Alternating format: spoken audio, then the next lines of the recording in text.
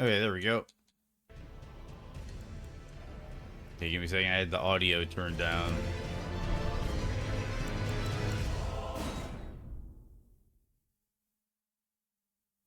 What do you mean no Kratos head today? Oh, for Halloween, are you saying?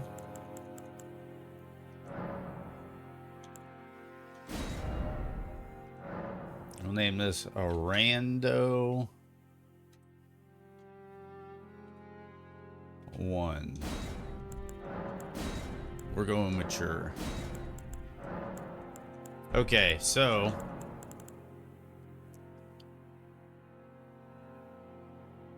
Crystal Knife and the Great Lance. 2 Reduvias out the gate.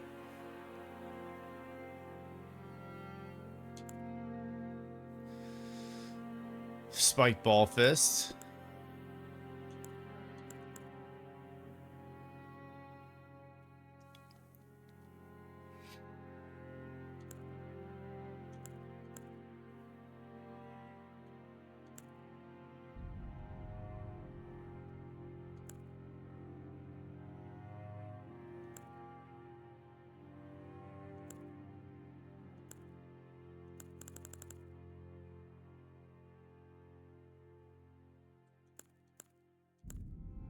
I think it's coming down to hero or warrior.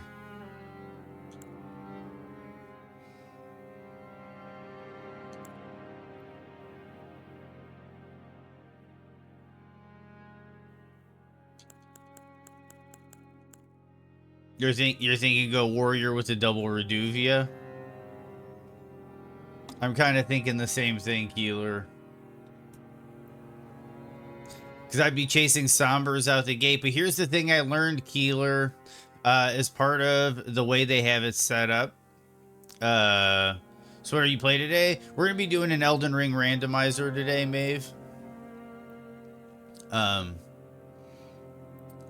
yeah, they have it set up to where regular weapons only take 1 stone per upgrade. So you only need a total of 25 stones to upgrade a regular weapon. So regular, and the other thing is to keep in mind is all the weapons automatic that I pick up will automatically upgrade to the level I have them upgraded. And the ball fists, Forsa put in S tier for this randomizer, which has me thinking I might want to see why they're S tier.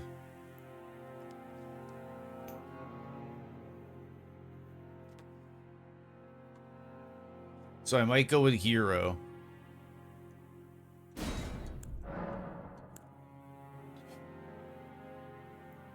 Okay, we can get the prosthesis wearer emblem, exalted flesh, storeroom key, golden rune 8, blasphemous claw, blessing America, silver horn, and the axe tells me charge attacks.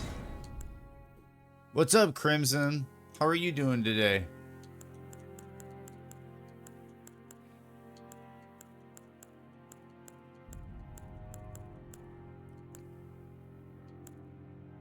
Crimson's good people. And not to be weird about it, but I was watching Crimson last night, and he was playing a really cool game. But he notified me ahead of time that the game was going to have some flashing and some surprises, and I really appreciated that he remembered that was something I needed to worry about. So that was really cool, you Crimson. I really appreciate it. Good streamer. Crimson's a good streamer. And speaking of which, I need to do this with everybody. So I'm going to do them in order of arrival. So there's nothing unfair about it. At least as far as I remember. Cammy is a streamer, does a lot of survival horror games through the like PlayStation 1, PS2, and kind of into the PS3 era, and some PC games. Plays a lot of games I'm really interested in. A lot of games I enjoy watching as a second screen. And Crimson is also a streamer. You're gonna have to give me a minute on the shout out just because it's on a cooldown, but I'm gonna shout out Crimson as well, because Crimson plays a lot of indie games that I find are really cool to watch as well. He's been doing a like a rush through a bunch of horror games through Spooktober. He's out of everybody I'm watching, Cammy and Crimson, I think, are doing Spooktober almost better than anybody because they're actually keeping the theme going. But yeah, no, really great streamers, great time, really chill people, good people to hang out with. It's a great time. And their chats are really cool, really chill, really welcoming, really good times. But yeah, I'll wait like another minute or two. I might grab myself a beverage before this run. And then by the time I get back, I should be able to shout you out, Crimson. I'll be right back.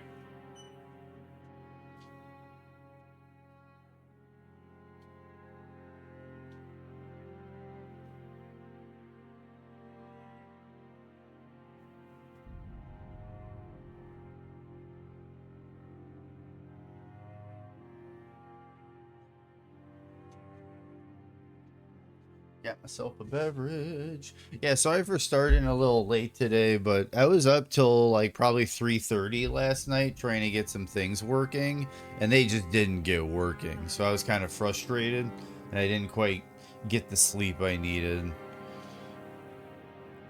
I had some like spastic sleep, so it probably wasn't really sleep. Come on, lid.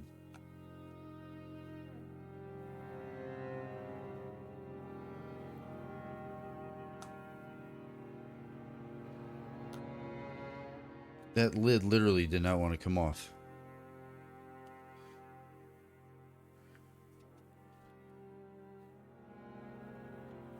There we go. Crimson. Good times, good channel. And I appreciate you stopping by. Same with Cammy.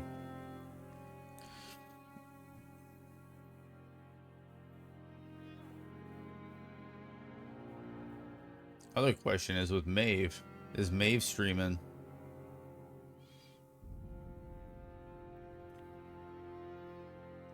Do you stream, Maeve? Just out of curiosity. Cool, cool, cool. So we're gonna see what's up with why the spiked ball fists are rated S tier by Forsa for this randomizer. Plus, it's got the Mariah's mask, which is like one of my favorite. Oh, hey, what's up, short shit? How's it going? Happy Halloween indeed. Happy Halloween. Happy Halloween, asshole. I'm trying to remember what movie that is. Tell a story. Probably a couple. Good morning to you too. Good morning to you too. How are you doing today? How are you enjoying Halloween? Was shattered in our home across the fall. Yeah, Crimson. The randomizers for Elden Ring are really exciting. For how it's one of those things that there's like randomizers are fun, and like Super Metroid has a fun randomizer. Castlevania Symphony of the Night has a good randomizer. Like games with lots of things to grab and lots of progression breaks. Those are like the most fun randomizer runs. And like, I don't know if you've done like a Dark Souls randomizer with 1, 2, or 3, but Elden Ring, just for the sheer size of it, it puts randomizer on like a whole nother level of fun. There's 207 bosses in the game that are randomly relocated all over the map. 207 bosses. It's crazy. The mad taint of the And then you have the massive amount of weapons and items that are available.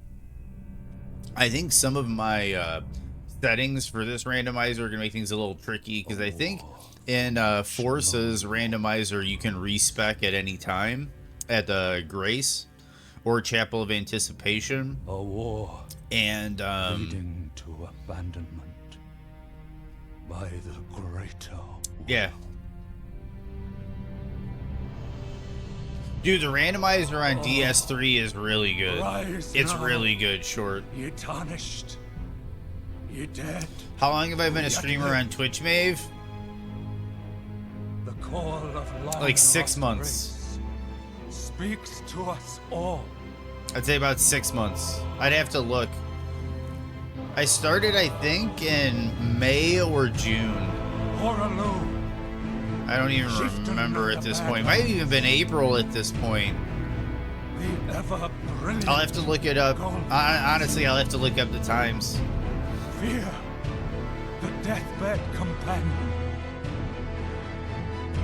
The loathsome dung eater. I think my YouTube channel would let me know. And Sir Gideon Offner, Sir Gideon Offner. the all-knowing.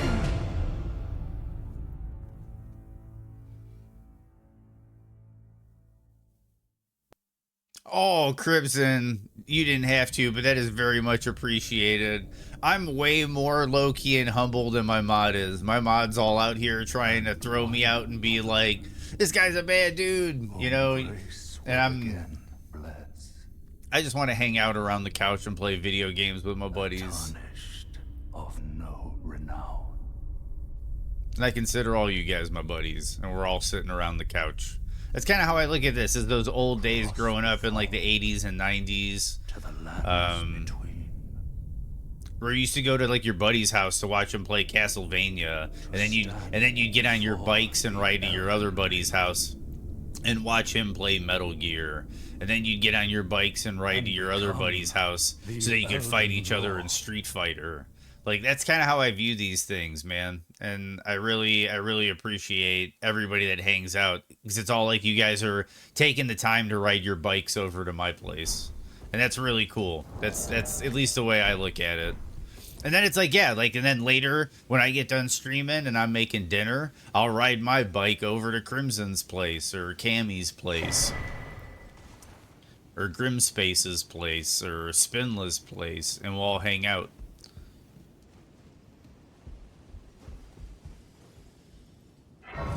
Okay, so we're supposed to also have a care package, and we got enough runes to level up, and we got the DLC start. So this is interesting. So here we go. We go up in vigor.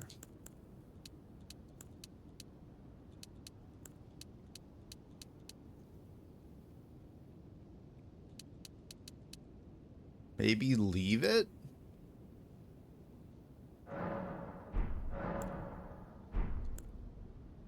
Because once I get an Ash of War, I'm going to try to make it cold, I think.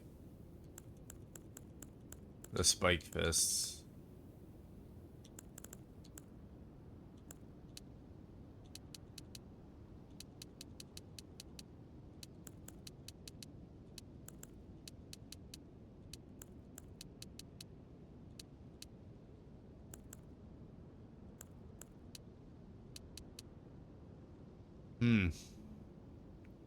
Is that where we take this?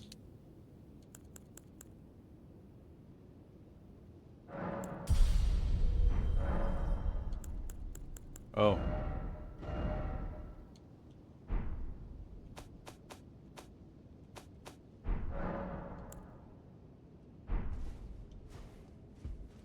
And then I think it's a DLC start.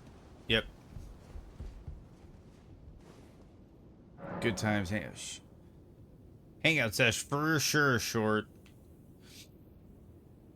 Speaking of nostalgia, although I don't have it for this one, Shadows of the Damned Remaster came out today, and it looks pretty good. Yep, I absolutely loved Shadows of the Damned when the first one came out. A big joke around here that we all love that game around here, Crimson, and I know Moto and Keeler and me will make the joke a lot about the taste my big boner. But yeah, no, really funny game, really good slapstick humor. Yeah, I just need to watch. I'm gonna watch it on stream because, not to be weird, but like, yeah, as my epilepsy's developed, I'm curious if that's a game I'll be comfortable with anymore. Because some games I go back to revisit, and I actually kind of have trouble with them. Okay, so I can rebirth at the Grace at any time.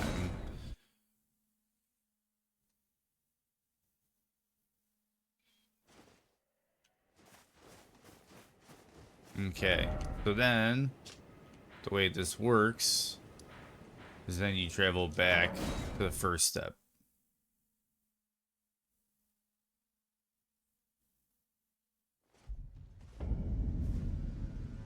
Yeah, dude, you went through so many games this month, Crimson.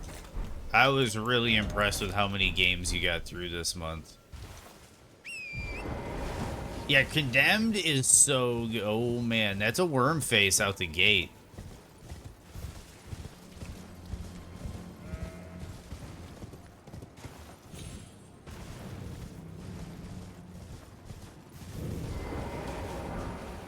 Troll's Golden Sword.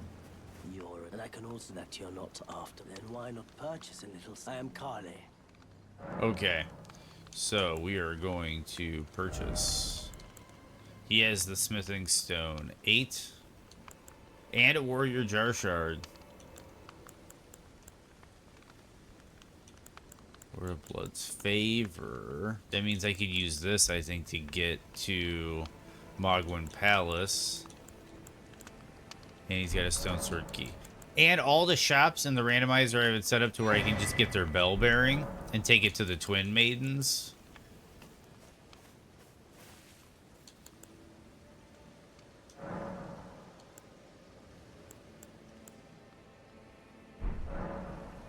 Weird.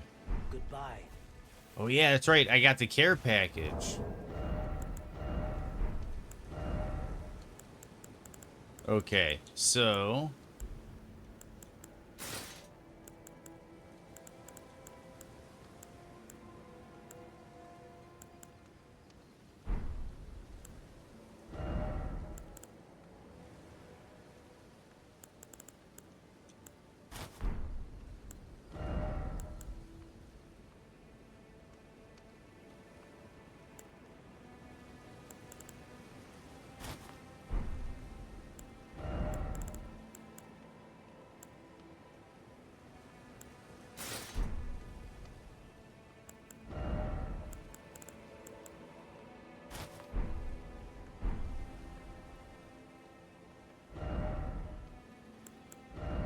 Oh, here we go.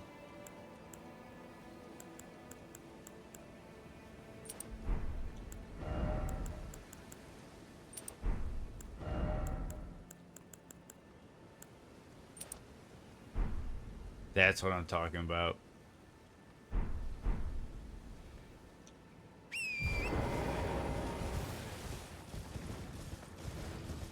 Okay, now we have to go around and look for shops.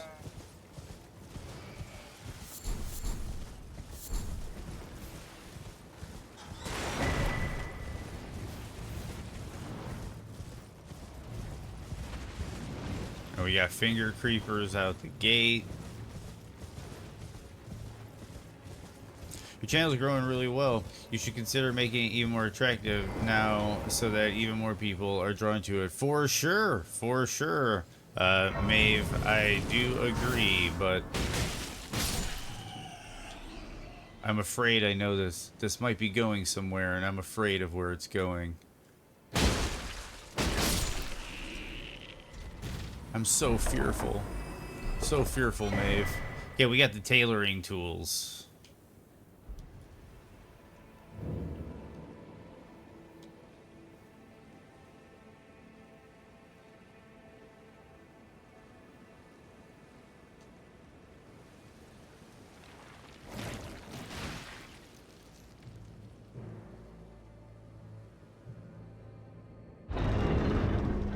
Yeah, short shit.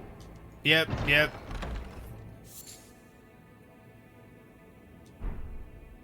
Because you're here to talk to me about my extended car warranty. Hey, what's up, Vulcan? How are you doing today?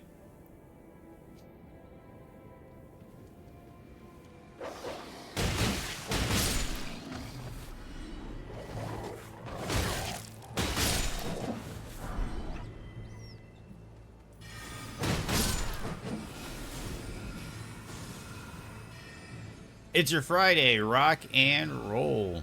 Congratulations on making it to Friday.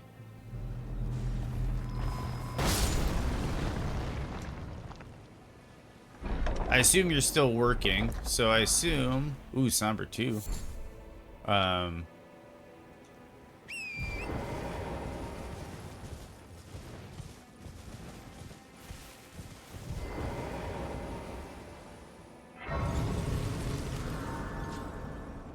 Yeah, I assume you're still working, so I hope your Friday goes by quick so you can get out of here and get to your weekend real quick. And yeah, if you weren't here for the intro, I'm kind of just chilling today. So I'm slow running a randomizer with the settings that are in the Forsa Deathless randomizer. I'm just kind of doing this as a little bit of like a mental shakeup for a bit. For Halloween, I was trying to get the Bloodborne emulator working with Shed PS4. Man, the audio turned into a whole deep dive nightmare with no resolution. So I'm hoping I might be able to get that together for tomorrow or maybe next week. But for now, we're running a randomizer. And we're using the settings, Vulcan, not all of them, not the exact settings, but most of the settings that Forsa is doing with his Deathless Randomizer League. I did 2 of the trial randomizers, 2 of the trial seeds last night. Off stream, and I had a blast. But that being said, today's a day I'm just mentally not in a state to be rushing, which is also why I'm not doing a speed run today. We're just relaxing with some randomizer. But it was a DLC start, level 30 start. It's set so you only need 1 upgrade material for your weapons, and then there's a mod plugin where it makes it to where all the weapons you pick up are automatically upgraded to the level of your highest upgraded weapon. So the idea is once you get going, you can just kind of keep pushing through boss fight after boss fight after boss fight, and it's a boss fight race. So I just kind of want to experiment with the settings a bit and get comfortable in this randomizer, and then I might start going back to the trial seeds and playing with the 2-hour time limit. Now, what's actually kind of nice is the overlay for everything, for your boss counter, your in-game timer, and everything. It's all hard-coded into the randomizer seeds that you download from their Discord. So you just download the trial seed, and, like, everything that you need is, like, in the package, and it's nice. So I'm running similar settings, and we're just going to have kind of a nice little chill randomizer today. And I got a starting class with the spiked ball fists. So I think this is going to be a pretty good run, especially considering I'm only going to need 1 regular smithing stone for each upgrade.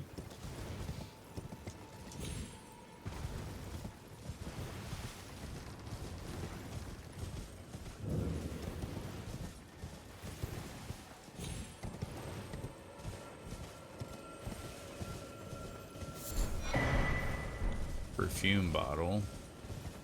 One of the keys with randomizers is getting to all the shops. Oh, and also with the randomizer, they do not, with Forza's League, they do not randomize golden seeds and sacred tears. Please, I'm angry. Smithing stone 6. We've got Bloodblade. Verdigris Greaves.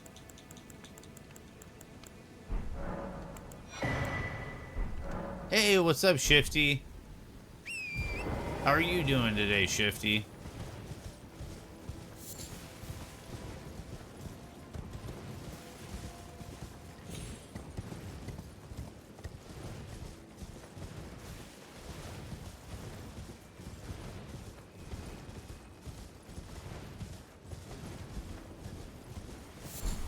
This should be a golden seed. Yep.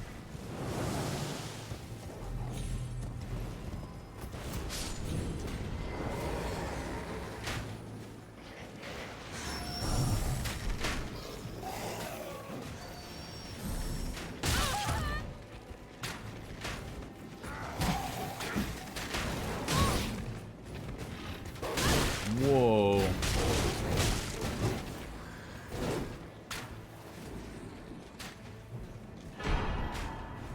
Mending Rune of the Fell Curse.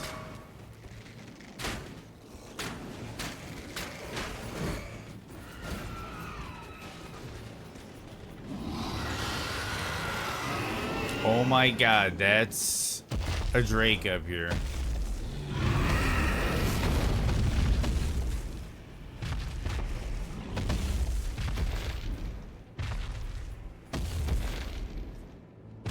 Nice! Which summon did you find, Shifty?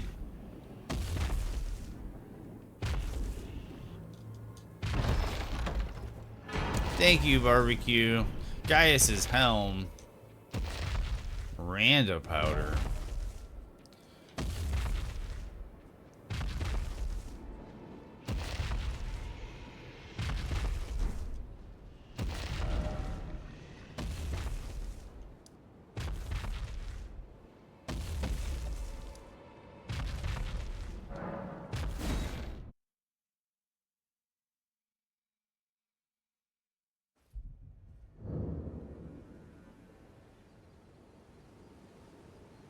Oh, Ancient Dragonite Kristoff? Yeah, no, that's a good summon. That is a good summon. Especially in the early game. That is a really strong summon. Well, not early game, but like, it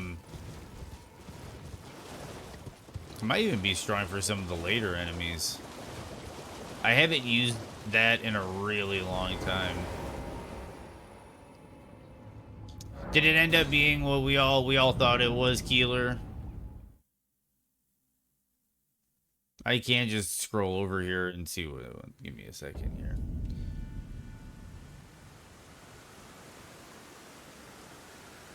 Oh, gotcha.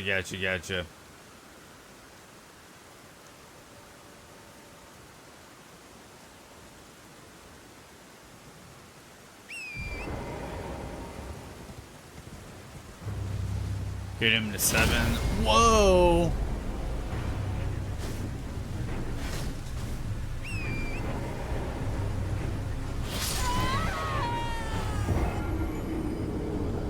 That's a whoa.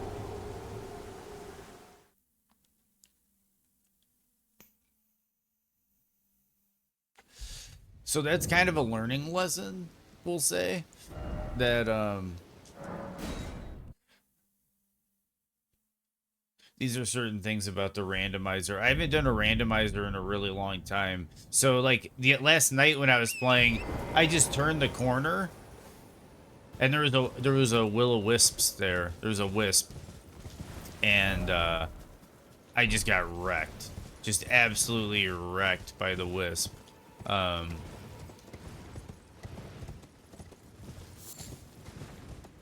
And those are the things that I'm gonna have to start becoming very aware of.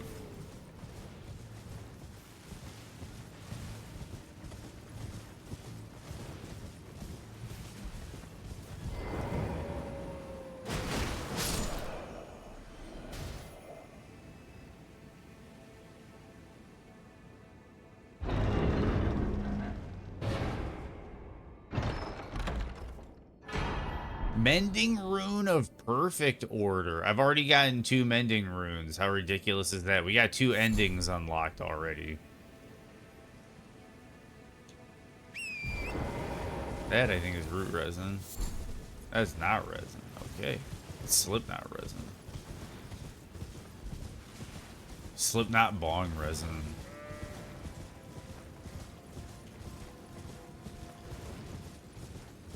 and that's a crab. Wide berth. Okay, graveyards are one of the best places to go in the randomizer. You got snow, Crimson. Sort of Milo.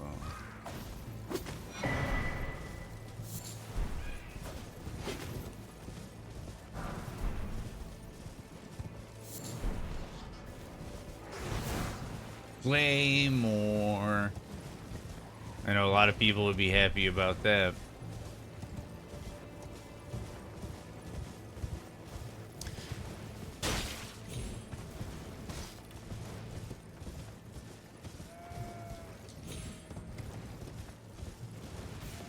Spooky snow. If you don't mind me asking, Crimson, just like, you don't have to tell me exactly, but what region are you in? I'm just curious as to where you're getting snow. That's all. It's really warm here. Really warm. Smithing weapon? Is that like a hold on? Like, I gotta see what the emote. No. Oh, but Vulcan, on the way that this randomizer is set up, Vulcan, is you only need one smithing stone for each upgrade.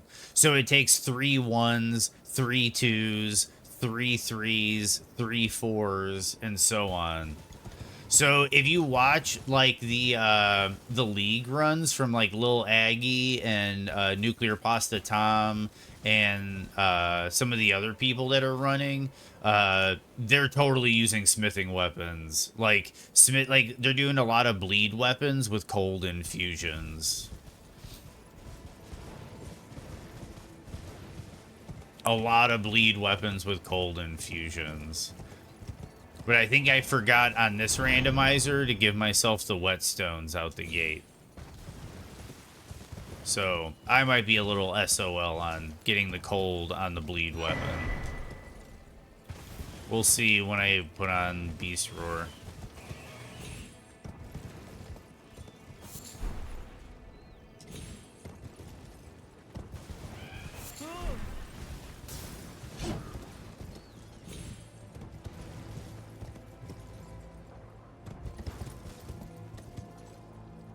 That's a giant finger creeper. Okay, we're gonna go get some sacred tears, and we're gonna go get a golden seed, and then we're gonna start hitting dungeons, I think. Because we need some upgrade materials. Minnesota? Cool, cool, cool, Crimson. Cool, cool, cool. My girlfriend's got family in Minnesota. Minnesota's nice. They live in the, what is it, like the St. Paul area?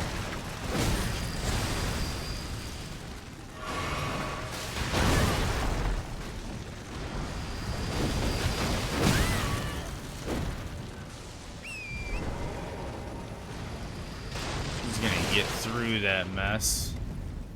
And 7 minutes, thank you, Keeler. So it seems like we're going to be getting hit with an ad in a little while. So I hope you guys stick around for it. We're gonna... Let's see what happens if I change the Ash of War on this. Yes, I have them all. There we go. Boom. We're done. We're done. That's our weapon for the run.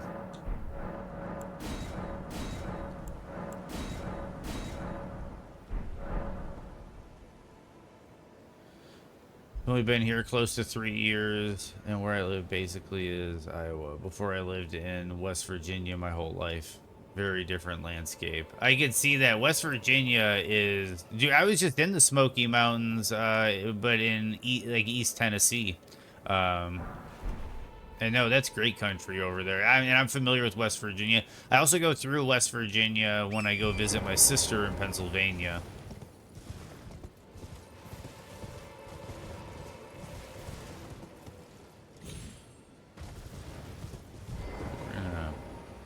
See what she gives us. Because even the items the NPCs give you are randomized. I fear its lease. Would you mind in my soul, please? Thank him, please. Okay, we got a 5. And also, one of the issues with this randomizer is the settings for the league is like it's 100% randomized. There's like almost zero weighting to where things are located. So I'm kind of used to being able to farm for upgrade materials within regions. Deadly poison perfume bottles. But here I just kind of have to get through and just keep grinding out stuff. Okay, there's gonna be a shop over here. And what we're looking for is smithing stone 1s and 2s. And grab their bell bearings. And hopefully I don't forget to grab a bearing.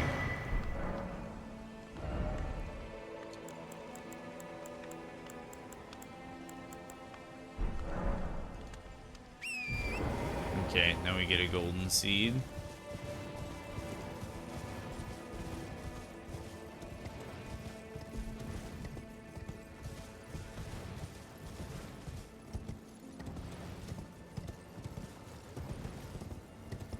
I actually got really lucky on starting talismans.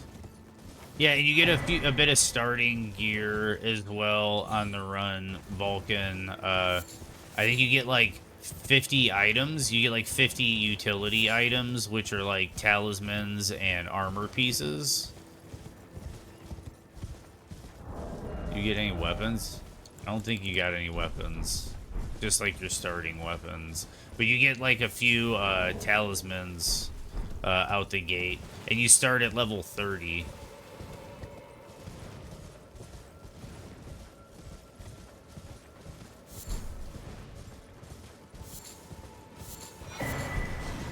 Long-tail cat talisman.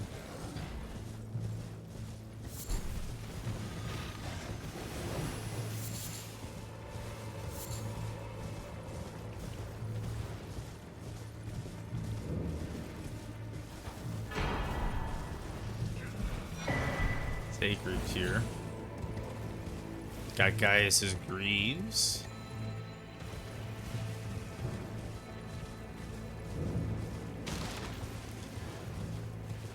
That prawn looks nasty.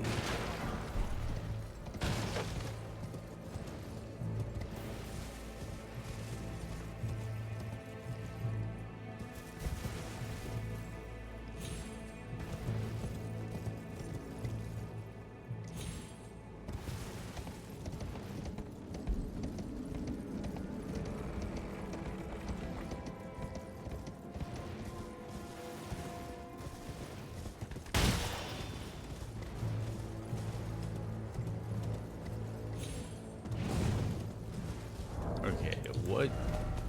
I have a 3s. I have all the 3s I need.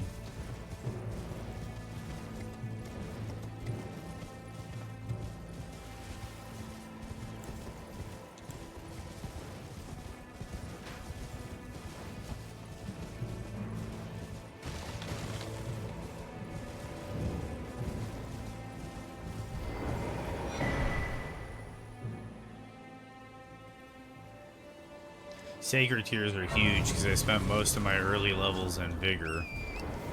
So I can take advantage of that with these sacred tiers.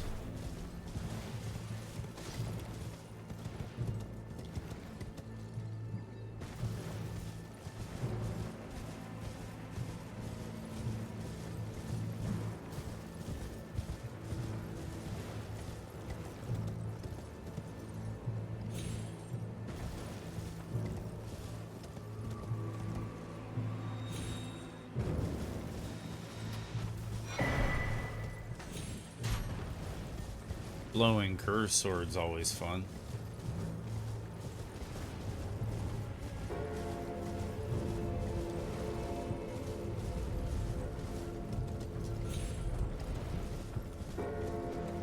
See, and then another thing is with just muscle memory and practice and stuff, I'm about to go do Celia skip. We're gonna go to Caelid next, I think.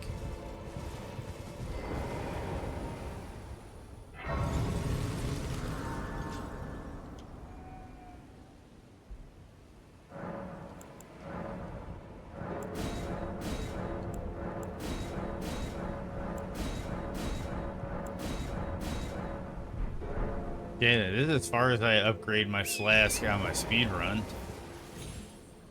Actually, it's further.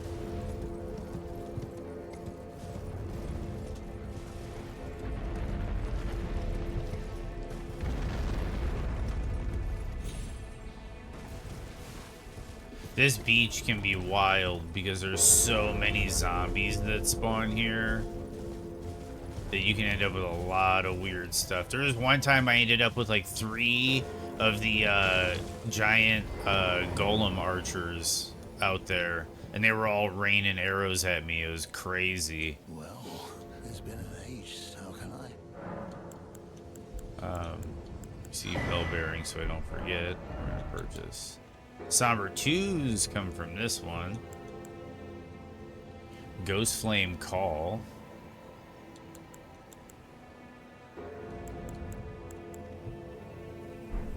Have a safe journey.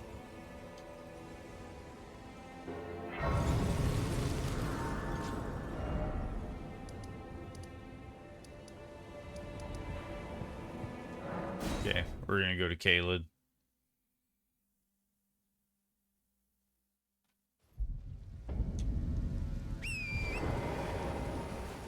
And then I can go to the round table and then check the round table shop.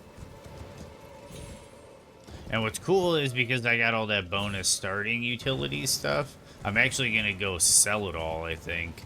And then I'll be able to use those runes to buy stuff from these bell bearings. That's a legendary item. Staff of the Great Beyond. Just out in the middle of nowhere.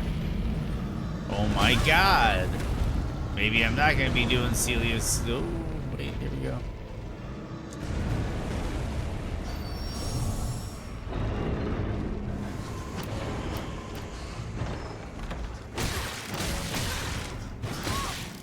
Remember one of my speedruns, I got stuck there and rats killed me. It was like the most unlucky transportation ever. Yeah, that. Yeah. Yeah, Crimson.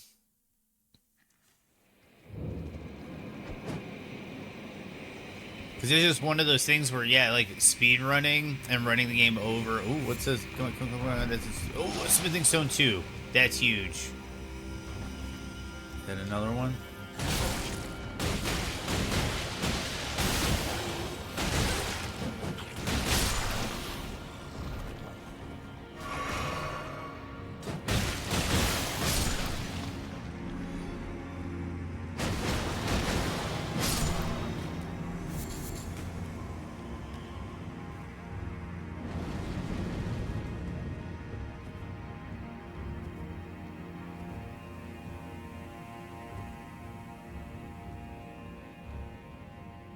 Grab this for when we want to come back.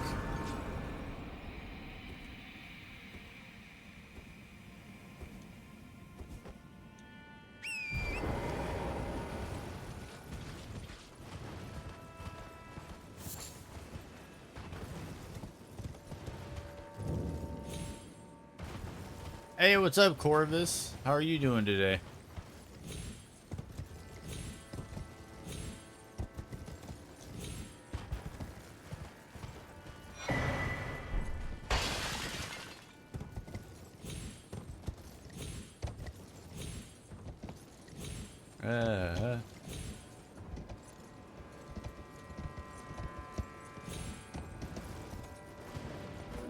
That climb can be bad depending on the enemies that spawn. Oh man, I got some of them dudes.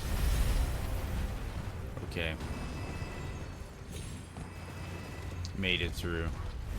Also, another thing is, this one, I think, doesn't do Forza randomized. Whoa, shit. Forza's randomizer randomizes the aged untouchables as well. But I think that the randomizer normally leaves the aged untouchables where they are.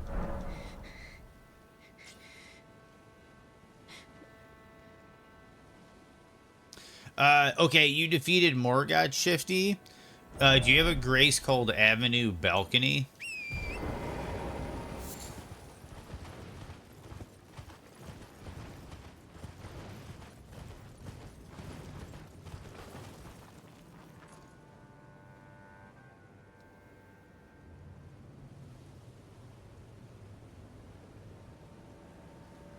Yeah, no, I Crimson, I'm the same way, man. I'm the same way, because, yeah, Forsa is for any percent glitchless, the category that I've been running on Elden Ring for speedruns.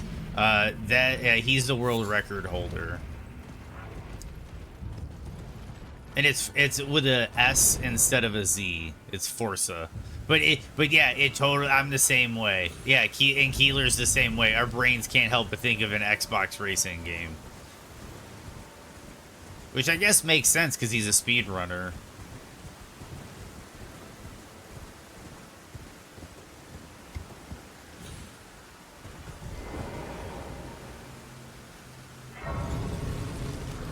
Okay, so we need to check the chest up here because it might have part of the Dectus or rolled medallion.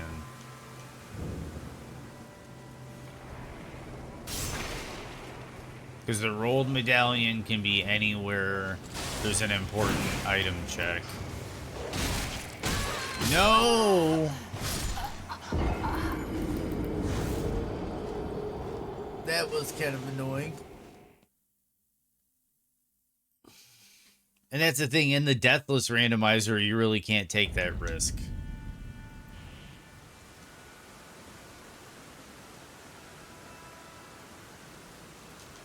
They spend, like, about 40 minutes gearing up, and then, like, an hour and 20 minutes just slaughtering bosses.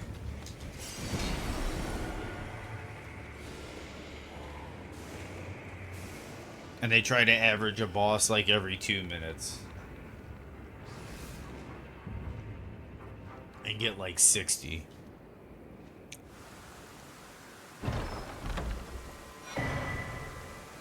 And it's a Shabrewery grape. That's funny.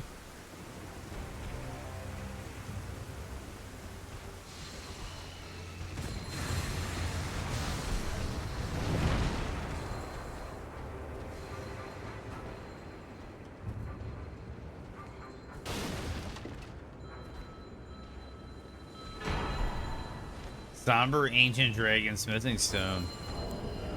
I'm gonna do a little save and quit so I can de-aggro the room. And then I'll be able to leave.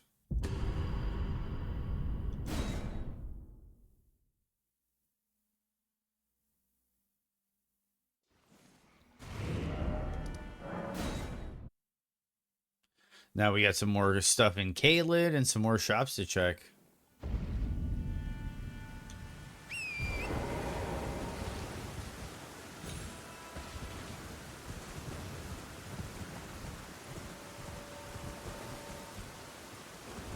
You know what? Since I'm here...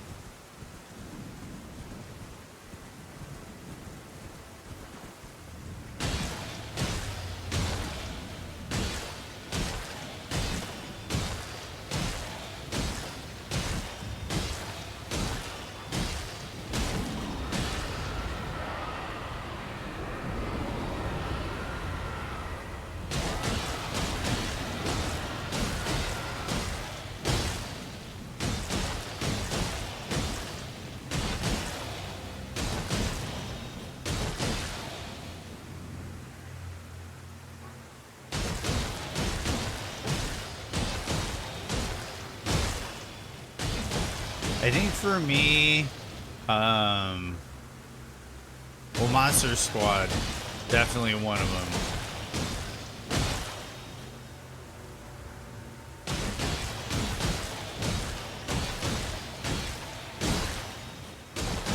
Maybe because of the 10-10 run, I might watch The Crow, as weird as it is. But, no.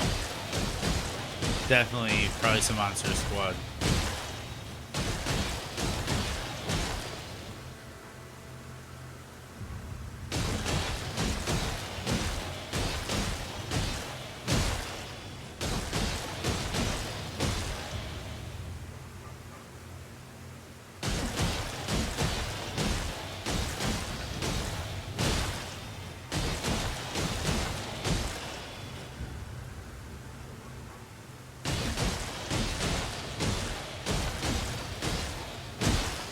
Rocky Horror Picture Show's an interesting one for Halloween. Now that I'm thinking about it. Oh, okay, Shifty. Okay.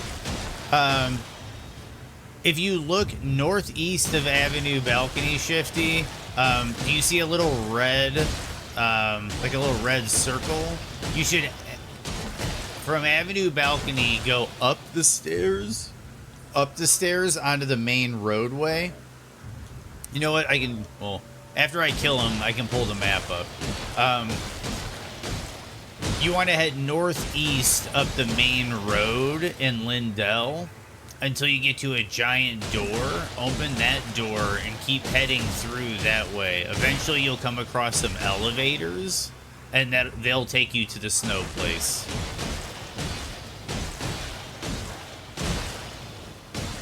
And I'm sorry I missed your message earlier about the yeah.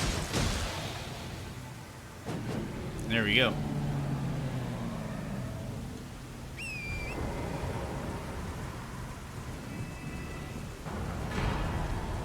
Remembrance of the Black Blade. Those are...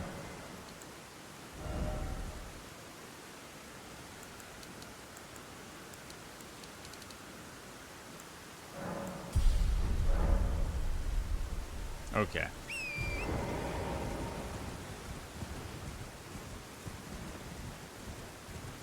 Cool. Sorry, it took me a minute to get there for you. But yeah, you just head up that road, open the door, there's some elevators. There's a lot more of the game left, Shifty. Enjoy.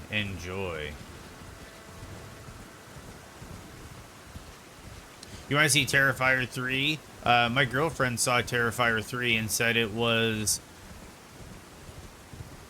pretty good. Like I don't want that to sound bad, but like I'm hesitating because I wanted to be specific on what she said, because she said it was like really good, but I think she said she liked the second one more, but she still really liked the third one.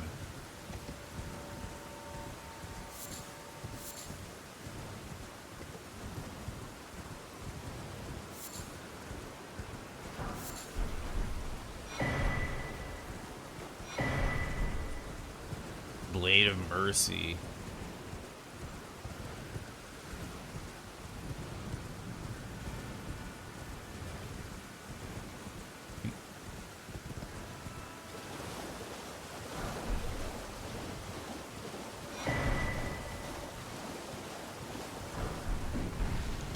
Dude, I have so many smithing stone. There's 2 smithing stone 2s. Done on 2s. I just need 1s.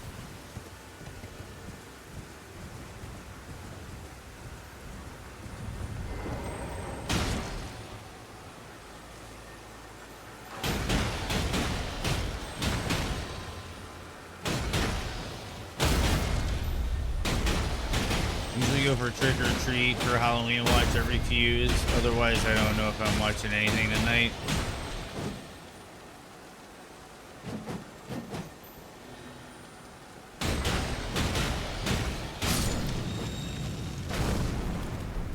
Of course. Now let's check this shop. There's still like 3 shops to check in Caelid. Gotcha. That kind of sucks, but is what it is, Corvus.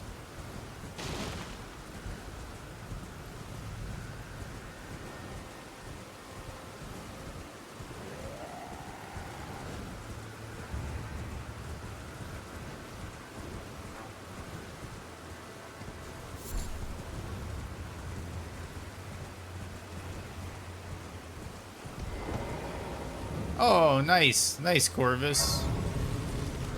You are more than welcome. What has been and how can I help?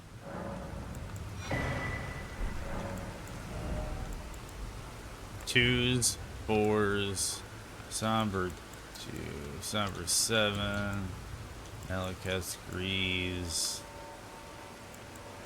Huh. Have a seat.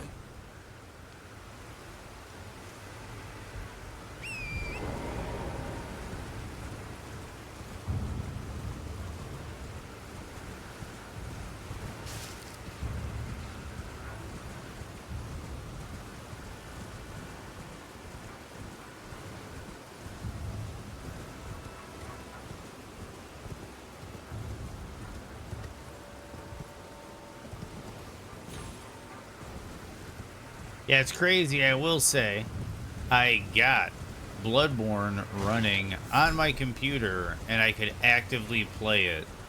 It's just I have a lot of work fixing it and getting it running smooth.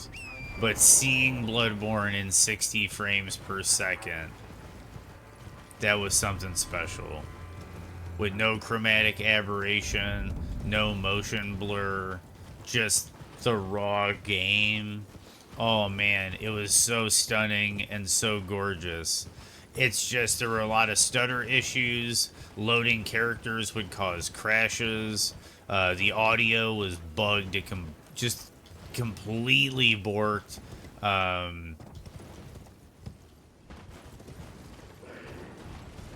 But yeah, I'm gonna fix it. I'm gonna figure it out. I'm gonna fix it, and we're gonna get some Bloodborne on the channel on PC. I've already played Bloodborne, of course, but we're gonna get some PC Bloodborne on the channel one of these days. I'm still surprised I haven't gotten a single Smithing Stone 1. Welcome. Dear customer, well, can you please? I'm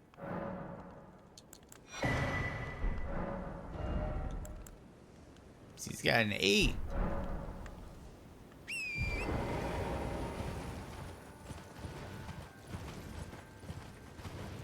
I get their grilled nuggets, Corvus, and the salads.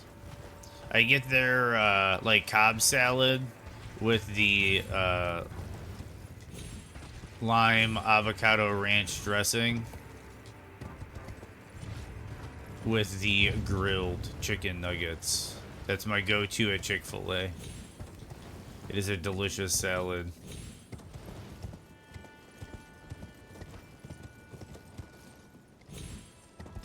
You're probably like, who the fuck wants salad? Fry that shit.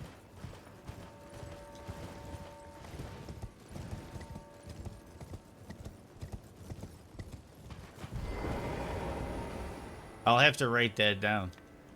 My girlfriend might be interested in that knowledge. You might be interested in this. Somber one. And the Crimson Crystal tier. And an Ancient Dragon. Okay, so that kind of ended up being a bit of a nothing burger.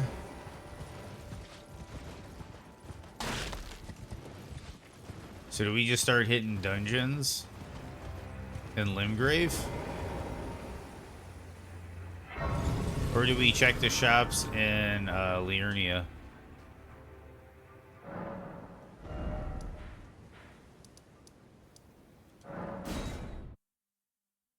And they already give you lake-facing cliffs. Like, this is actually like a very nice, if you do DLC start on the randomizer, it actually gives you a really... You're more of a Raising Cane's man yourself? Dude, Keeler, Raising Cane's is fire, bro.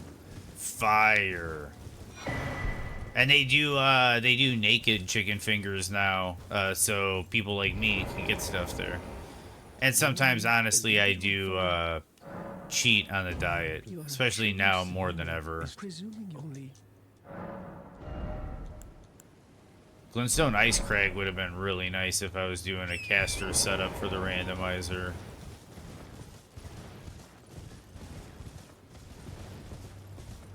I might have to add a food section. I talked about it before.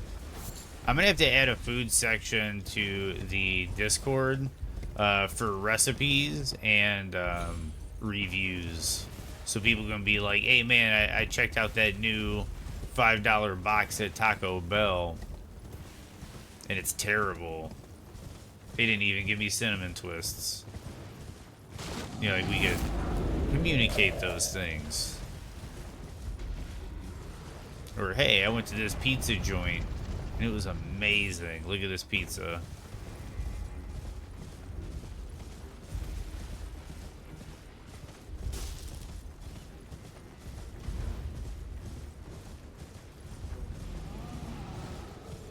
Thanksgiving sub at Firehouse? I have not. That sounds crazy good.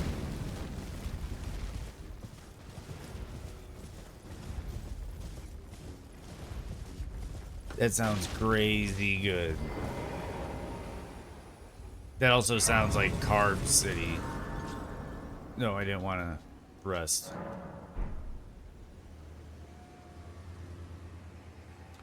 You surprised no matter. Why don't? Oh, don't.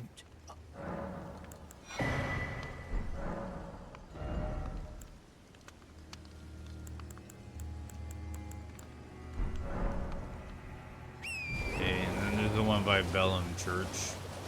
And there's EG. Whoa, that's a ballista, bro.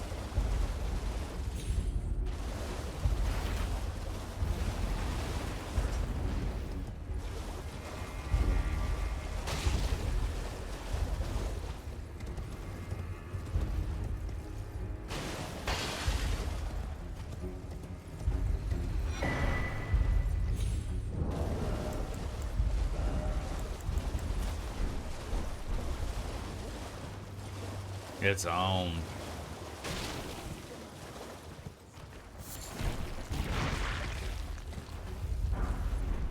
Giant Crusher.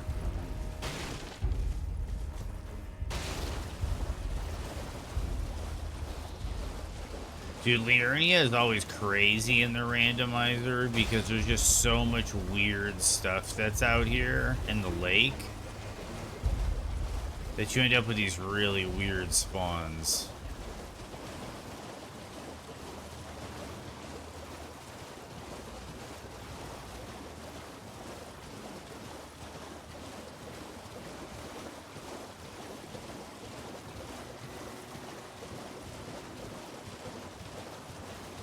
That sounds really good, Corvus, but I have to be very careful with my carb intake and sugar intake.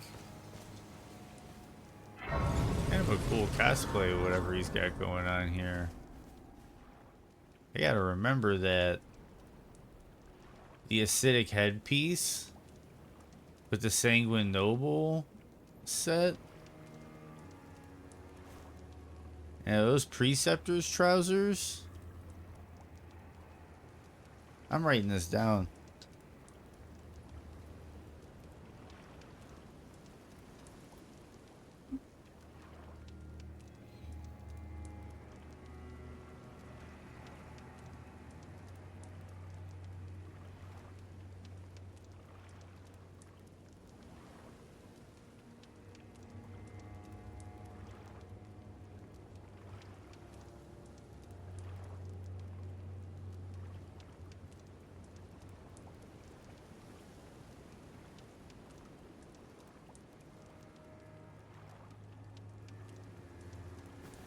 Oh, thank you, Corvus. Yeah, you're more welcome to hang out in the Discord. More the merrier. We just hang out, share info, talk about our thoughts, chat. We got voice channels at times we'll chat in when we after the stream's over. Sometimes we hang out while we play games. Share pictures. Tron, one of our viewers, Tron, has these outstanding nighttime photographs that he does. He does nighttime photography as a hobby, and he has some really good pictures he posts in the Discord. And he talks about how you can take the photos with your camera, like using your phone, how to get good overexposure stuff. And yeah, sometimes we have orgies.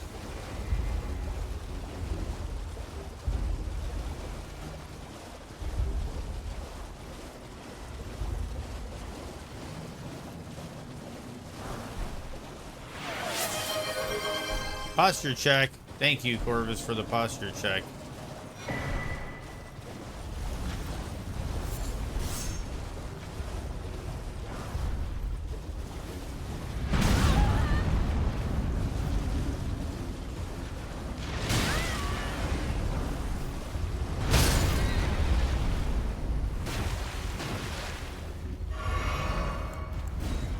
I'm used to it defaulting to no.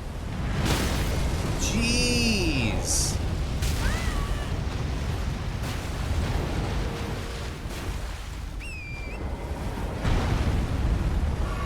This reach is a little ridiculous.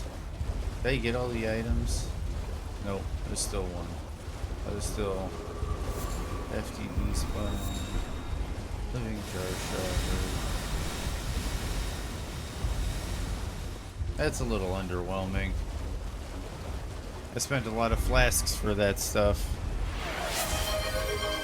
Oh man. Keeler, you are a bad dude. Keeler, thank you for the tier 1 gifted sub to Corvus. And welcome to the sub club, Corvus. Now you got the sub club emote. You got, dude, you have, I don't brag often. This is also like a friendly brag because I'm bragging on behalf of Tron because Tron made it. But I do have to say, I think I might have one of the best GG emotes on Twitch. If I do say so myself.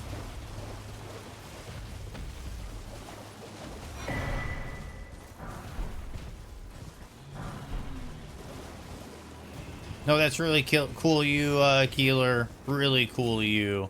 And Corvus, welcome to the sub club. Oh, dude, there's another GG in there, Corvus. That's the follower GG. There's a sub GG in there. Yep, fire GG. Rock and roll, bro. Rock and roll for the Gigantify. Yep. Yeah, the old GG is the follower GG is the original GG. That was like my first ever GG on Twitch. There's another graveyard coming up over here on the left.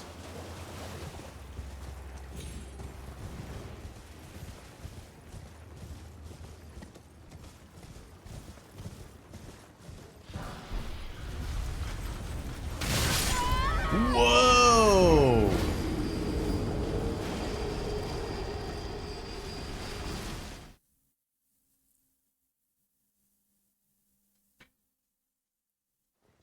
Yeah, dude, the sub GG is... every time I go to my analytics page, it's like, this emote has been used a shitload of times in other people's chat rooms.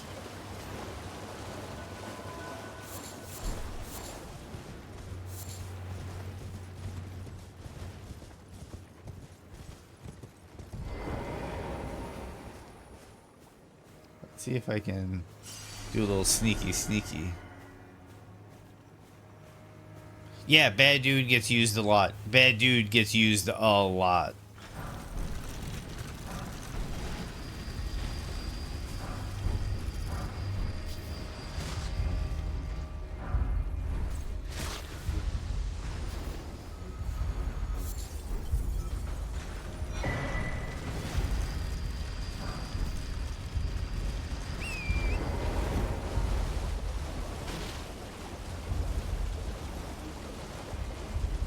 And you have to check the chest up at the top of the 4 belfries, because that's a key location. It doesn't say shitload, Keeler. It says, like, it'll be like, it was used 42 times last night. And then I'll log in the next day, and it'll be like, it was used 38 times last night. And then I'll log in again, and it'll be like, it was used 64 times last night in other people's streams. In my stream, I get bad dude the most. It says bad dude is used more in my stream than any other emote. And then of my emotes, GG is used the most in other people's streams.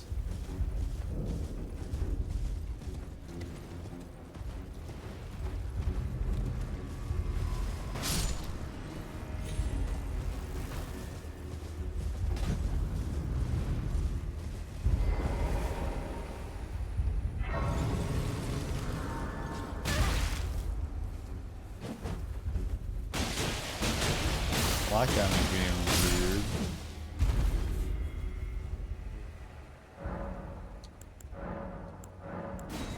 Yeah, see, it's for me, Keeler, it's kind of like the band t-shirt.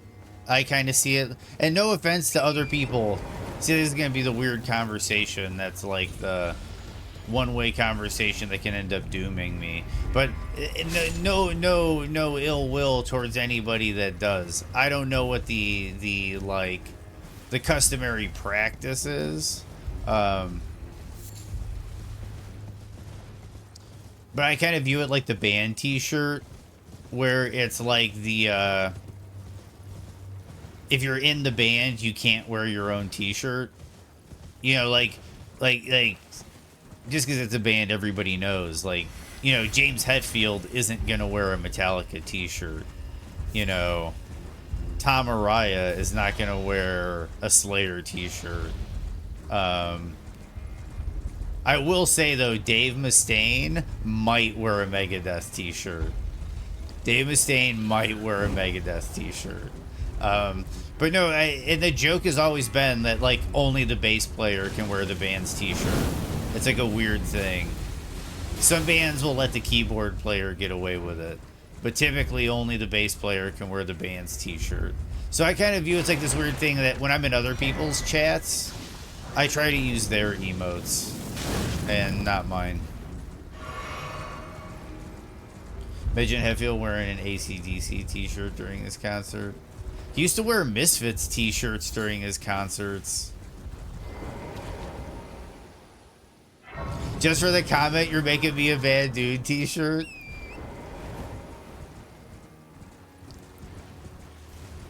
Yeah, you gotta look cool. You gotta look cool. So I always use, like, when I just, and I think it's also, like, I don't know, I try to be respectful at all times. So I view it as, like, and if Twitch is measuring analytics on emote usage, then I should only be polite and use the emotes of the people I'm watching. I don't like self-promoting. I don't like doing a lot of that stuff, so when I go into other people's streams, I like using their emotes or a simple typed GG or... Exactly, Keeler. Exactly. That is why Flavor Flav got paid for a living. Not comparing you to Flavor Flav. You are much greater than the Flav. Stone Sword Key. Okay. I think we go back and start dungeoning. Oh, wait, no. We still got the Bellum shop.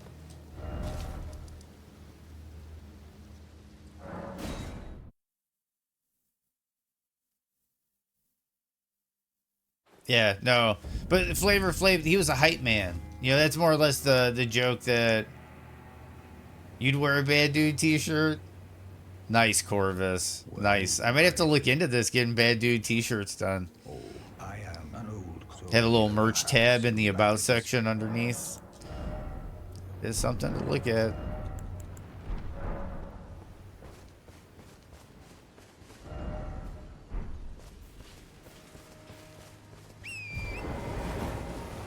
We got the same armor? Yep. But with the Raven set, found it in the randomizer, and it's armor with damage. So might as well, right? Plus I got the Claw Talisman, so might as well, right?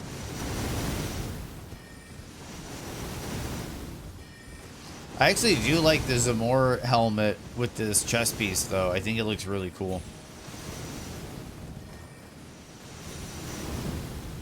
It's good fashion.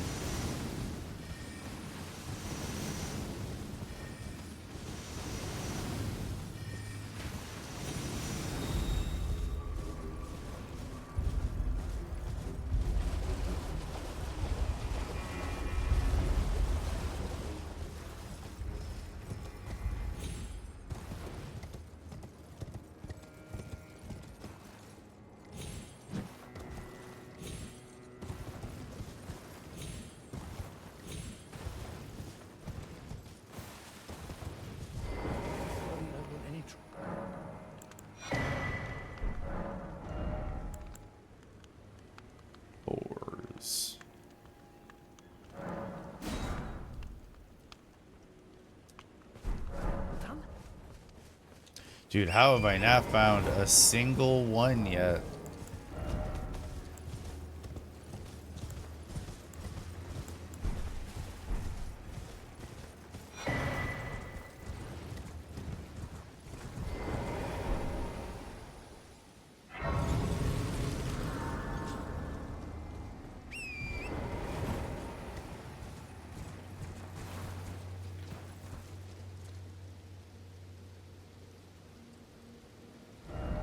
Trying to think if there's any other shops that I missed. I didn't hit this nomadic merchant. You'd wear a bad dude thong? I might too, man.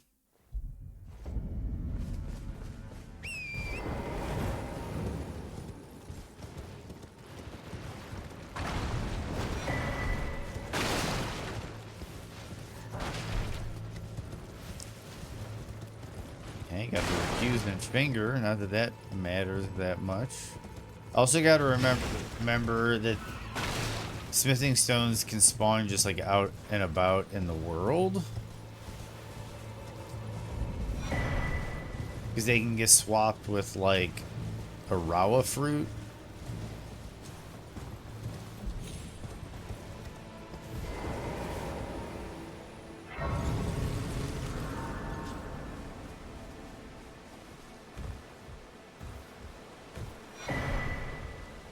Black Flame Tornado. Golden Seed.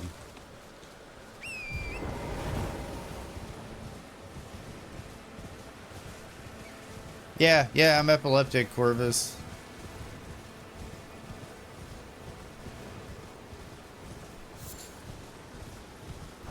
Oh my god. How does that happen? How does that happen? There's not very many of us, Corvus.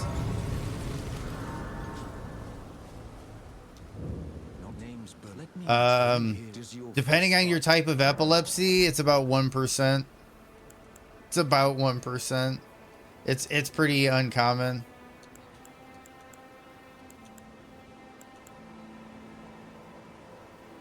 Yes, takes me back. Any interest? All I know is the sword. Now's the time. Now, I think it's super specific, but if you're wondering, I have frontal lobe focal epilepsy. Somber 9, Smithing 8. Whole Blade of the Bud is kind of cool. Like, if I get a Somber weapon as a backup strat, I can get a Somber 1.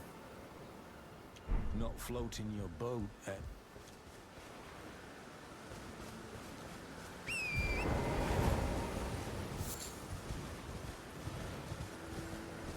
You have generalized epilepsy?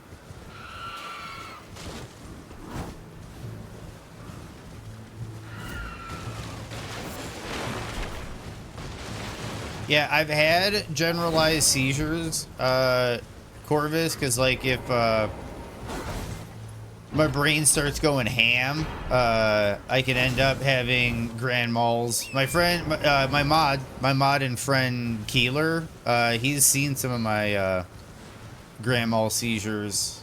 One especially, one really bad one.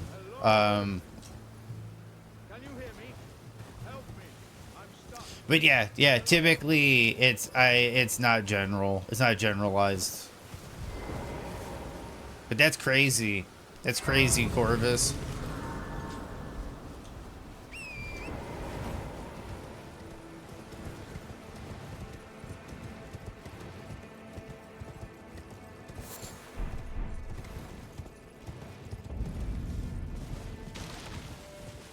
Okay, so we got a shop here. Are you here as a customer?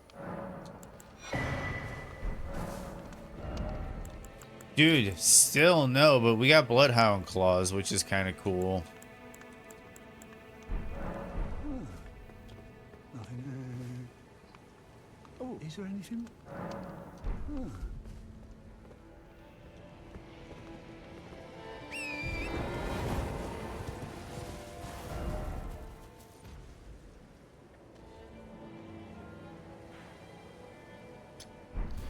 I know there's another graveyard on the other side of Summon Water Village. That'll be the last graveyard we check. And then I think we just have to start dungeon crawling.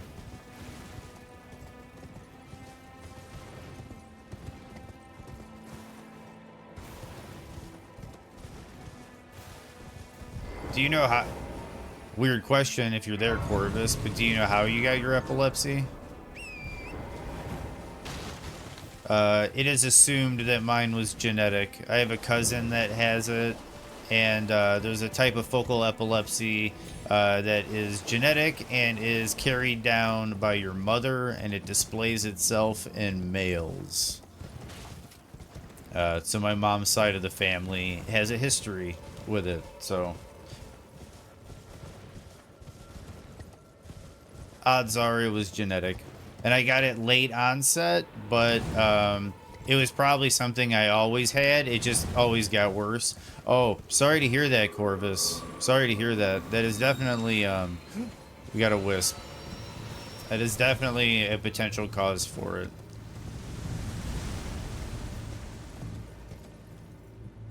Sorry to hear that.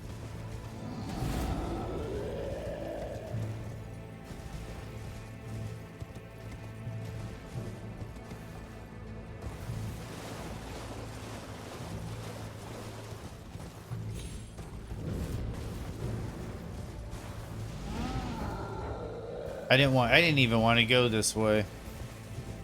Conversation kind of distracted me. I'll get back up here.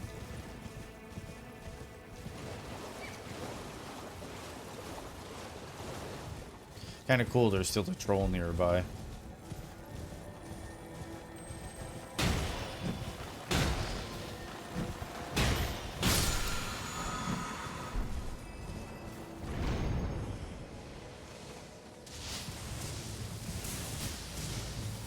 That was close.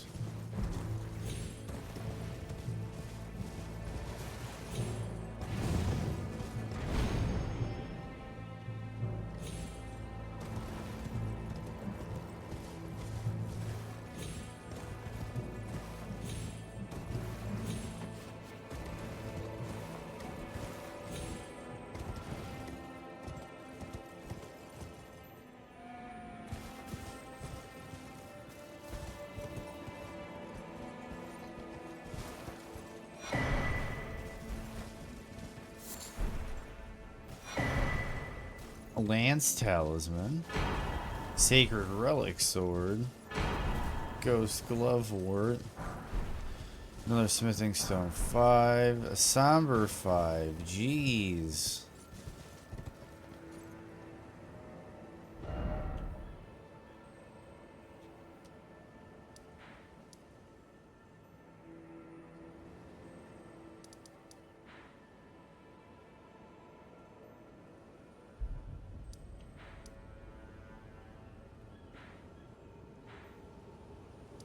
Okay, so we start doing dungeons.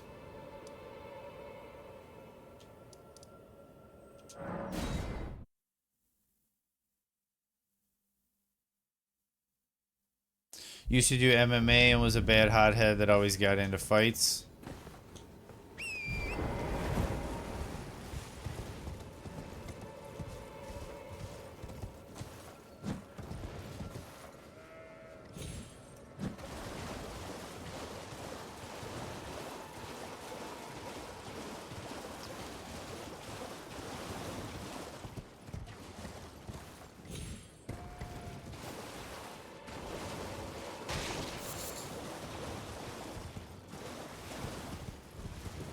Sorry to hear it took its toll.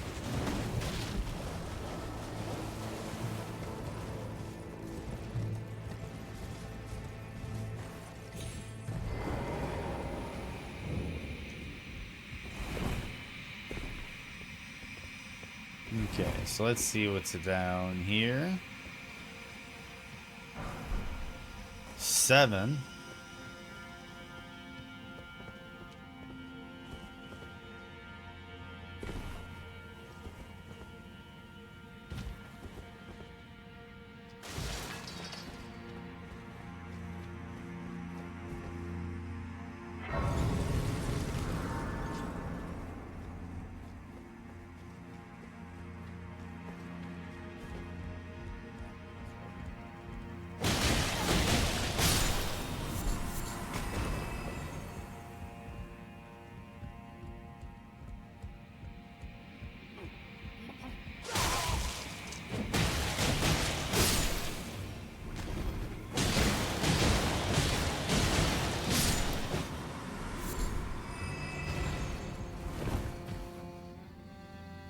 That's a Kaidan warrior on horseback.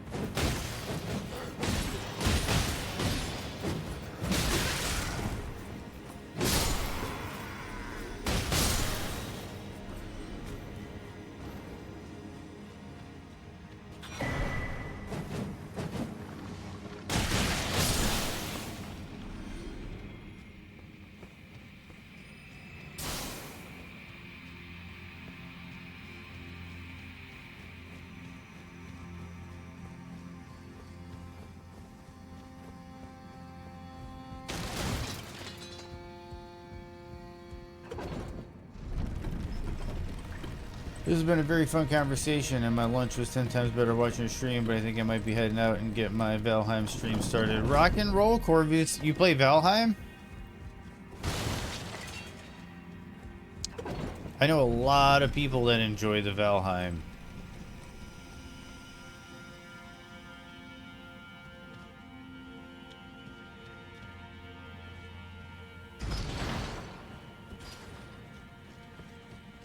You stream, Corvus? Give me a second here. Oh, give me a second here.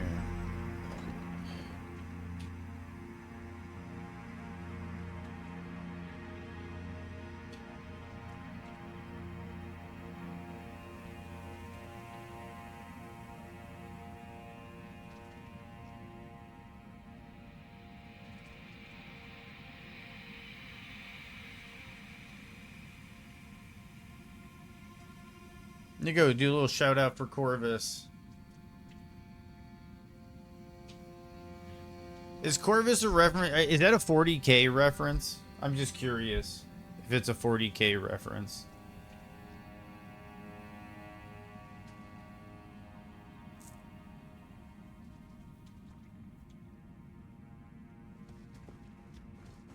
I might have to give Valheim a shot one of these days.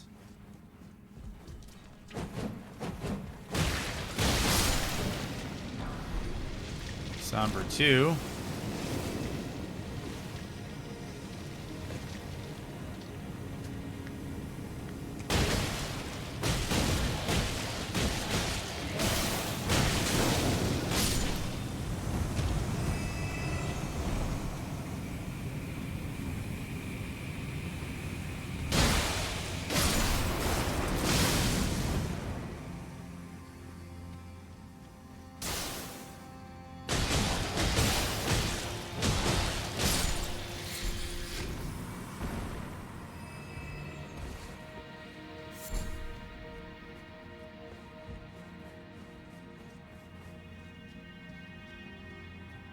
Yeah, it is. It is indeed Latin for crow, Corvus. I was just curious because Corvus is gone. Is like it could have lore connotations to Warhammer 40K. Like it's like it could have a definitely have lore connotation. But no, I understand that too. That's one reason I like the 40K lore is I'm fond of crows.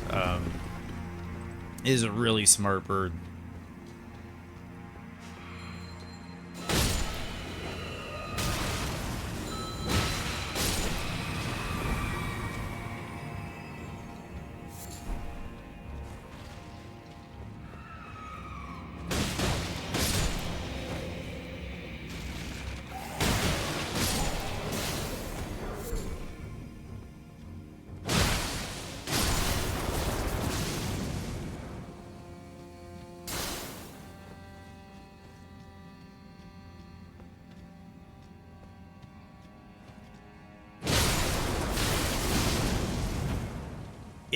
Yeah.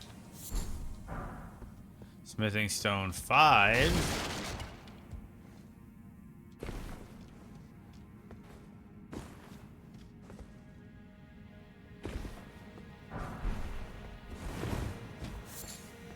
Dude, I can't get a smithing stone 1 for the life of me. But when I do, man, I'm going to be able to upgrade these things, and they're going to be monsters.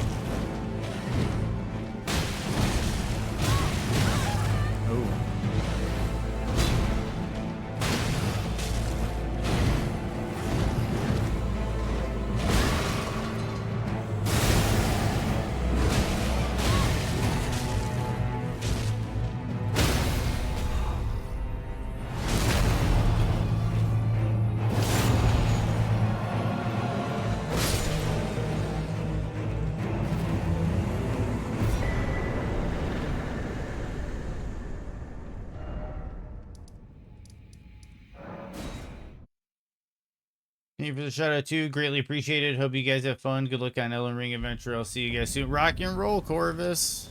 Rock and roll. For sure. I hope you enjoy some Valheim.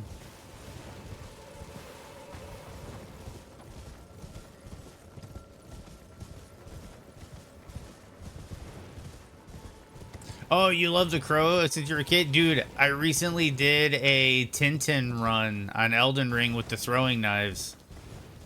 Cosplayed as Tintin from the movie and ran around in a trench coat with throwing knives. It was really fun. Yeah, yeah. It was crazy, dude. It was crazy. It was fun. It was a lot of fun.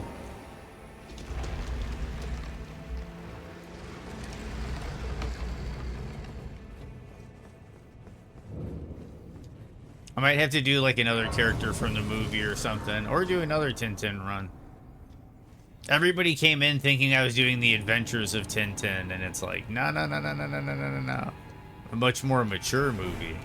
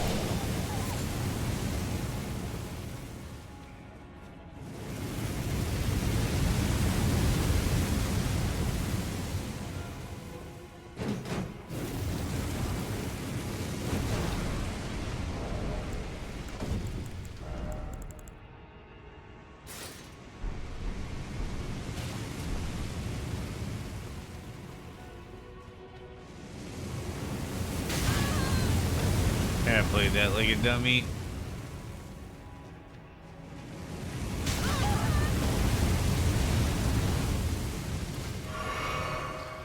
And that's a legendary item.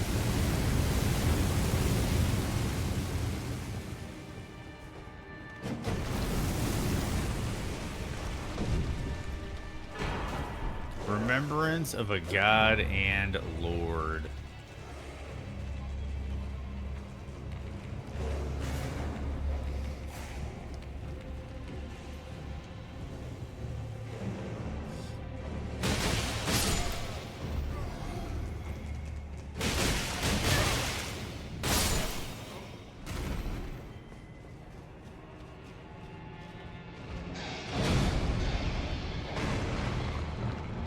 Can he not make it in the hallway?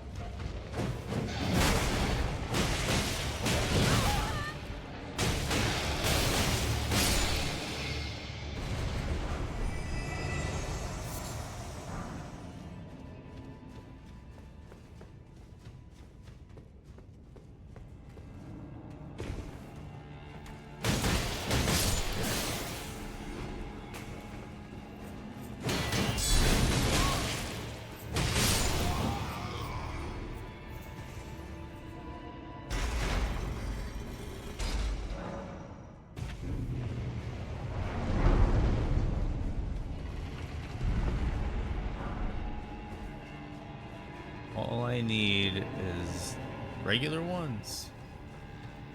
Let me get a restock at the Grace, and then we're gonna fight the boss.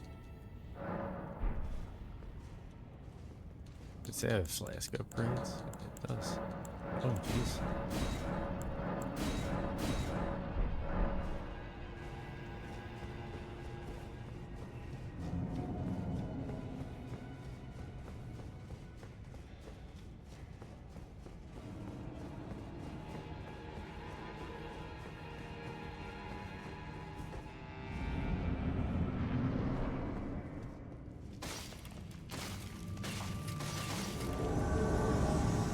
What the? Is that Gideon?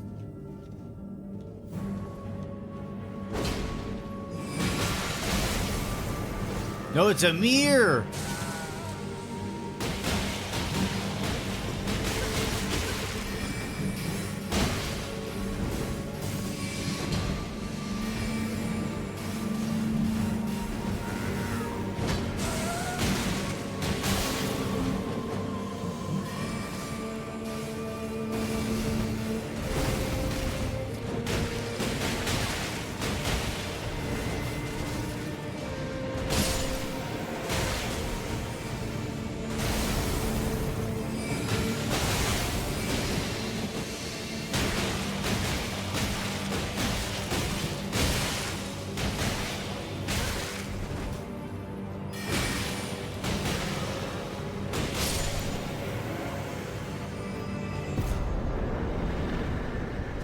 Sporific grease ×2.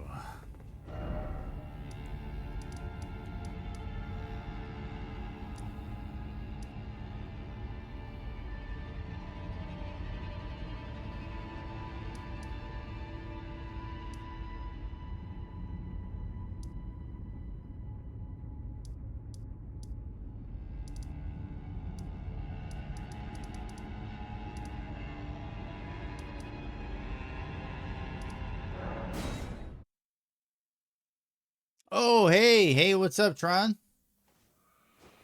Yeah, Amir down there. Totally a surprise, man. Yeah, doing randomizer runs. Yeah, I'm just taking a mental break from trying to figure out all the stuff I was trying to do. For the stream today, that didn't work out, so I'm kind of just doing a randomizer run. How are you doing today, Tron? How was your day?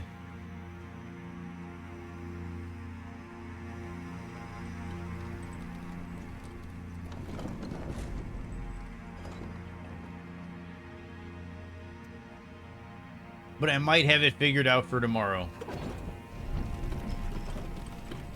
Yeah, happy Halloween, Tron.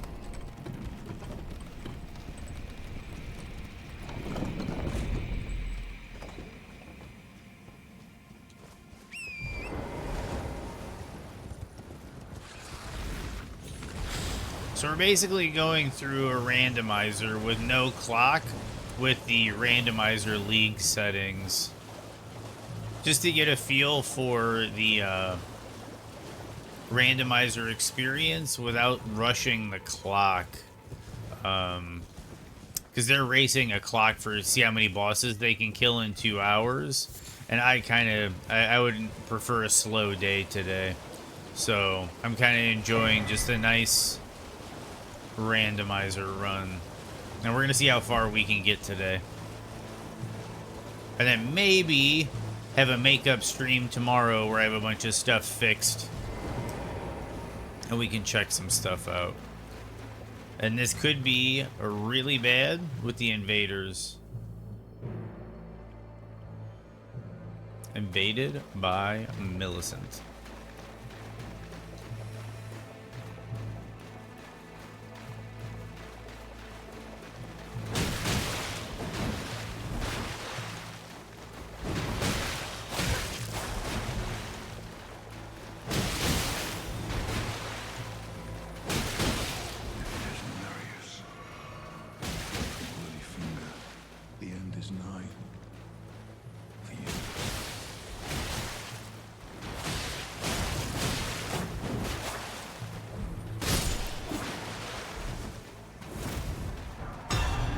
Smithing stone 5. I just need a 1.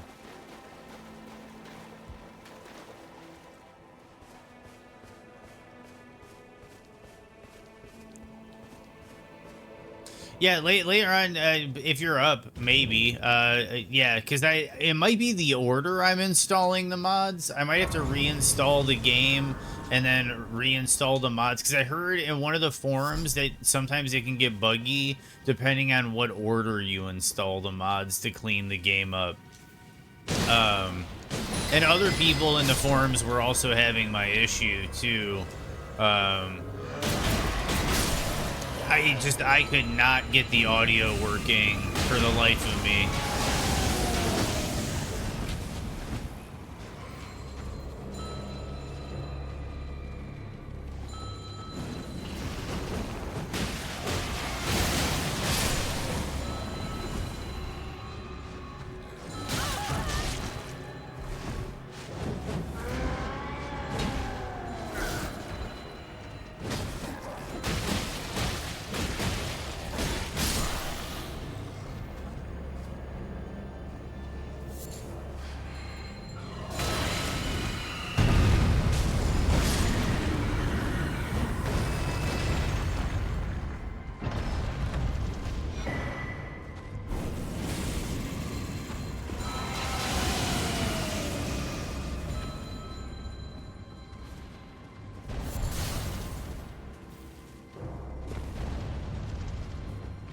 Made some pumpkins. Smithing stone 1. We got 1.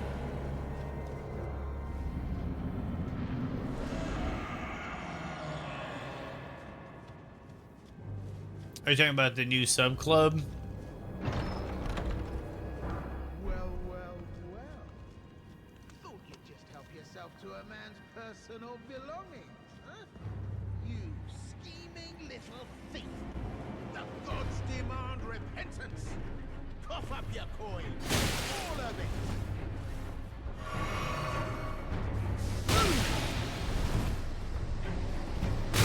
Wait, please.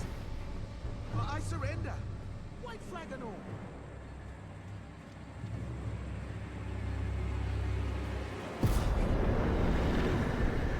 Well, finally come round, have you? I knew you would. You're a lady of reason, through and through. Well, what do you... Now, how did I took you for an innocent water... Let's see what his shop has. In exchange for... Hopefully smithing stone 1s. Don't forget, I'll be ready to... Don't forget, I'll be ready to...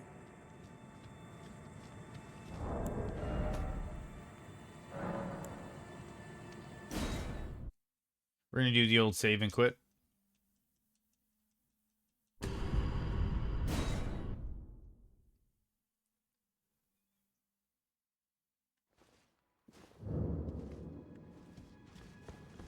Well, it's all a bit and welcome. You won't need a... 7s. A letter from Volcano Manor. Man, I'm getting really unlucky on the shops. Isn't this a teleporter? Yeah, I think it's a teleporter. And it teleports you out here.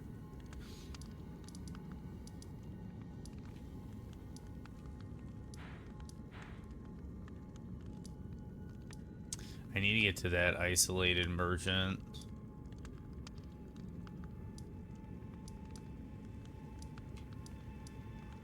It's nice that all the isolated merchants are around here. I think. Okay.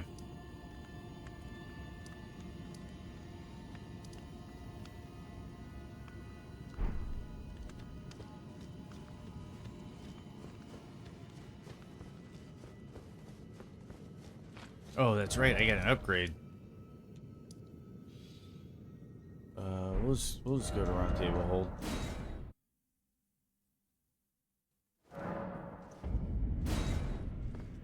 Oh, welcome. I teach and explore so that one ensuring by the way. You do. Most time you are. Well. May the gold.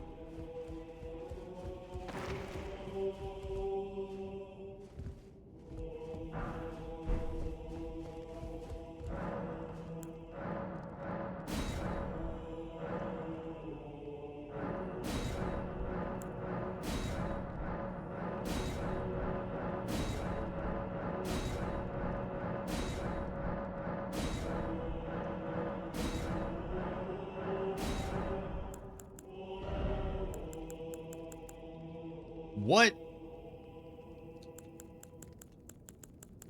Okay. Two. I don't remember seeing this. Did she just have them all available in this rando setup?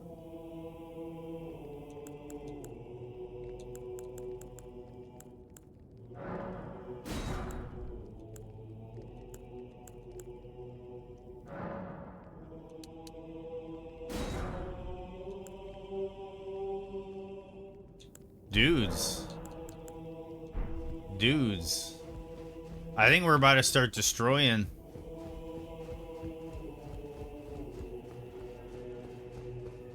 I literally think we're about to start destroying the game. You'll no matter how you. Look at this. Look at this, everybody. It might, Keeler. That. Oh man, I gotta sell stuff. That might be the trick to this that I didn't realize, Keeler, is you're basically fast-tracked to like a maxed out weapon in this league.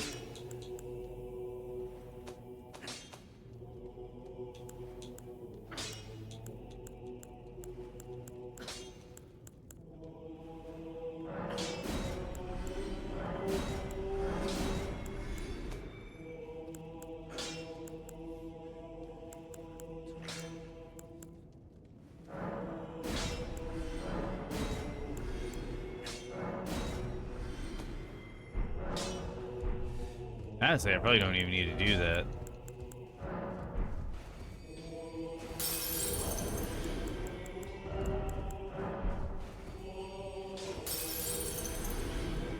That no matter.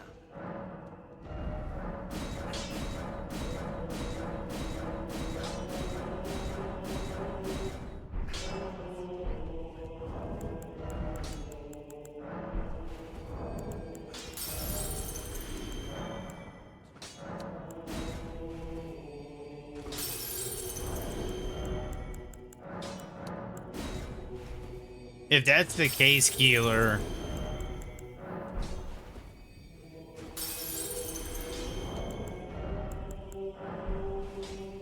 you basically kill bosses to get runes to buy your weapon upgrades, to then kill bosses to get runes to buy your weapon upgrades.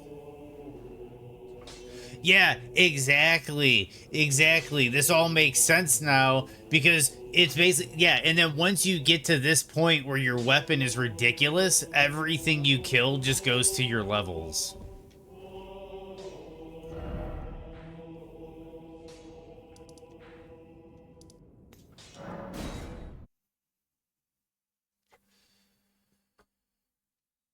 One second. I forgot to continue upgrading.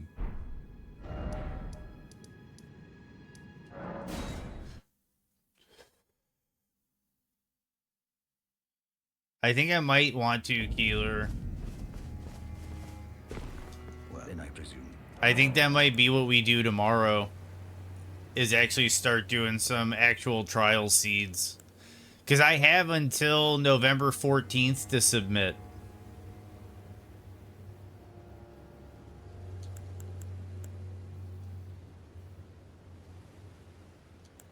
I think that's how it works.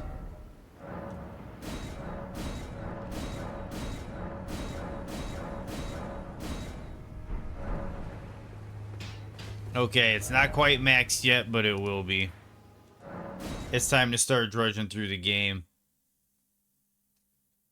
You're so excited to hear me say that? Well, we'll see, man. We'll see. Depending on the rules, I got like another 2 weeks to submit.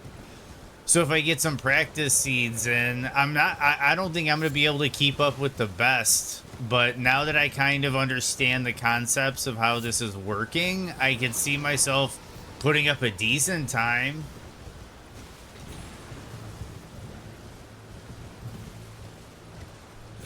Fire Giant? Okay, so first phase, Tron, I would recommend randomizing all the games. Dark Souls 1, 2, 3, Elden Ring, all of them. And I guarantee when Bloodborne gets working, Tron, when Bloodborne gets working, they're gonna randomize that too, and it's gonna be glorious.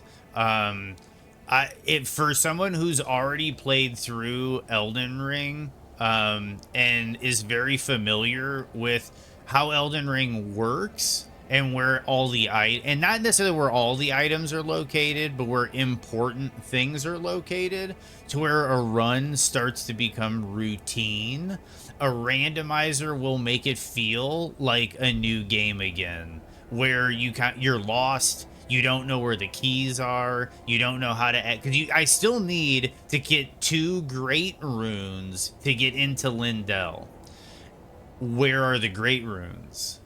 There's special places. They go to important locations, and there's chances for them to be in certain places, and that's what you're hunting. And then on top of that, to get to Mountaintop of the Giants, you need the rolled medallion, the medallion of rolled, for the rolled elevator, the rolled lift. And in order to get that, you have to find it at one of those important locations. So it turns into this like needle in a haystack scouring game where you're looking for 2 great runes in the rolled medallion so you can complete the game. And then everything is randomized along the way. And it's kind of cool. It also feels a bit like a roguelike, especially if you play permadeath. Because then when you die, it's off. You know, if you do permadeath, it's like you die, re-roll the seed, start over from the beginning. It's like playing Risk of Rain or any other, or Hades or any other roguelike. And it just gets randomized along the way. But no, it's really fun. Dude, especially in the last 8 weeks. Not that 8 weeks. I'm thinking like 8 times I've like done a full complete in the past couple days. But like, how many times have I beaten the game? So like for me, this is really refreshing, and it allows me to not take this so seriously. I can kind of take my time and go back to like feeling like it's my first playthrough again. And speaking of which, what boss are we gonna get? Foul tarnished. PK. We got PK.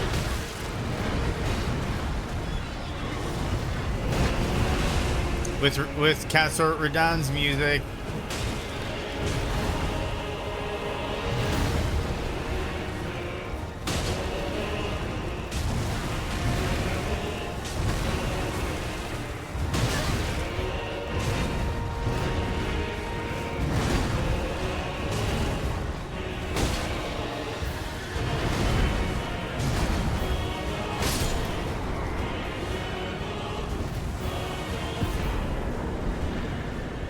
Finger Slayer Blade.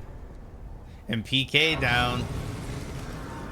Tarnished, smoldering with thy meager flame. Cower in fear of the night.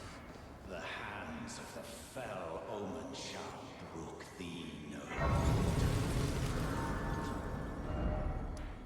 Okay, so then now we can basically max this out, I think. As crazy it is. I did make him my GF.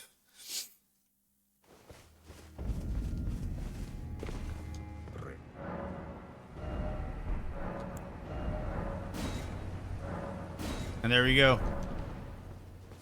We have our weapon for the run.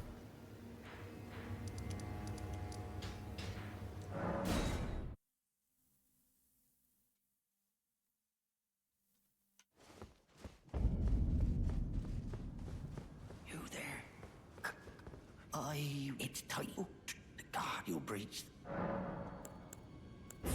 Well, but of course. I do have to do rusty key check.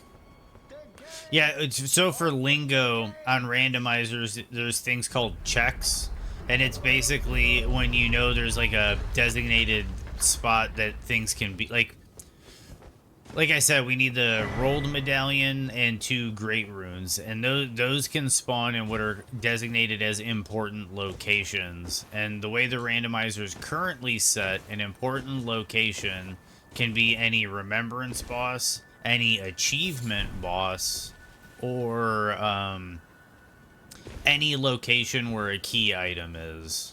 So since the rusty key is located in a chest up there that Gostock locks you in, I have to check that chest, because that might have a great rune or a rolled medallion.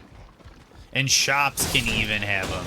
And also, the Academy Glintstone key, in order to get into the Academy, is another item you're potentially looking for, because the Great Runes or the Rolled Medallion could be hiding behind Red Wolf of Radigan or Renala.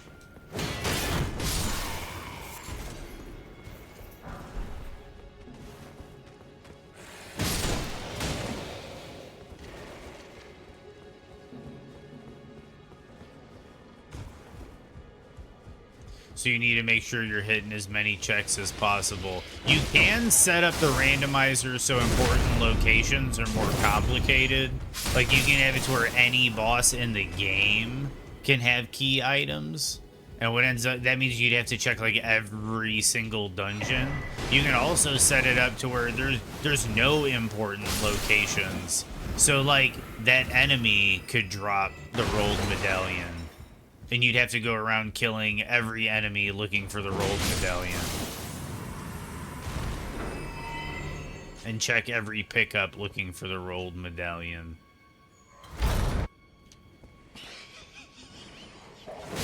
And it's just a wolf.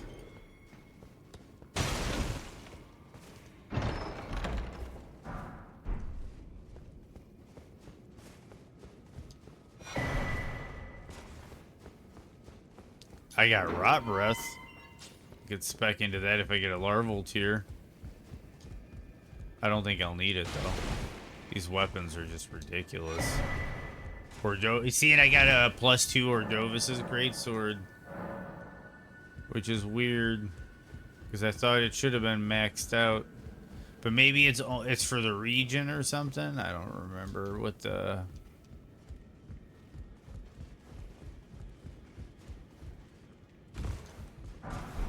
Could also just be because it's somber. Okay, so we're gonna go right up through the front. You're always the bridesmaid.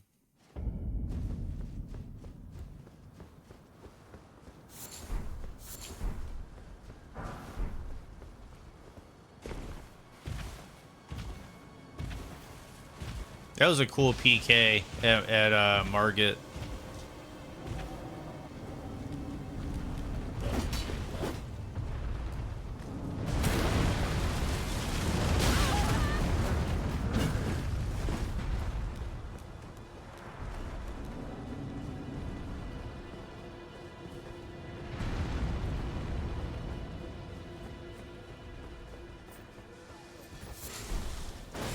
I know I passed up some items on the way, but I know there's a lot up here.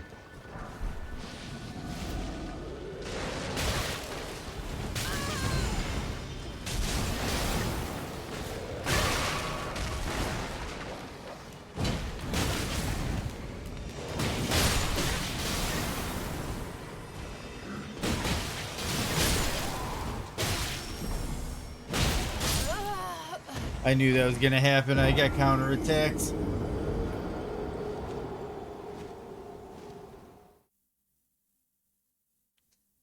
Okay, so for Deathless Rando, I can't just be running in there like that.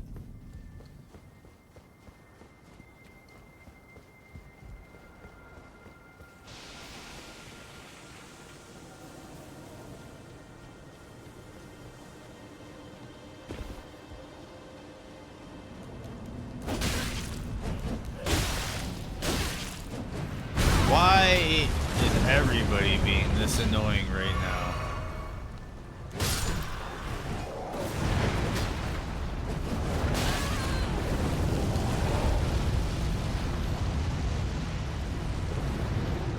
Okay, that's kind of a problem.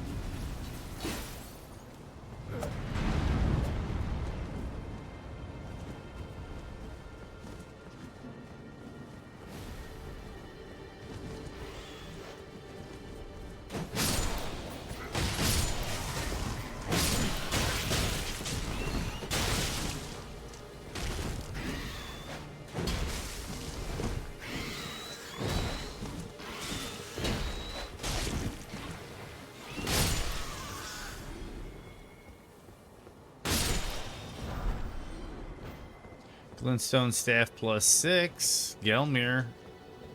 Are they like working their way up slowly? 'Cause that one was +6. Or Dovis's was +2.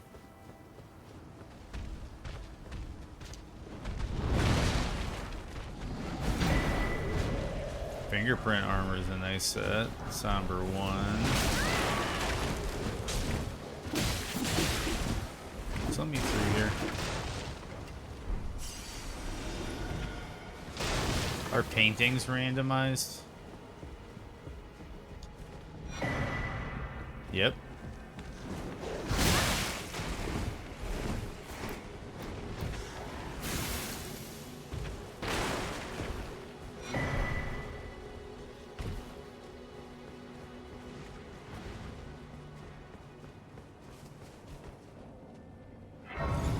Be right back and scare the shit out of my in-laws. Nice, Tron. Do it.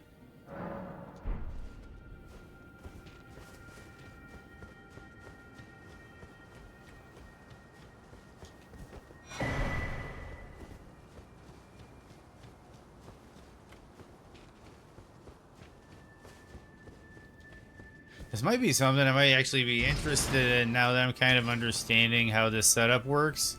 And I might try one of those test seeds after this run.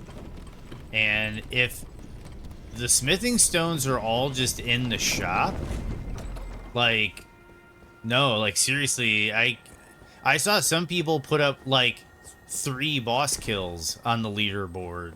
Like 10 boss kills on the leaderboard. I'm already like 5 in, I think. I do?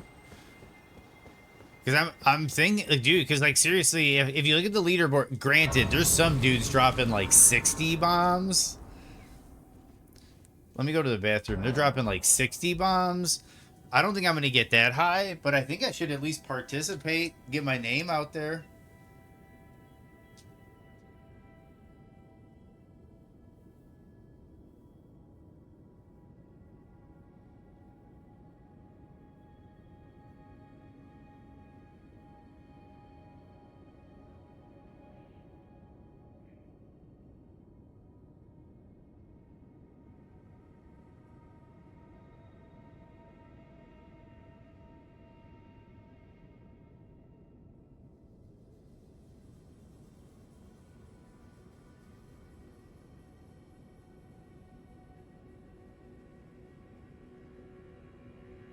Okay.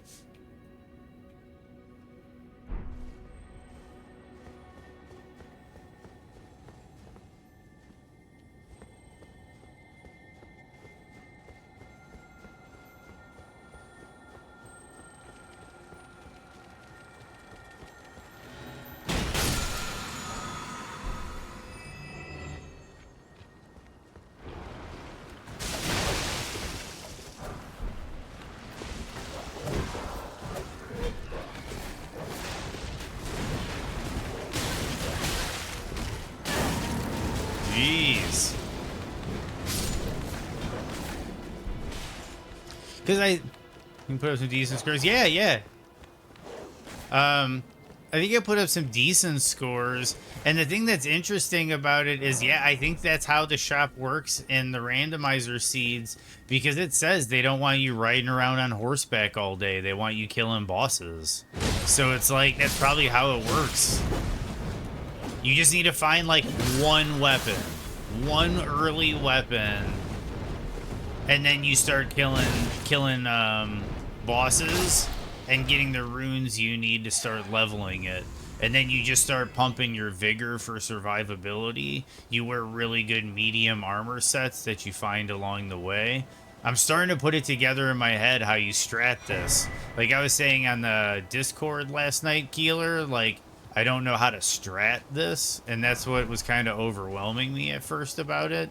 I'm starting to get how you strat this. And this is a really fun way to play the game with the randomizer set up like this, because you just like get into the action real fast. Because I'm just going to be killing bosses until we're done. Like, that's really what's going to be happening. And a few item checks here and there, because I wanted that golden seed. And we're going to get some sacred tears and what have you. Let me see if there's any other ashes of war I can put.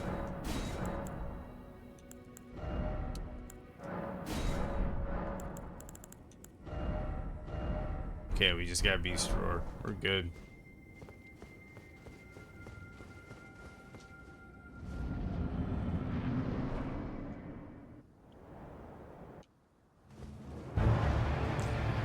Moog, the grafted.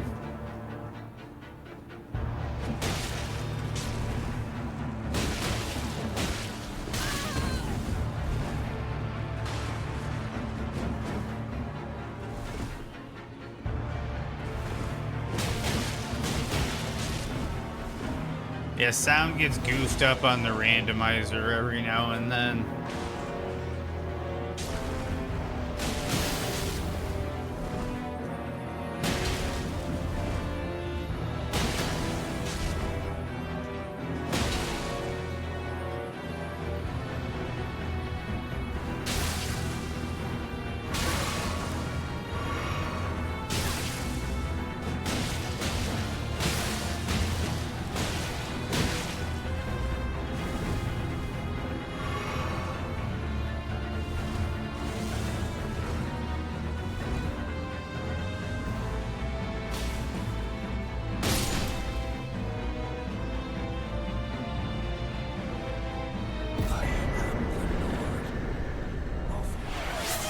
Hydration break. What's up, Buse? We're trying a crazy randomizer right now, bro. To our home, bathed in rays of gold.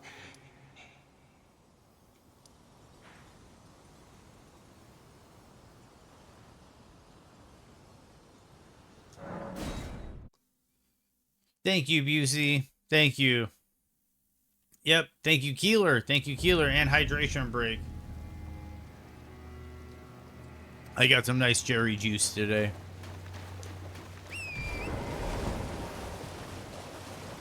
Another reason why I'm kind of hesitant on the speed runs, I'm drinking cherry juice. This is going to make me have to go to the bathroom. Oh, show. South. We wanted to go south. I don't know if I did the checks by the Glint Dragon. I think I did. I just want to double check.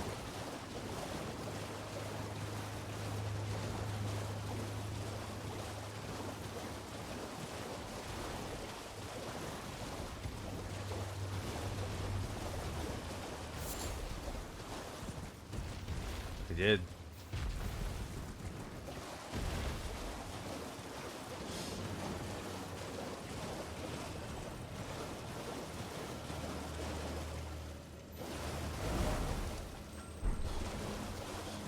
Do I have any throwables? Yes. Okay. Because we got to check some memory stone chests are also important locations.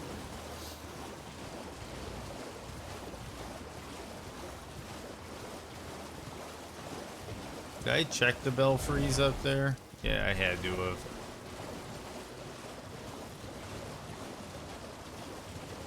Crab, silver tier, and an octopus, I think, hanging up there.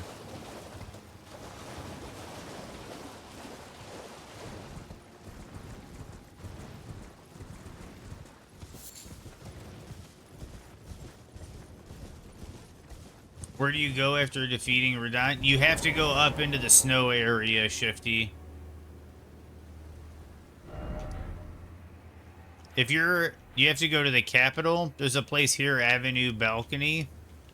You come out here, you ride up this way, you go this way. You head that way. I think you told me, actually, now that I'm thinking about it, you told me you killed Fire Giant. Oh, how do you get out of the arena? Quick travel. You can either quick travel, but here's a little hint. There's a dungeon up here at the top, Shifty. If you're at Radon and you go all the way north, there's a dungeon.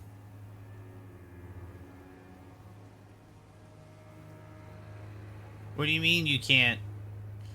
Oh, after you defeat Radon, there's a grace. There's a grace in the middle. You have to touch it, Shifty. You either have to touch this grace, or you have to touch the grace in the War Dead catacombs. Okay, seek the 3 wise beasts.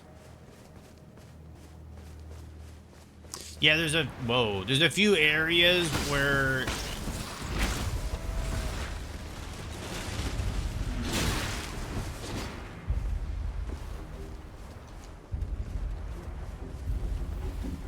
Do they randomize the turtles?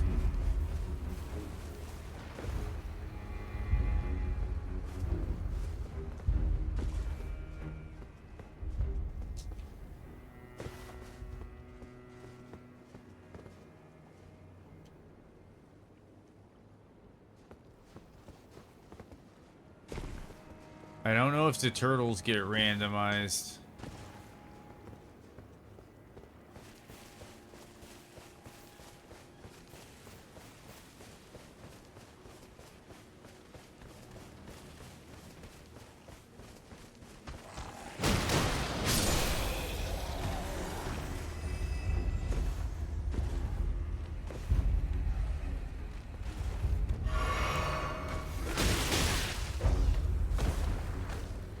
Okay, that was one of them. So it is... They did randomize the turtles.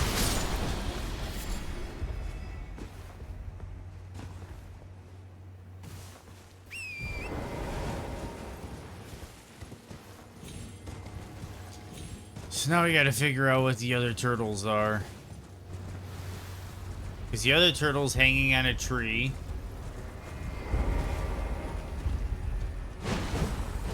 I think that's it.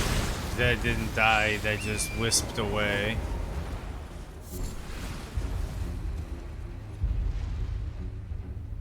I could have sworn the other one was like over here hanging or something.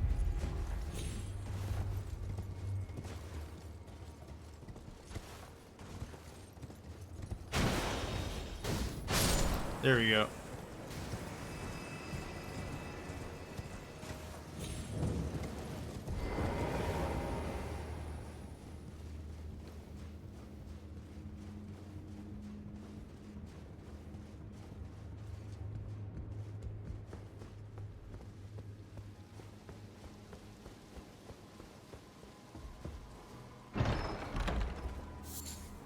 Mushroom.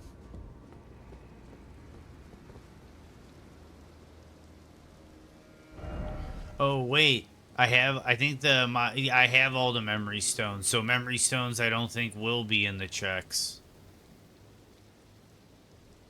I don't think.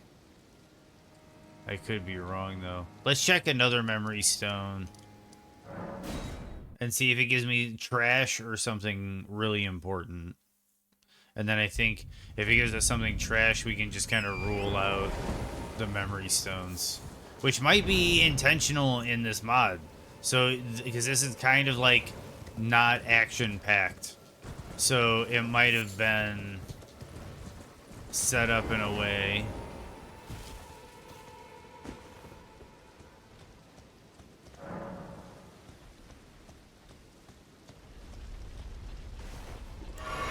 Did it again.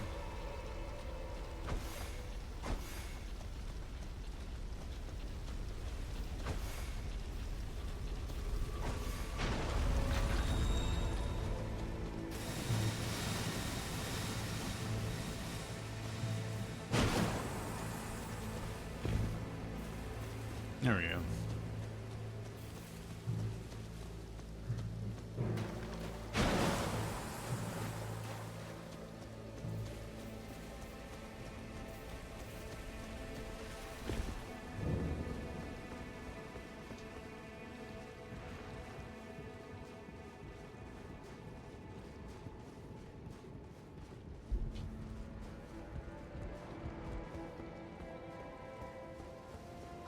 Fire Giant, to go back to, I'm sorry I got distracted. It's been a long time too. Fire Giant, obviously you want to break the leg brace early. You can usually do that by just getting underneath them.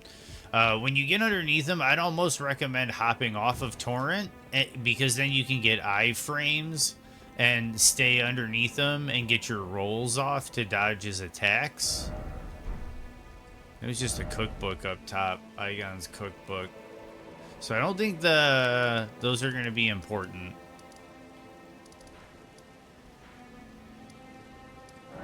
Morn's boss is an important check, though, I think. So let's go kill that boss.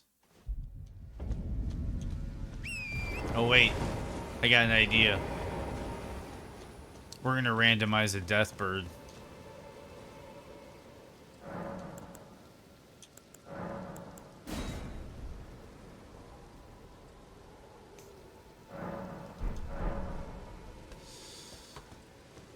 Oh, we can kill this boss too.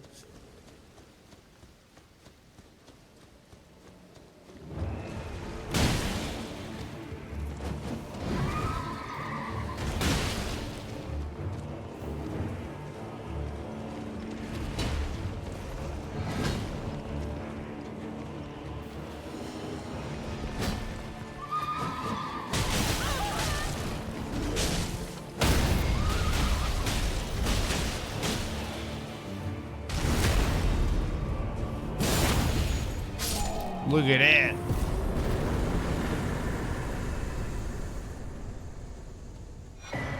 Drawing room key.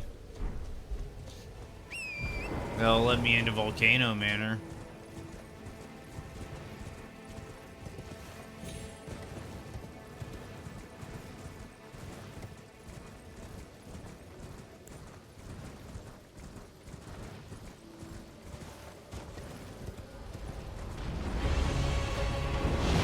The Death Ray bird still. Oh no, it's usually a death bird here, not a death ray bird.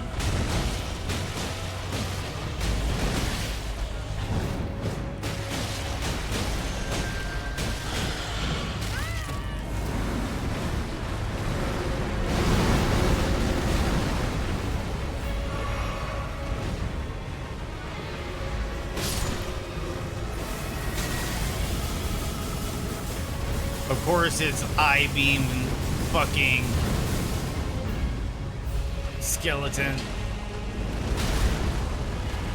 And of course, you jump all the way up here, dude.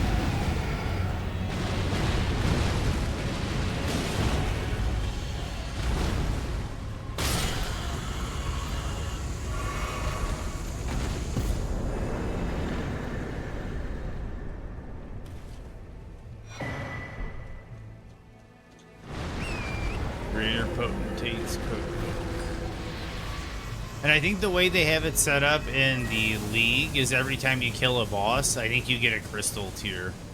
Like, crystal tiers are hidden behind bosses. And there's a few other things. Oh yeah, dude, we're getting through this playthrough. This is a great warm-up before the time trials. Dude, it's gonna take like a month practically, I think, for my speedrun time to go through. And I'm gonna keep practicing it. But honestly, I'm kind of hungry for this randomizer now. This is starting to make me feel better about Bloodborne not working. Because I think I'm finding something that if I practice at it, it's also something I can be pretty good at. For the time being. And then maybe after we submit the time, or submit the scores, we'll go back to speed running. Plus, I think this might be a bit more interesting for you guys, because it'll be something different every day.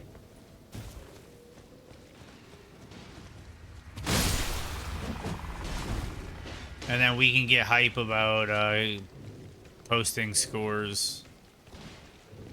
You know what, I'm just gonna run through. I could level up.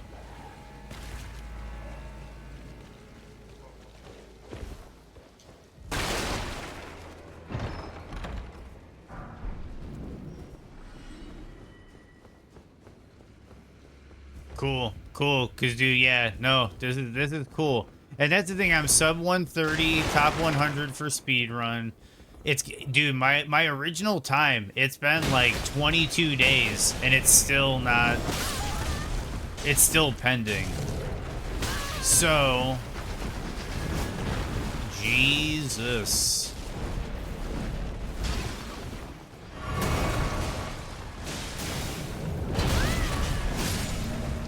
I don't have delusions of winning, but my name is going to be in Forsa's Discord with a score.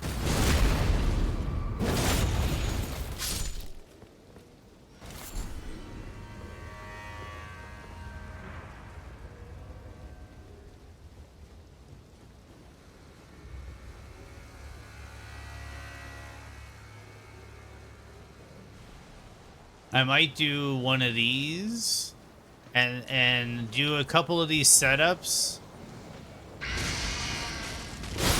and make sure I get everything right.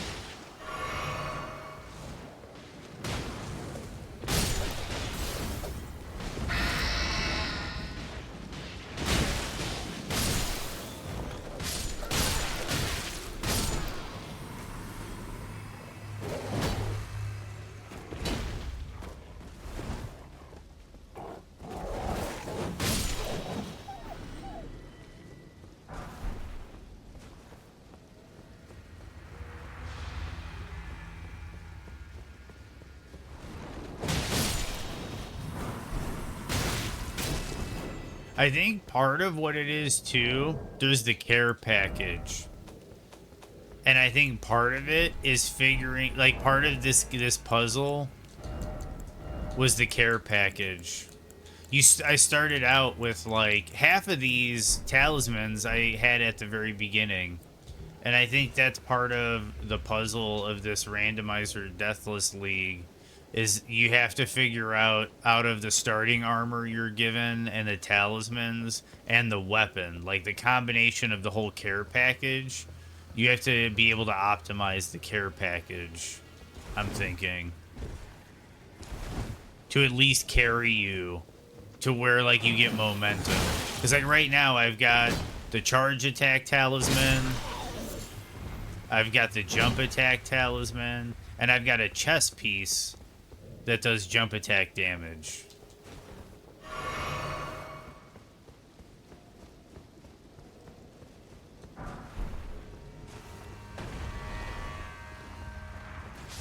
And Irina's letter is randomized, so I can just go this way. But the boss in Morn Castle is considered an important check, so he might have a rune.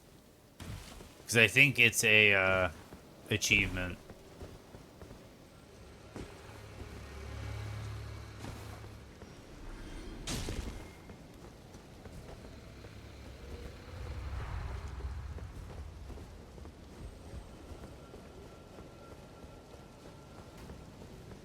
On this run, though, I'm going to be checking a few extra items and stuff.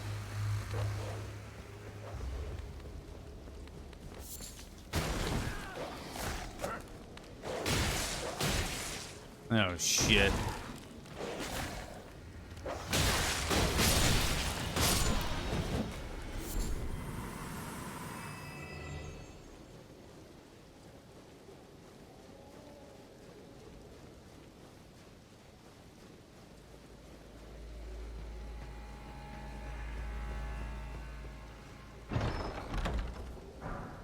Because that's the thing. Once I realized that whole thing with the shop and her having all the upgrade materials in the shop, the fact that I started with the spiked balls and that I got an Ash of War for them within the first, like, 8 minutes of playing, I was kind of wasting my time writing around that much.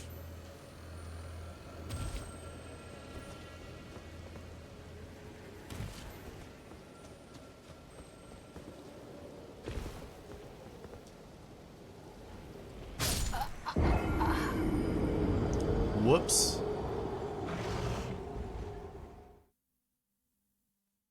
Yeah, they can, Moto. They can do a ton of damage.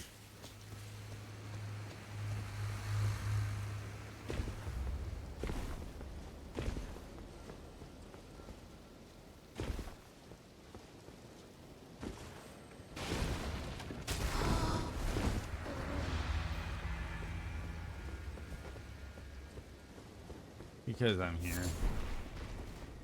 It wasn't worth it.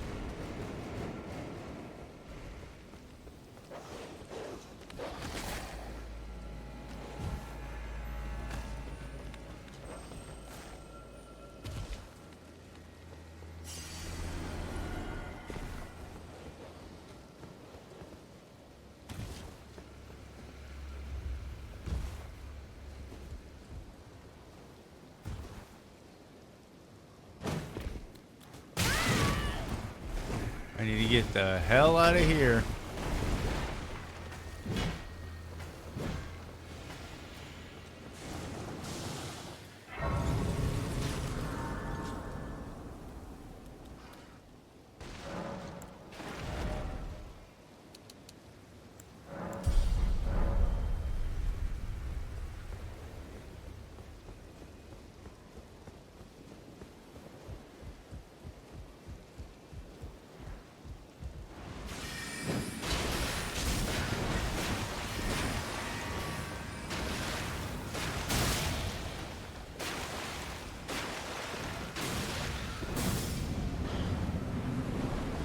Oh man.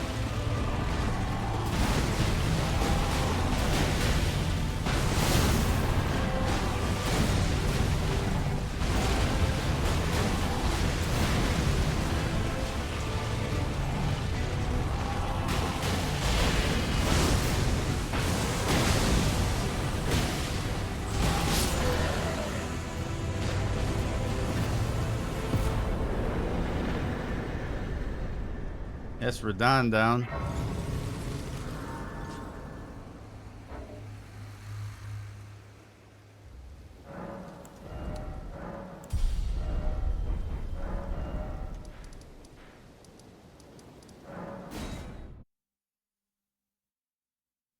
Yeah, dude. And I didn't even see what I got from that fight. I didn't. So, anyway.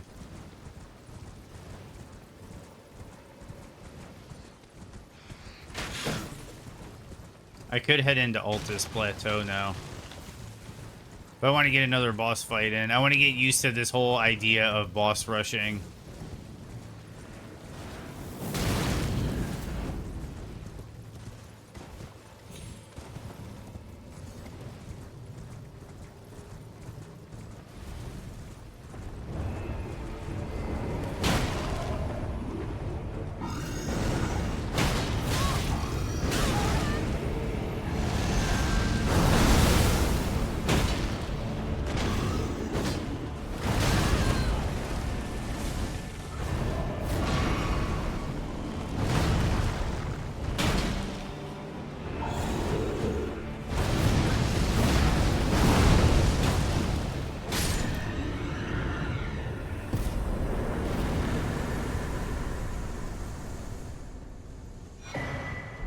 Miniaturani and deck this right.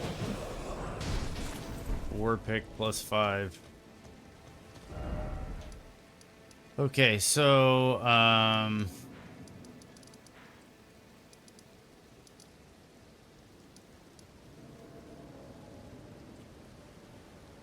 we killed the boss that was here. Yeah, it was Moog. Okay, so let's go up here. Thank you for the GGs.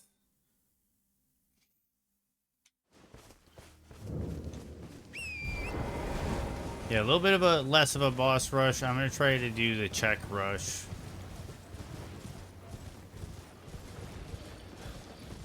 Oh wait, wrong way.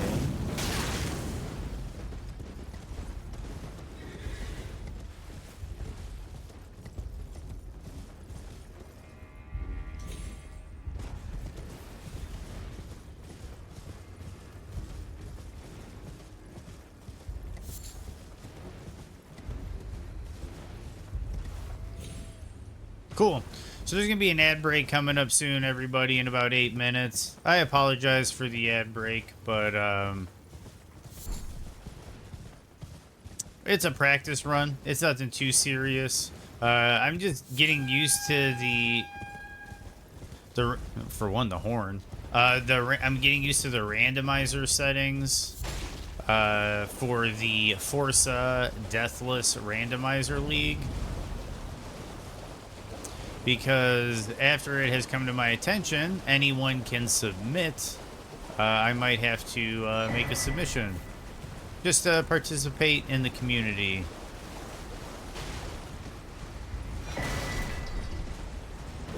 So I am just checking out the settings and getting used to them in a casual randomizer before I start running. They have trial seeds and with overlays and everything, and either later today or tomorrow I might run a trial seed to see what's up, to see what's going on.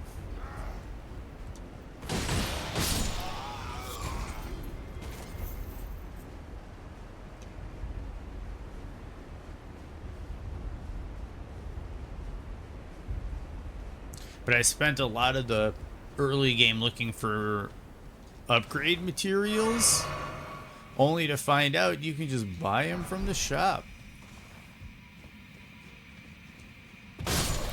at the round table.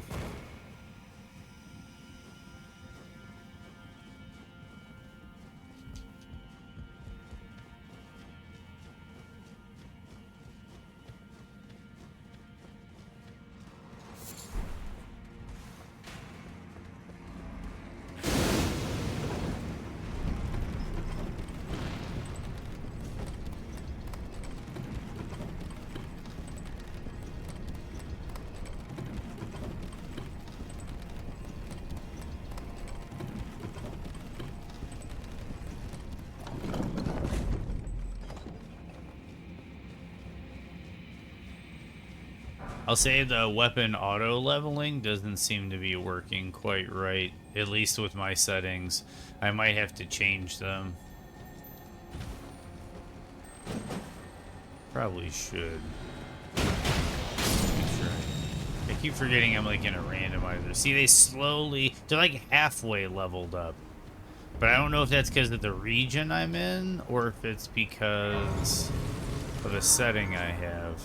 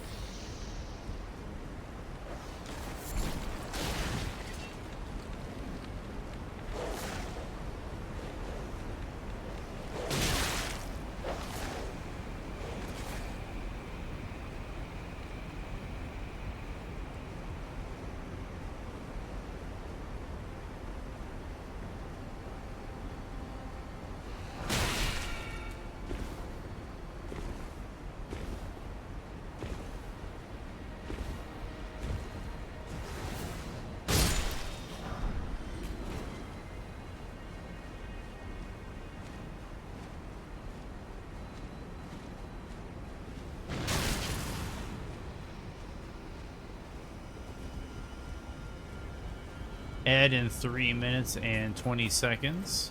I apologize, but if you could just hang out, it's a small way to support the channel. You can get up, go to the restroom, take a quick little break, walk away. Hopefully this doesn't. Okay. And we'll be back after 3 minutes, and I go an hour without advertisements. So once we get through the ads, we get a nice long session of hanging out. I should wreck this boss before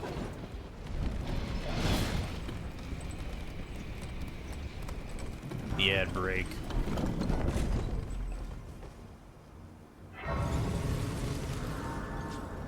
We can get a little restock here. And honestly, I haven't even used my Ash of War once yet. Wait, do I have a new Ash of War I can use on him? Nope. Okay. Here we go.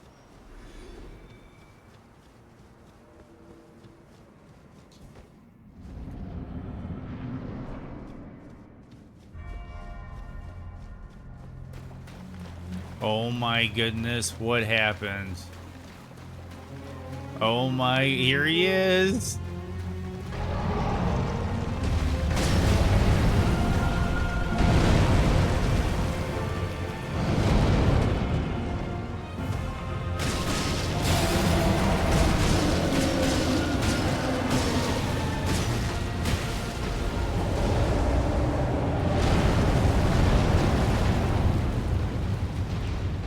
I love randomizers.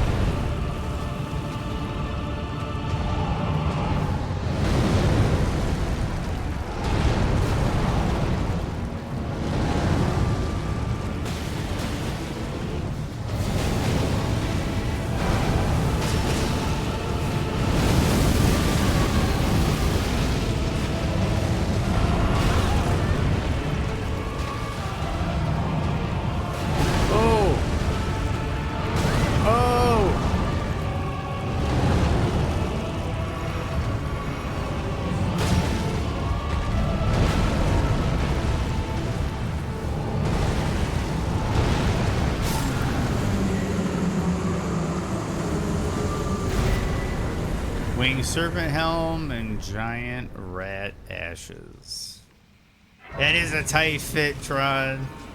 He does look awesome in the little room, dude. That was really cool, dude. And yeah, magma giant, bro. Dude, that was a really cool fight, everybody.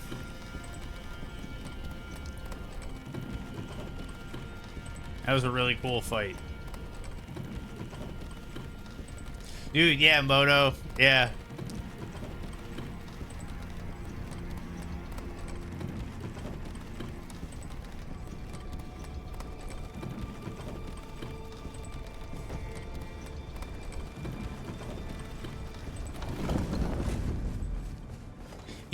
Yeah, exactly, Moto.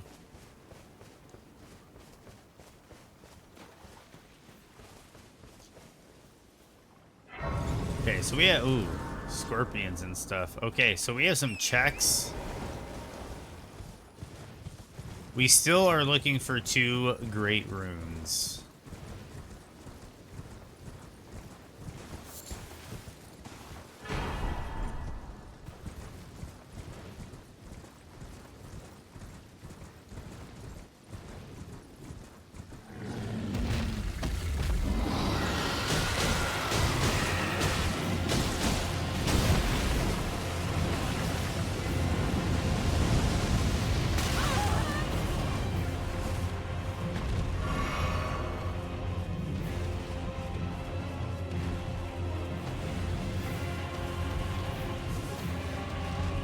Dude. I'd be so pissed if I was doing this for time right now.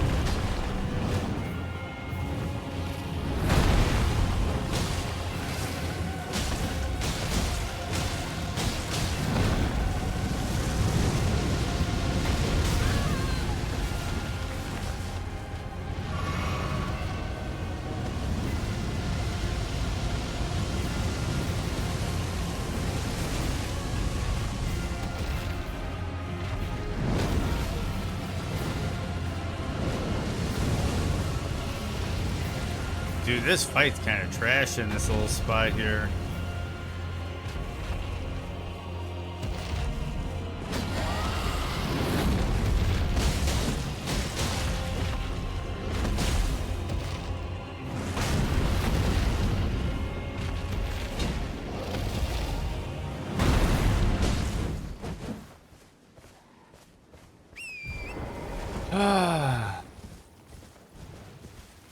Where did he warp?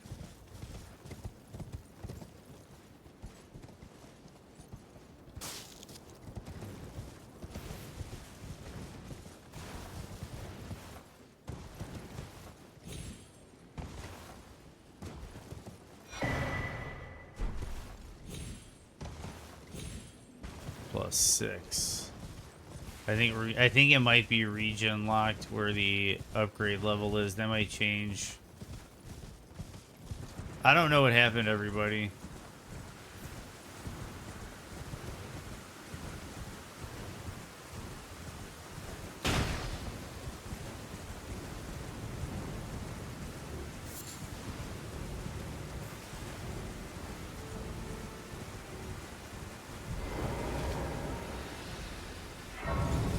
Yeah, he just bailed, man. Sucks.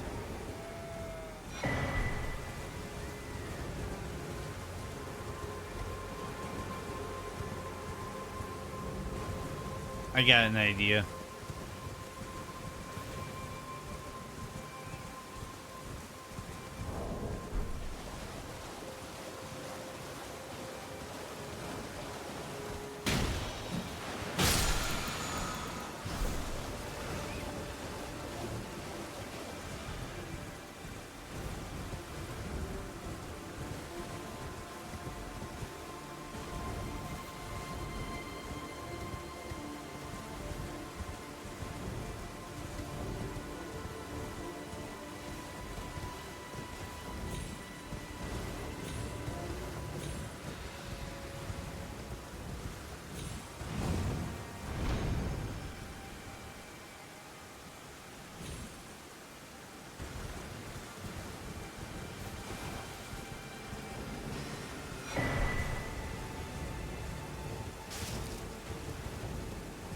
Yeah, I think the region might determine the level of the item on this, the way I have it currently set up.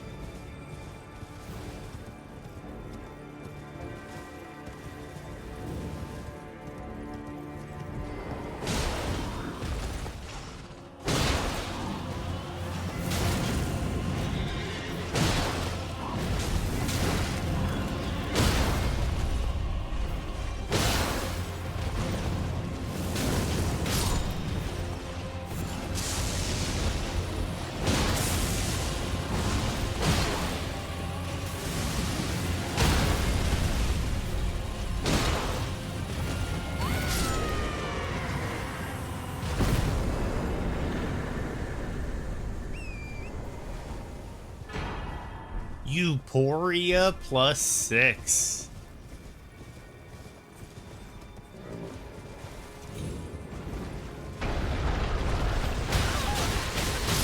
Oh my goodness.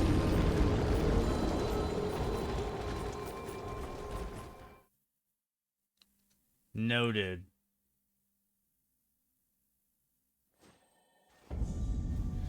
See us later. Go right ahead. Celebrate your Halloween. It is definitely the time to celebrate. Enjoy your day, Shifty. Enjoy the rest of your holiday, because it is late for you, early for me.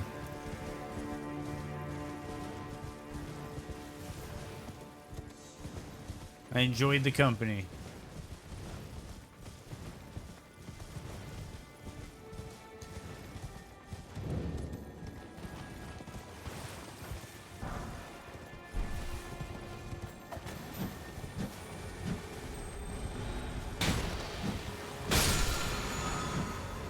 Oh, that's a hippo. That's a goddamn hippo.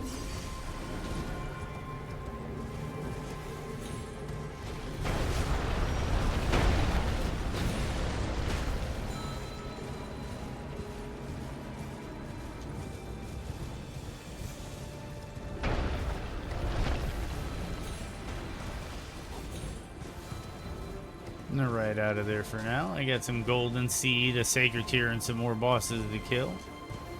And then we'll start running some checks.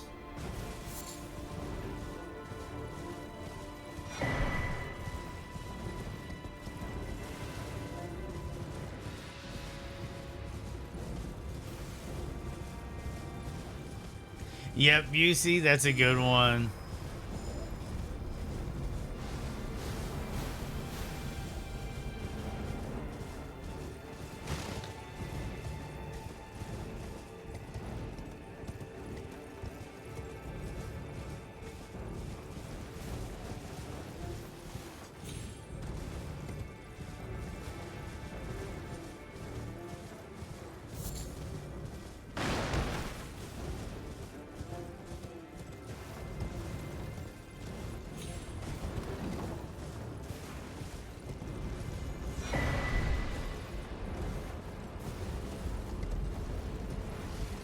I wouldn't do all of this in the race,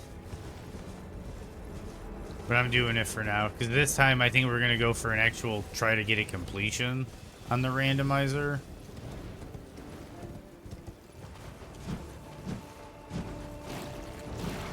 Yeah, we'll move on. Oh no.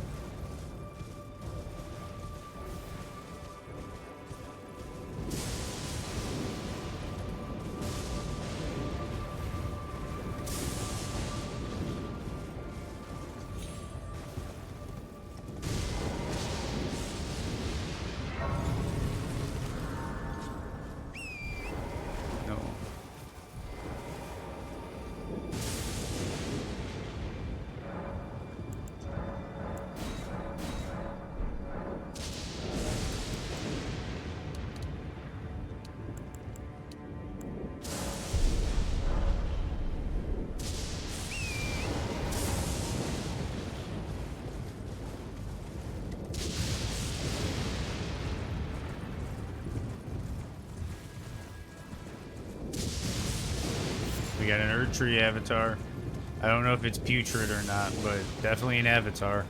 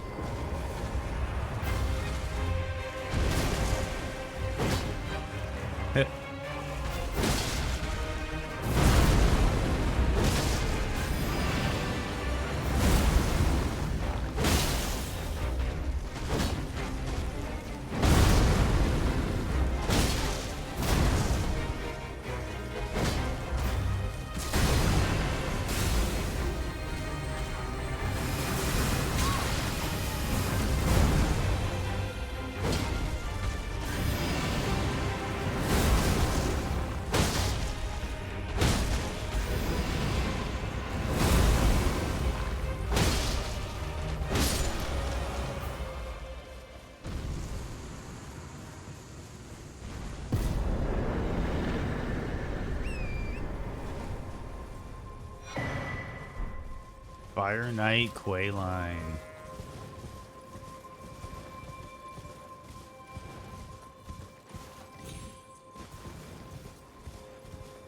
What do we have up here?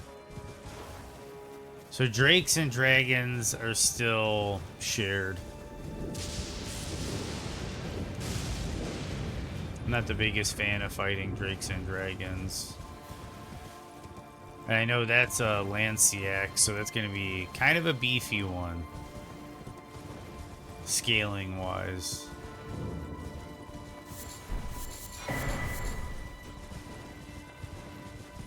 So we're going to go down here and fight the Tree Sentinel duo.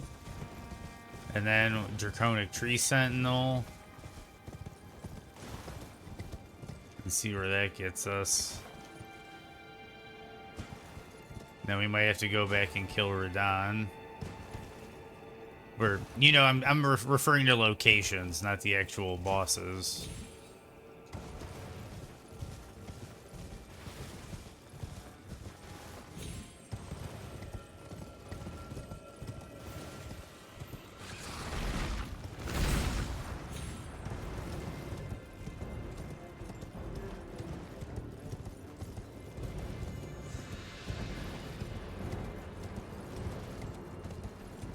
I am not excited about this.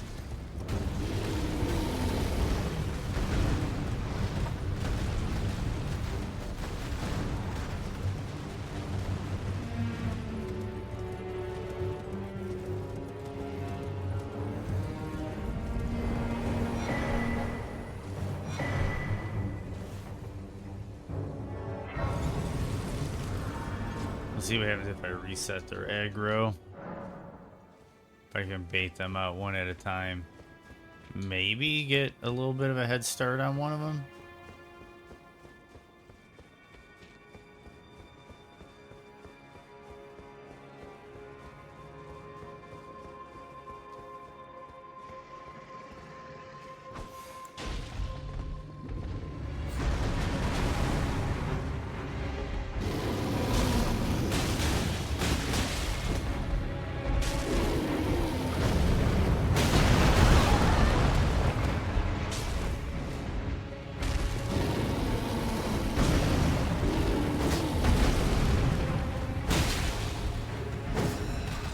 Oh shit. Don't even have time to heal.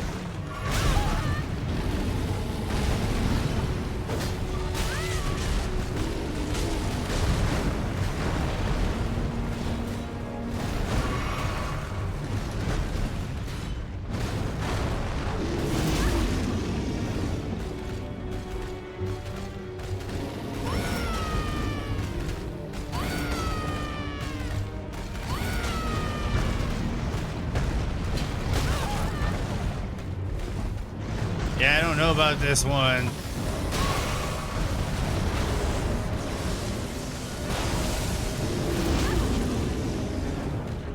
Yeah, we're bailing on that one.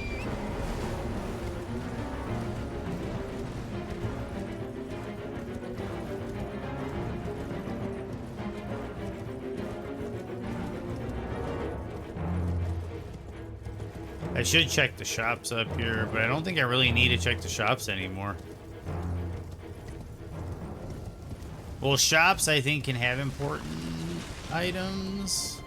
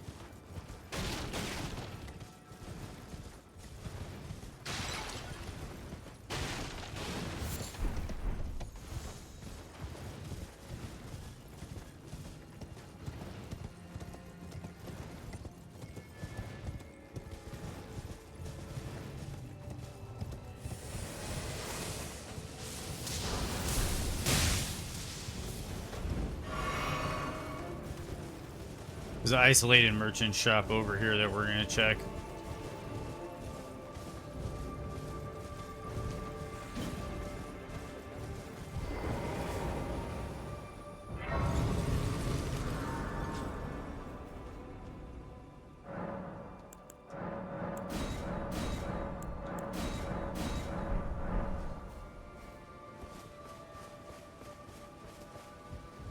His custom well.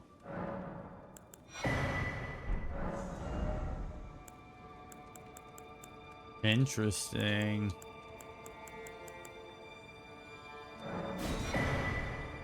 In case I want to respec.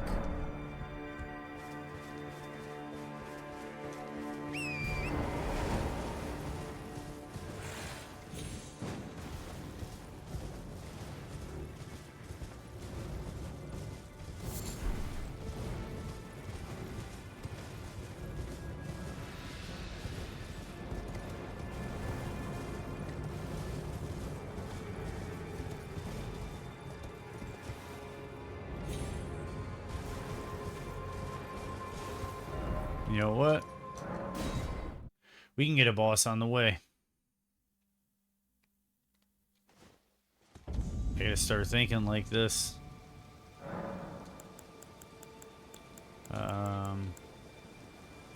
Past time, nightfall.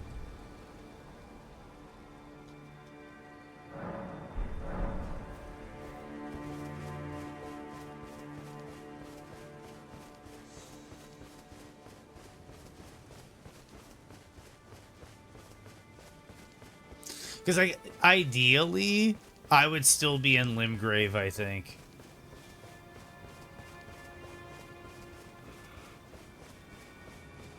I think that's the play. Like, you literally do, like, every boss in Limgrave. And then you do, like, every boss in Liurnia.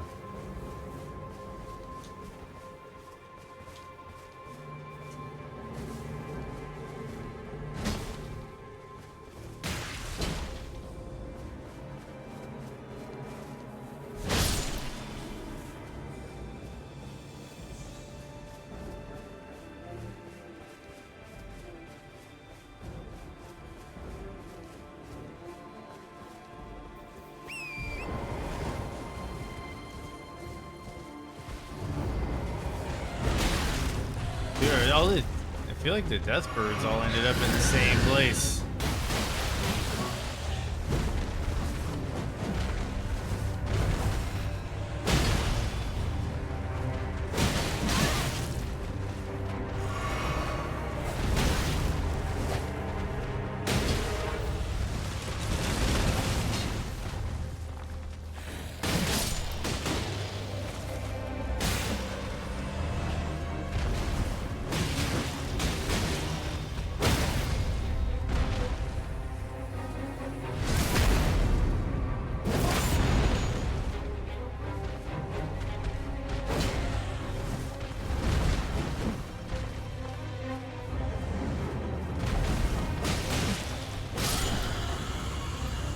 There's another boss down.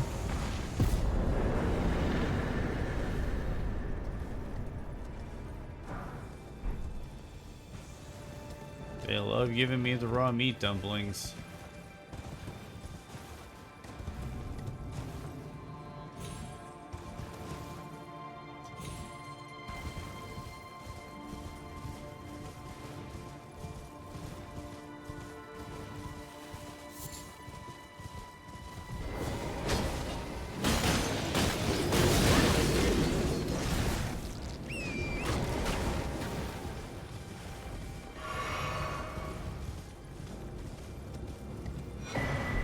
Claws of Night.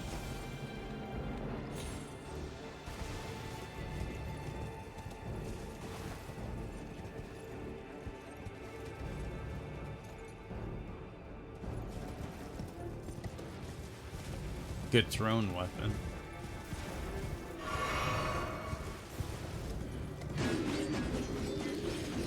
And I gotta remember when we do the other one, it's deathless.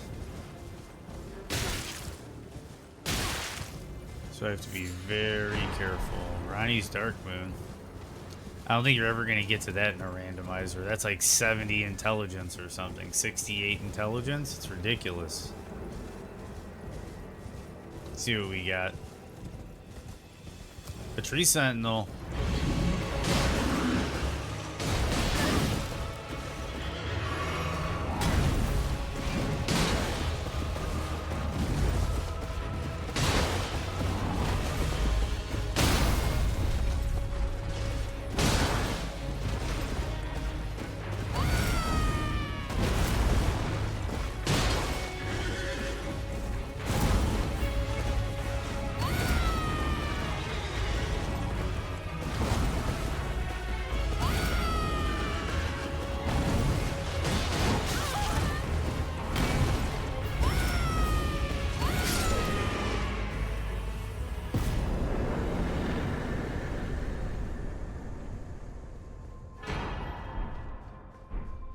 Okay, we're gonna check Radon next.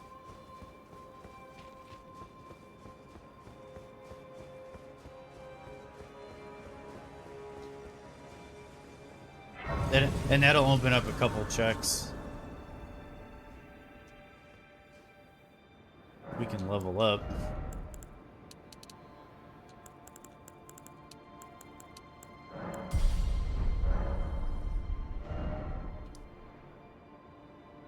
Church of the Plague? Yep. I'll be back.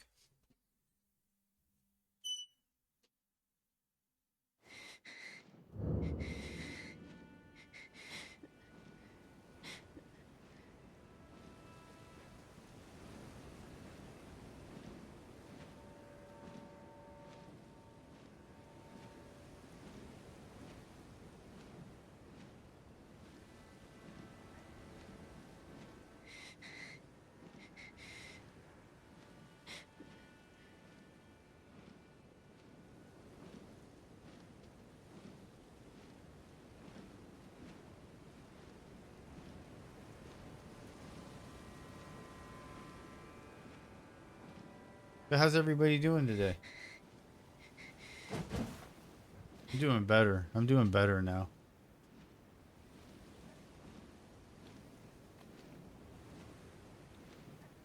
I've got something to be like more optimistic about.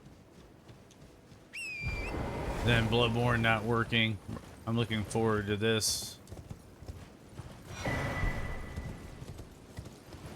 And it's a limited time thing, so it kind of helps me focus on it. And then I can also say like, haha, you guys got to put up with it because it's a limited time thing. Doing good today. Thank you for asking. Rock and roll, Tron. I'm glad to hear you're doing good. I'm glad you're having a good Halloween. Is the whole Halloween thing, is that really big up in Norway?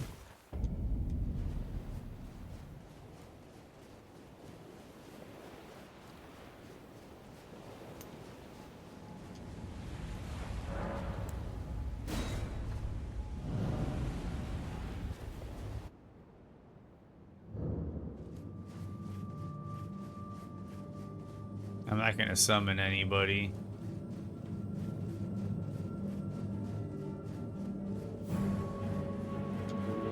Is that Melania?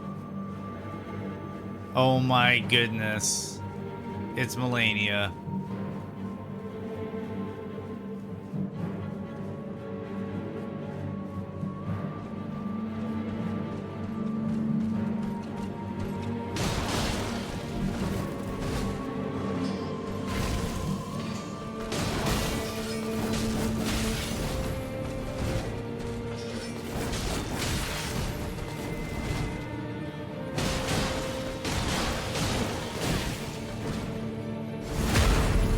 Ouch.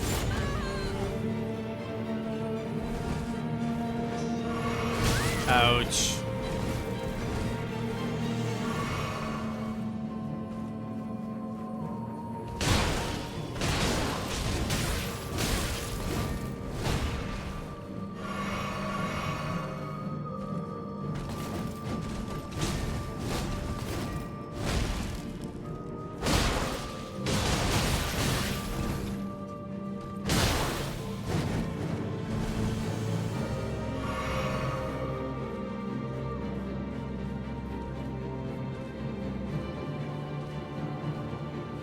Let's see what happens. I never even thought about it. I can get on torrent. I get something.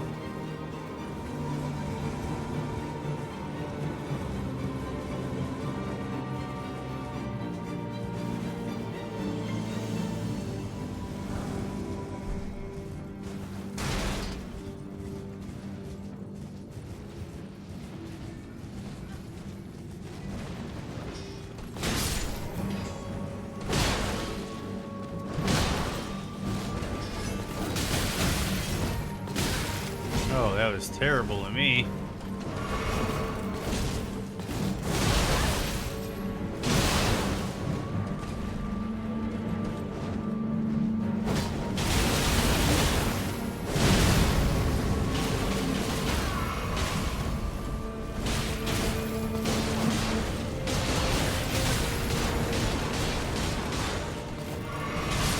she just heals back off of all these dudes.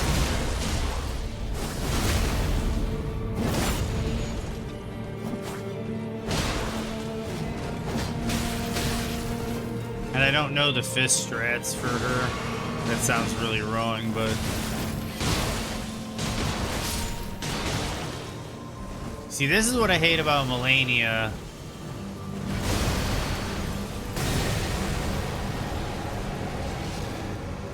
Because now you gotta deal with this whole phase.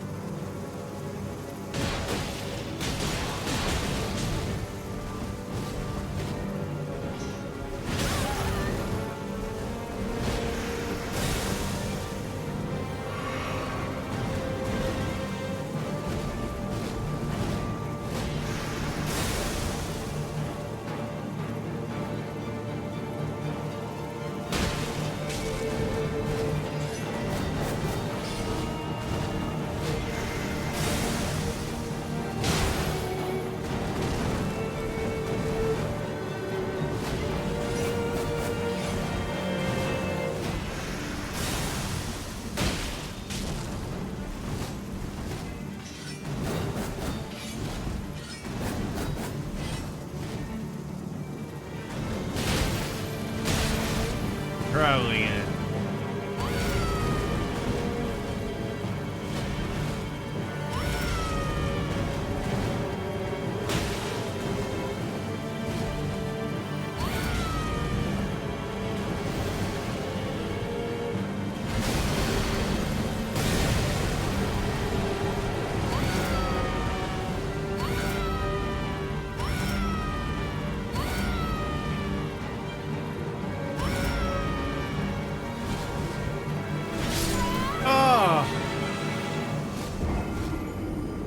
I'll try this again.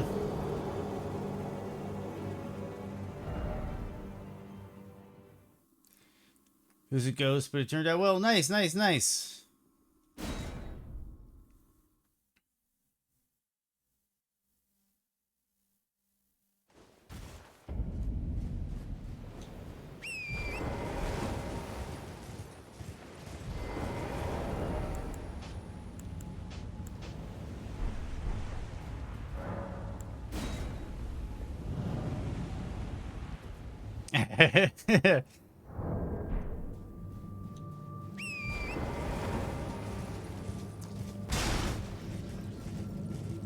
She just blends in up there.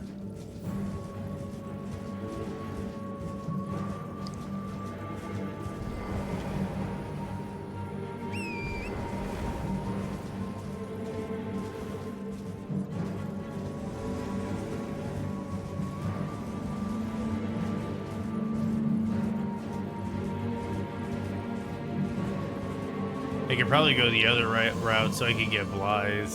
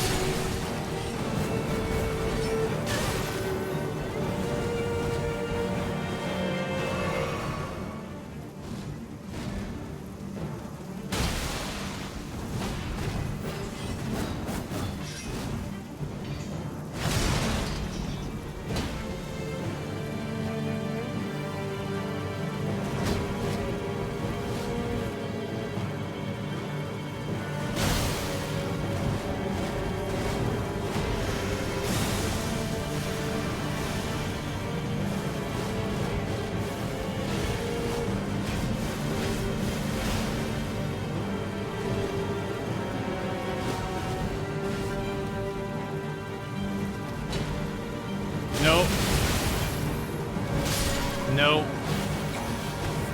I went that long without getting it. Not fit. Hey, what's up, man? Hey, what's up? Yeah, what was the question about Golden Vow yesterday? Because I think I answered it, but it might have been a little late after you bounced. What was the question about Golden Vow?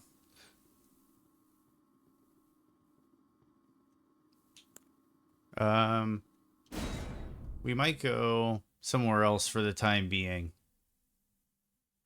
Buffing another weapon? Yeah, that's what I was doing on the speed run. I was using Golden Halberd in the right hand. I activate the Ash of War and then put it on my back, and then I would wield the Bloodhound Fang two-handed. And the damage bonus is 11.5% damage bonus with a 7% damage reduction. Yeah, and you find it as a skill today? Yep. You can do that and put it on like anything. You put on like a little dagger, a cestus that weighs like half a pound or 1 pound. And then, yeah, use that as a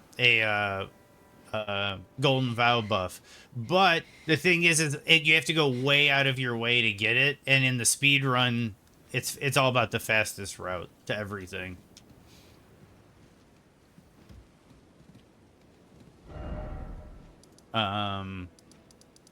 So we're gonna have checks to do. We checked the 4 belfries. I haven't gotten a single rune, and I'm worried that one of the runes is Melania. And I'm worried the other rune is in here.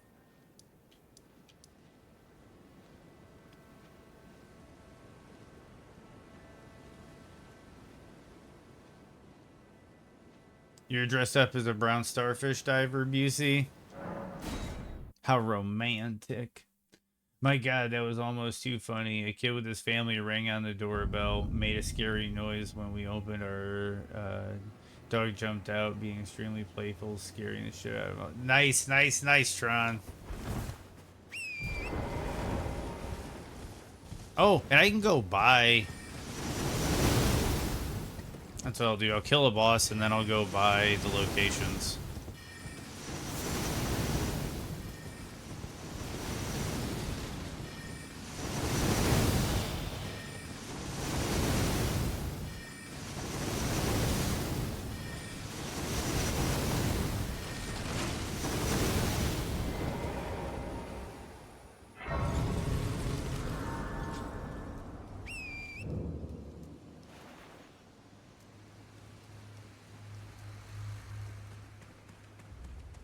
When we get to, if we get to like 3 o'clock, depending, I don't know, maybe tomorrow we'll start running practice seeds. The 2-hour practice seeds.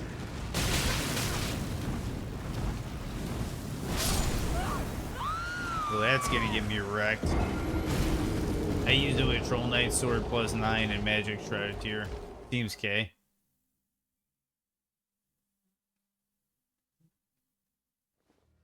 Kind of good to you? Yeah, dude, Golden Vow is just a nice buff overall because it's a universal damage increase and a universal damage reduction, which is really good just overall. It helps you stay alive and helps you get through fights faster. 11.5% faster. And buffs are also multiplicative, which means that if you have like a ritual sword talisman, a winged rotted wing sword talisman, or something like that, all those percentages start to stack, and the damage gets really, really big.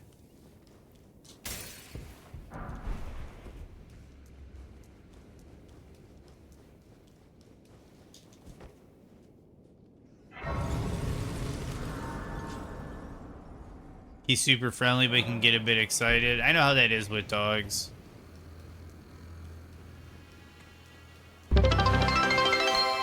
Oh man, thanks for the cheer. Thanks for the cheer. super, super awesome of you. I really appreciate the bits, man.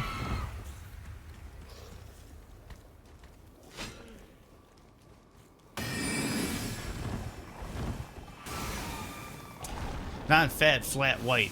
That's kind of a tongue twister for me. Non-fat, flat white.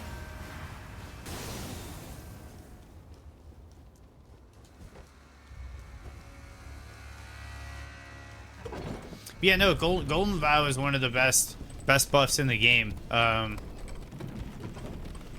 You can also stack it with Flame Grant Me Strength, but if I remember correctly, Flame Grant Me Strength has a much shorter duration. But it has a much faster, I think it has a faster casting time. I could be wrong though. That could be placebo. So...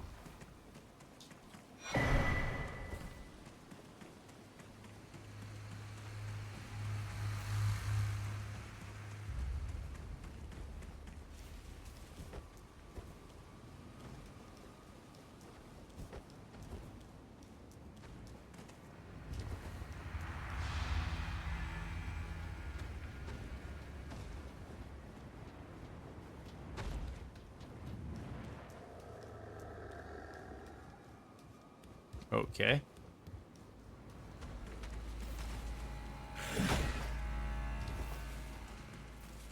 I am not going up the right side.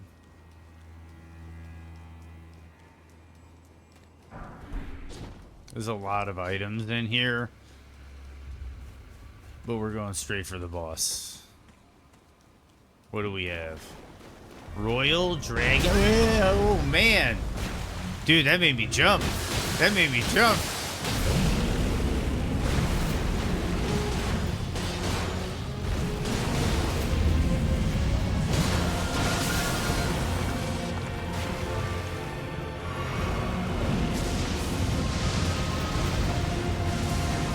I'm still light roll.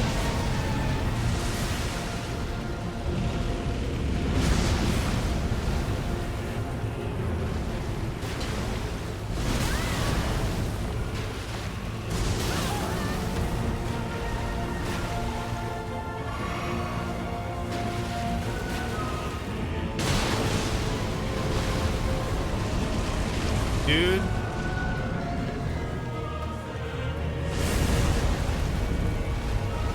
I got theories. Okay, so what if Bale was like a Dragonkin soldier that went through Dragon Communion or something? Because he had a lot of attacks similar to Bale. A lot of attacks similar to Bale. Okay, we're gonna go back to Calais.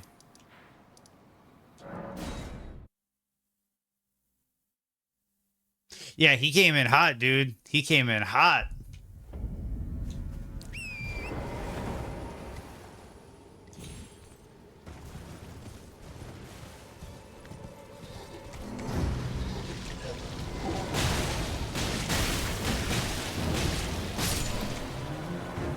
I came in hot.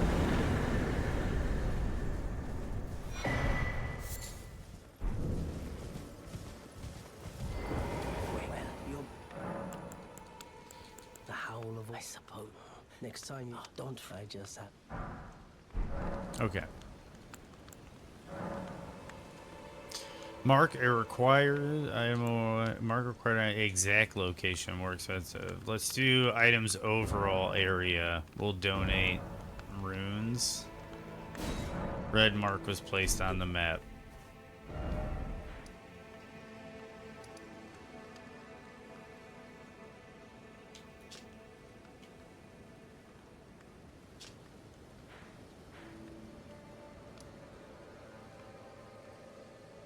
Somewhere in Liurnia of the Lakes. And it's got to be in here. I opened the 4 Belfries chest. I'm pretty darn sure.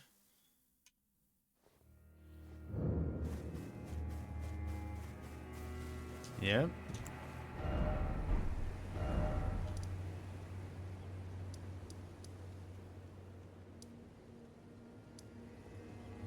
Trying to think of where the important checks are.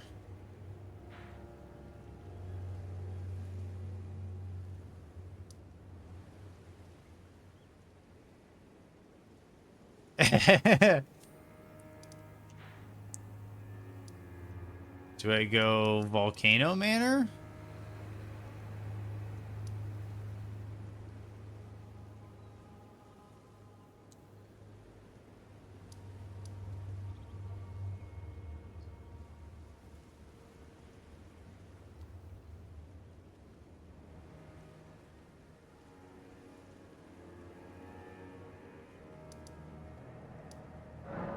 I'm gonna check that other isolated merchant. And then we're gonna go to Volcano Manor.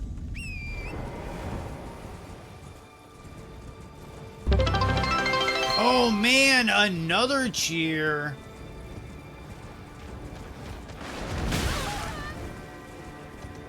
Dude, seriously, non-fat.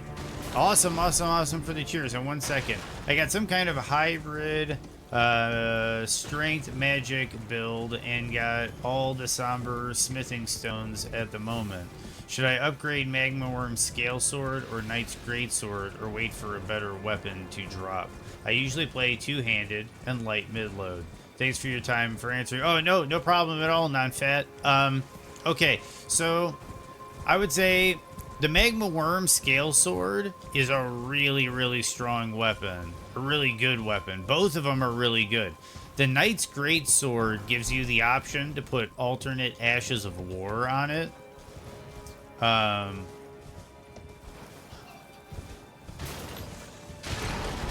Alternate Ashes of War on it. And also, it takes the regular smithing stones to upgrade.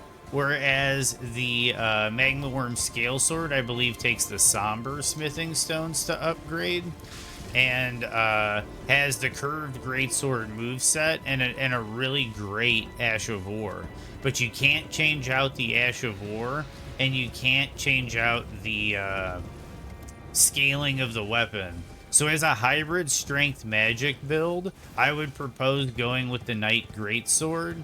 Because if you're in Raya Lucaria or the Academy, you're able to get the magic Whetstone, which will allow you to scale your weapon with magic if you want to, which is your intelligence stat.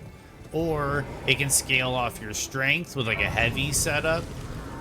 Or it can be like when you do magic, it'll be kind of like a split heavy magic setup. And then you can put things like Carrion Grandeur on it, Glint Blades, like Phalanx on it, and other magic-based Ashes of War on your Knight's Greatsword.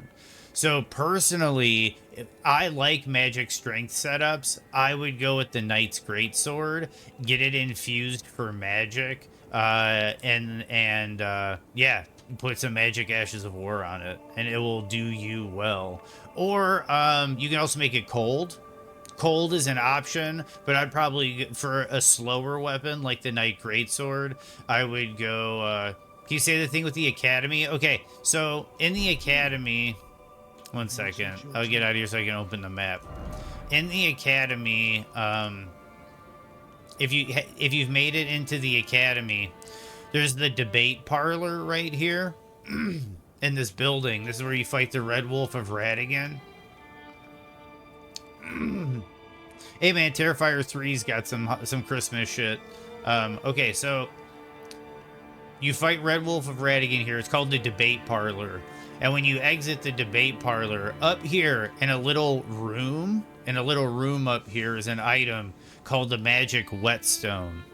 And if you take the Magic Whetstone to Hugh, the smith in the round table, or if you have the Iron Whetstone that allows you to change your Ash of War on your Knight's Greatsword, you can then use the Knight's... You can put a different Ash of War on your Knight's Greatsword, like the Glint Blade Phalanx. You can put on Carrion Grandeur. You can put on Glintstone Pebble. different magic ashes of war on the weapon, and then infuse the weapon as a magic damage weapon, and it will scale off of your strength and your intelligence.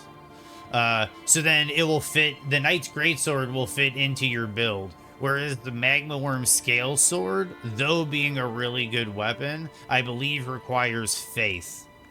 It requires faith and potentially a little bit of arcane. The scaling is probably not so conducive to your build. But if you're doing like sorceries and magic and casting, yeah, you can do that with the Knight Greatsword and infuse it with a so yeah, and if you want to wiki it, like on Google, look up magic whetstone. And it's in a little room right here. You go from debate parlor outside and then up the stairs, and there's a sorcerer inside a little room up here. And the magic whetstone is in there. Yeah, you can always ask, Non-Fat. You're always welcome to ask. And if I catch it, I don't always catch every comment. Like, and it's taken me a while. How are you doing, Smile? I'm glad to see you back, Smile. Really cool. Really cool, Smile. Really cool to see you back. But yeah, you can always ask if I'm here. There's a reason why I put educational in the tags. I try to be as informative as I can be.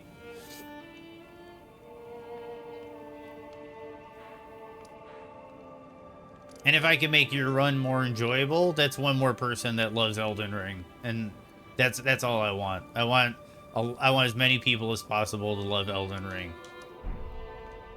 Okay, but we're gonna check this shop again. And thanks for the Lumiros. Yes, thank you, Keeler. There will be an ad coming in 10 minutes. I apologize for the ads, but I only run them every hour. So if you can be patient and sit through the ads for a little while, whoever has to sit through the ads, just bear with them for 3 minutes, and then you get a whole nother hour of the channel with no interruptions. I tend to do more slow play stuff, so that's why I tend to run the longer ad breaks. But then I get the longer stretches where we get a nice chill. Whoops, sorry, hit the microphone while I was about to say a nice chill stream. We get a nice chill stream.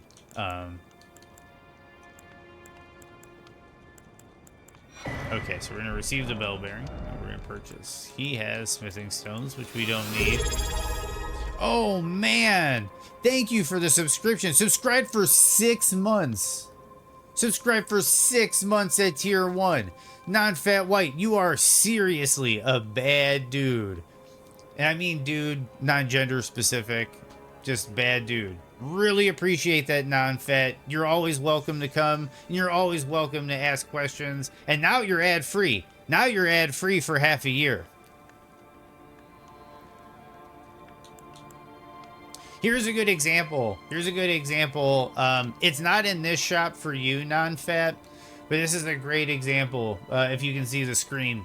Glint Blade Phalanx forms a defensive arc.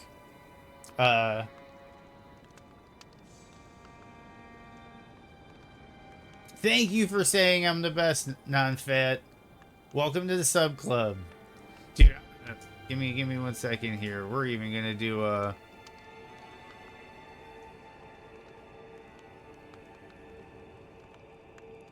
One for each month. One for each month.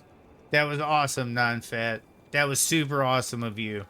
And I hit my sub goal. Or no, I'm 75% of the way to completing it. Okay, that was that notification. Okay, so, but yeah, to go to what I was saying, this is the Glint Blade Phalanx, and, oh man, okay, cool. Rock and roll, Keeler. Dude, awesome. So it says forms a defensive arc of larger magic glint blades. Oh wait, that's right. I clicked out of the game. Okay. One of the sorceries of the Carian royal family creates a defensive arc of larger magic glint blades overhead, which automatically attack nearby foes. Used by the enchanted troll knights, they were the comrades of the young Renala, bound by oath. I love the bastard SARS, by the way, and I wish this was a good meta weapon for this, but it's not. So what happens is if you put an Ash of War like this on the Knight's Greatsword, this scales off of your intelligence stat. The damage it does will be based on your intelligence stat. And the also I think the amount of projectiles might be, but that might be old school logic from Dark Souls. Either way, the damage will scale off of your intelligence, the level that you've upgraded the weapon to, and then you can convert the weapon into magic scaling. Yeah, sorry if I'm over explaining. It's just a habit. Once you get me talking, I tend to just keep going like a machine. And then some weapons that are somber weapons, like the Sword of Milos, Ordovis' Greatsword, the Sacred Relic Sword, Dragon Scale Blade, if they upgrade with somber stones, like the Magma Scale Sword, you cannot change the Ash of War, and you cannot change the scaling. It doesn't mean the weapon is bad. It just means you kind of have to build more into the weapon. Whereas the regular stone weapons, you can kind of tailor them a bit more to your playstyle. Kind of like how I put Bestial Roar on the gauntlets, so now I have a projectile. I don't need to use magic. So then it's like, that's another layer. And then equipment. I think it was I might have sold it, or I had a different one. A different playthrough had the Roar Talisman. Or it might be from a shop. A shop had the Roar Talisman, maybe. Okay, so now we're going to go towards Mount Gelmir.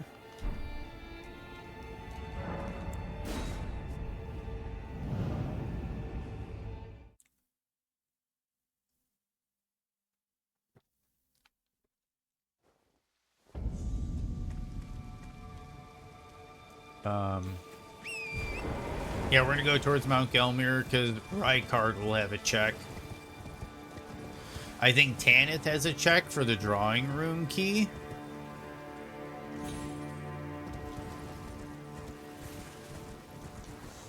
I'll grab this Grace just for insurance in case I want to get somewhere fast. But we can do Tanith for the drawing room key.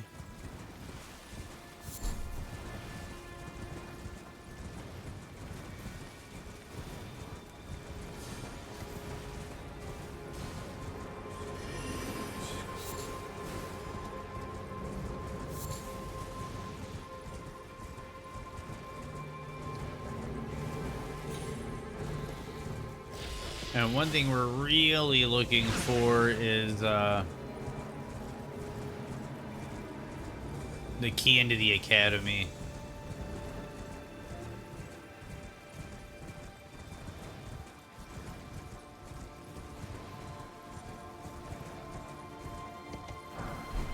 S stock plus 15. Best stock.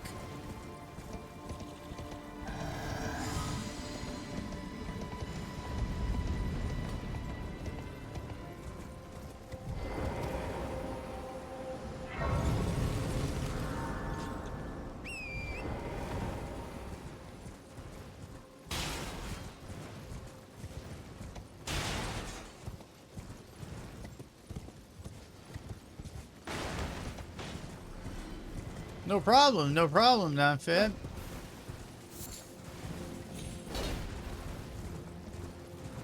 You're always welcome, dude. Seriously, always welcome.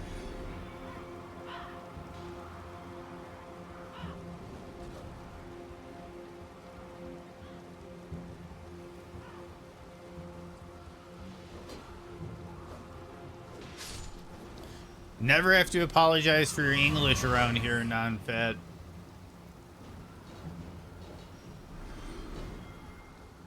Never have to apologize for your English around here. To be honest, everybody does. I'll say everybody apologizes for their English, and I am like, what? I thought you like lived in Detroit. Like, I had no idea that you had difficulties with English.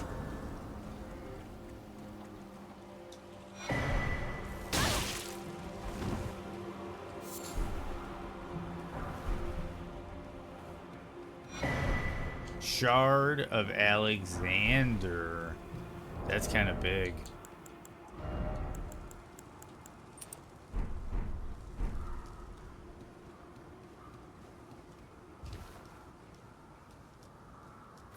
It's kind of half. That was kind of half inside joke smile for myself. But yeah, no, yeah. I'd say most people in America struggle with English. But more or less, I guess what I mean is we're used to speaking so casually. At least I'm used to speaking so casually, and I'm also used to typing in people's chats. Like, I understand, like, you're not gonna type out a full proper dissertation in chat.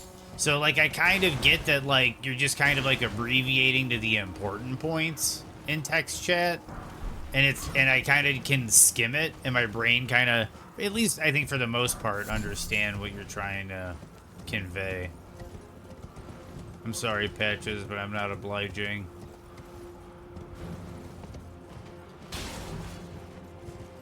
Yeah, English is a terrible language. I agree, Smile. It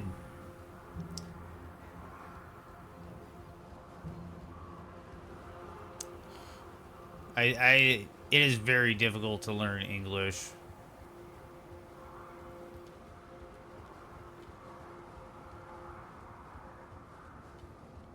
Like, the classic example is just like, on the simple side of things, is just the word bear. The amount of things I can mean by that one sound being uttered is kind of crazy.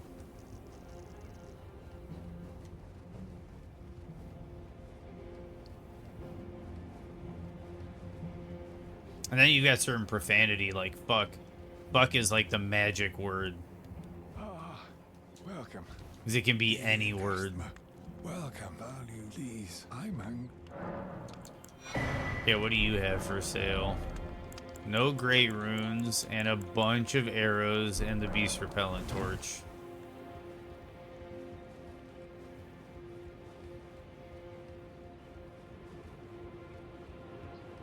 I'm afraid Melania has one of the great runes. And I'm also afraid another one of the great runes is behind Melania.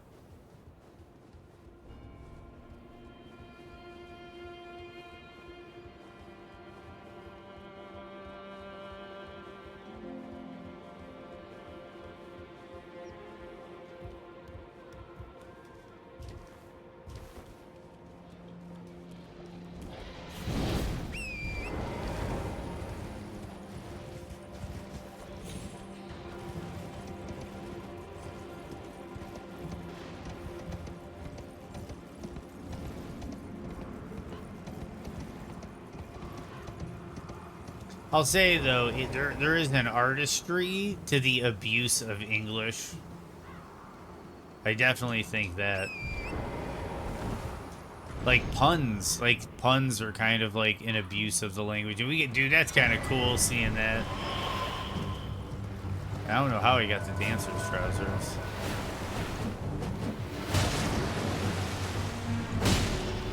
Oh, that's why they do this attack. It reaches further.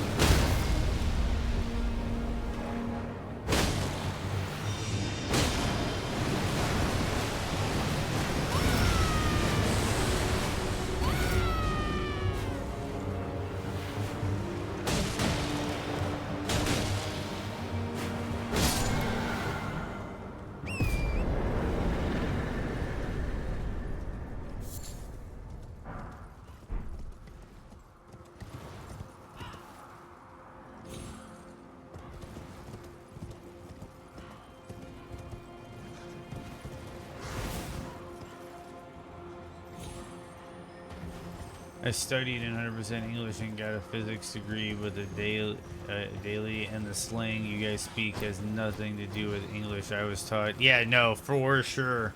Dude, our slang is wild.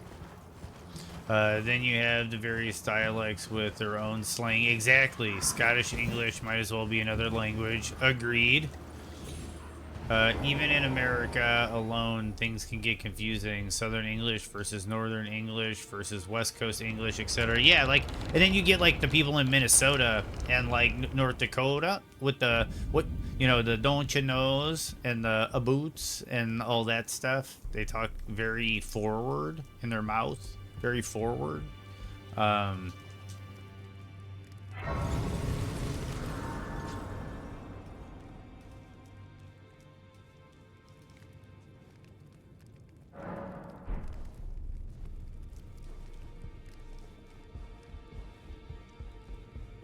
You got Jersey accents, Brooklyn, even within cities. Like you got like you can tell sometimes, like listening to a New Yorker, you can tell the difference between somebody from Brooklyn and somebody from the Bronx. Like it's crazy. Like even within a single city, you end up with different dialects. Ooh, ouch. Oh, it's the Raven Mount Assassin. But you don't have your Raven. Oh.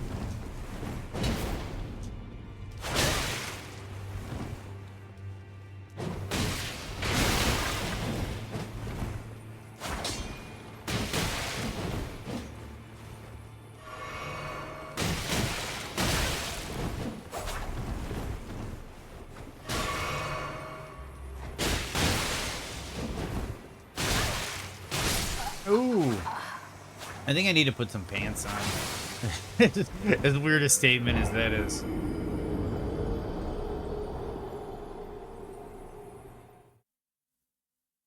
You got a physics degree, though. That's pretty bad, dude, non-fat. It's not easy getting a physics degree.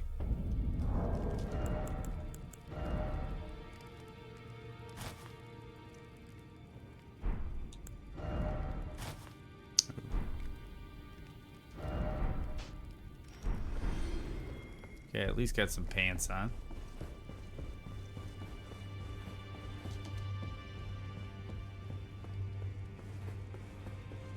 I think I forgot to change what my character looked like. That's all good.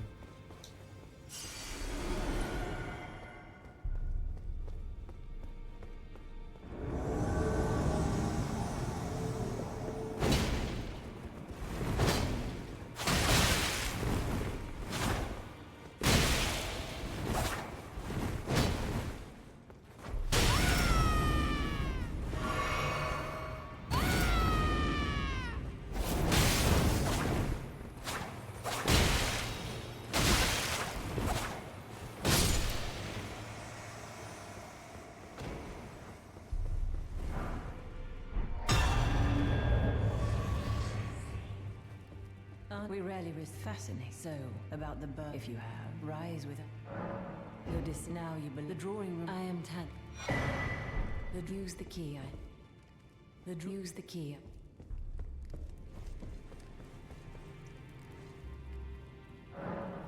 Kind of worried about the item location layouts.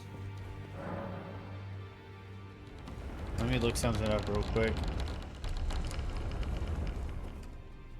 Yeah, vanilla locations and major keys, 19 checks. Major bosses, achievement bosses, and other and other bosses.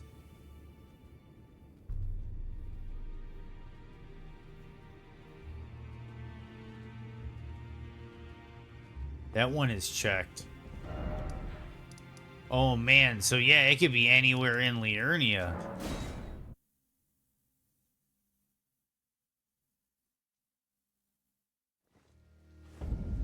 Let's go boss hunting.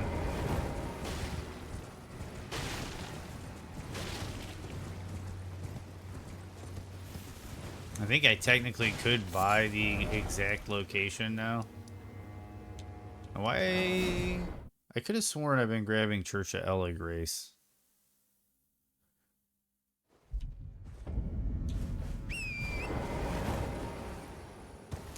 Literally had a customer come in talking like Boomhauer. That's hilarious. Go, get go. I was recently in Tennessee, like I've been saying on stream.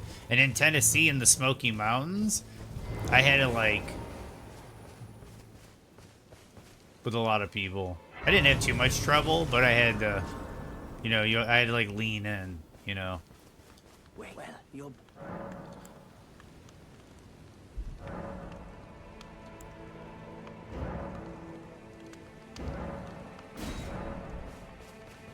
Goodbye for now. I'm just curious how this works. Exact location is red marked. Interesting.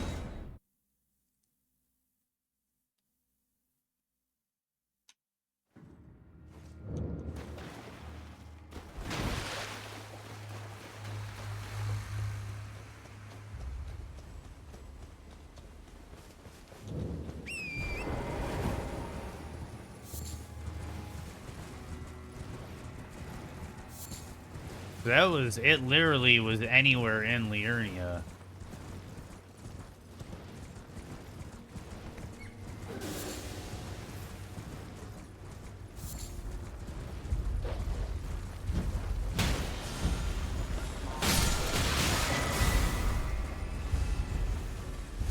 I might need that.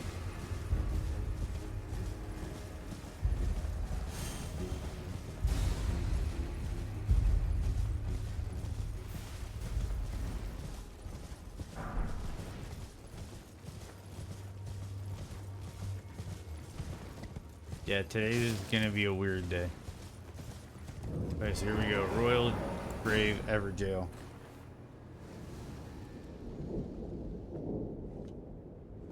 Okay, here we go. Let's see what we get. Bike.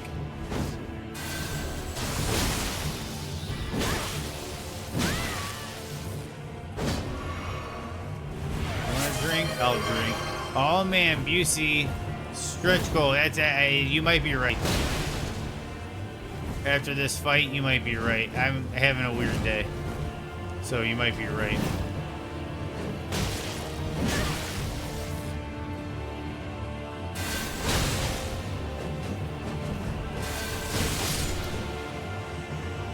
Let's see what he gives us.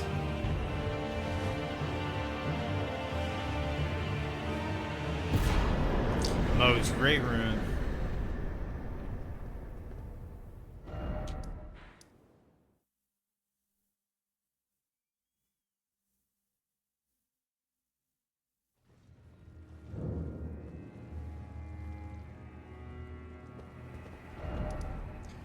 The smile, just so you know, the randomizer, it automatically gives you the Serpent Hunter Spear whenever you run into, Rykard.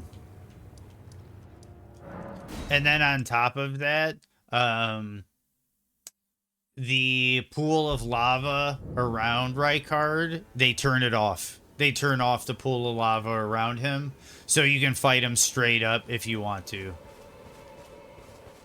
There's a few concessions they make. One of which is that all the aged untouchables in the DLC, they don't get moved. But when I get around to the seeds for the League, they get randomized. And you can run into those assholes anywhere on the map. Well, you're back.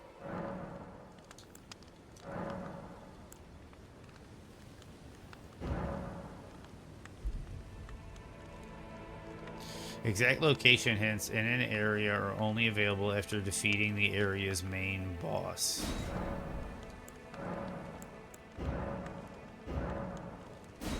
Red marker on the map.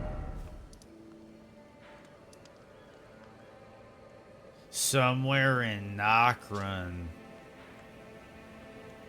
I have to get through Melania.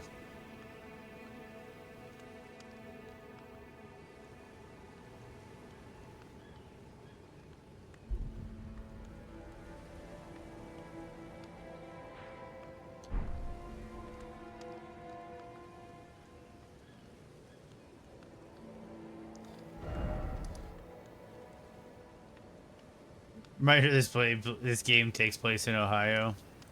Yep.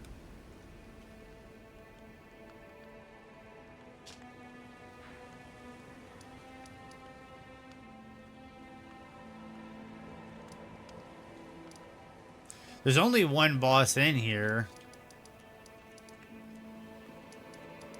There's literally only one boss in Nokron.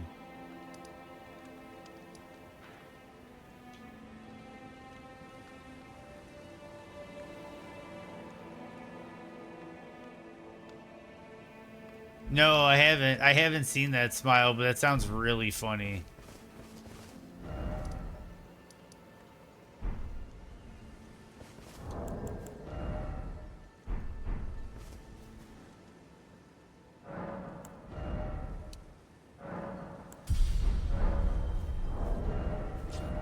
Do I have weapons I would prefer over?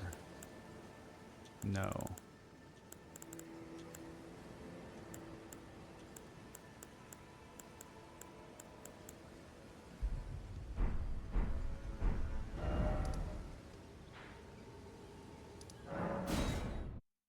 I'm gonna give it a whirl. This is probably gonna frustrate me.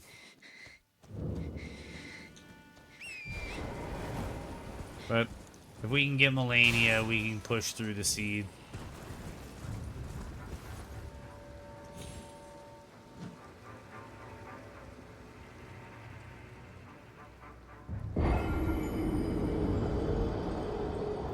I could also switch to having another blue physic.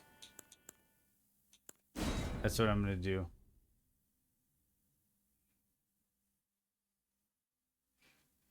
I'm actually, believe it or not too fond of Melania.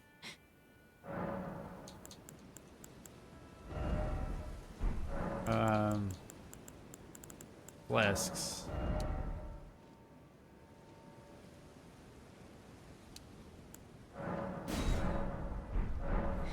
We'll see how that goes. I can always get more flask stuff. And come back.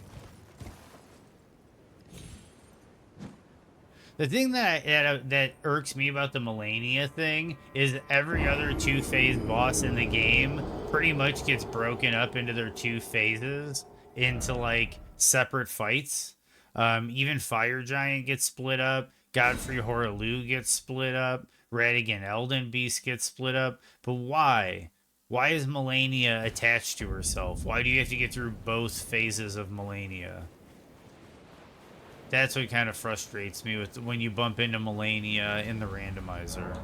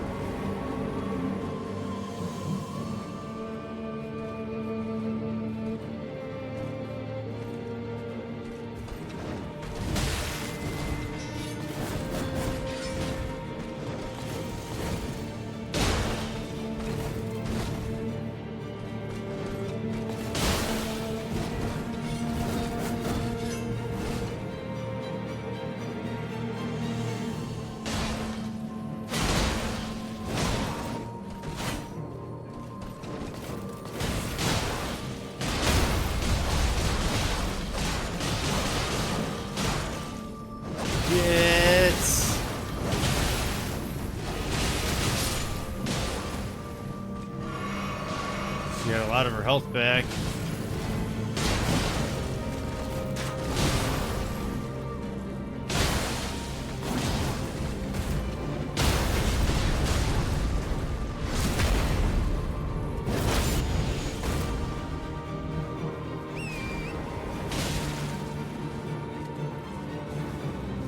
Are you telling me she got some of her health back?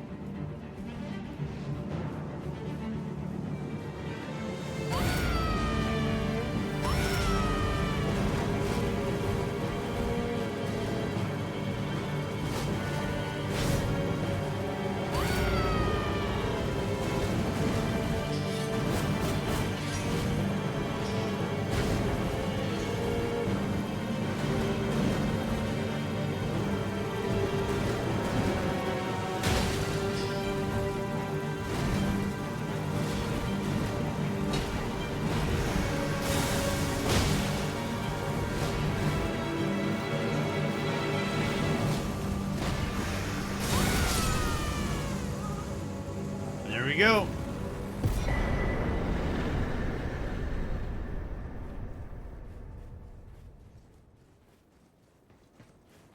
Yeah, I agree, Tron. I agree. That's probably what it is. I'm sorry I was distracted, but it was a Melania fight. You're probably right that they had it coded differently. And thank you, Keeler. Thank you.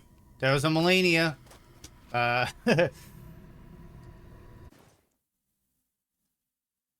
But yeah, I know a lot of the other ones, like when you fight Godfrey, I hate to break the fourth wall for everybody, but when you fight Godfrey, Horalu is underneath the arena inside the Erd Tree, just standing there waiting. And then when you kill Godfrey, he literally dies in the cutscene, and then they put up Horalu. They teleport him into the boss fight, and they're two separate entities.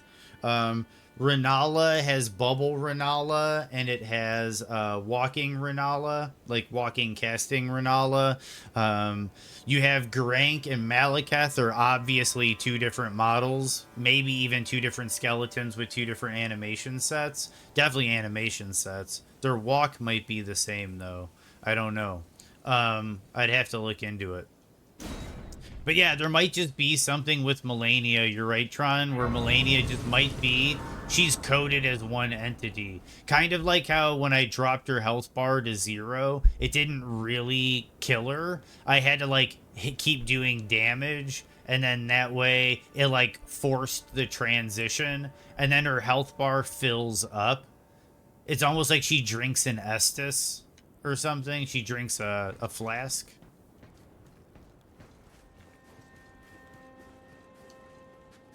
But we can get to Nokrin now.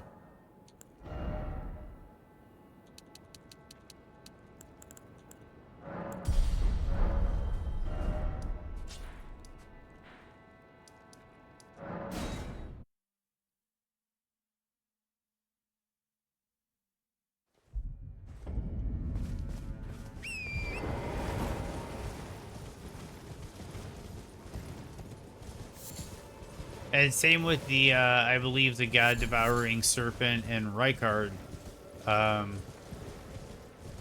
They're they're like two different models. So they count as like two different entities. So that's probably why they spawn separately.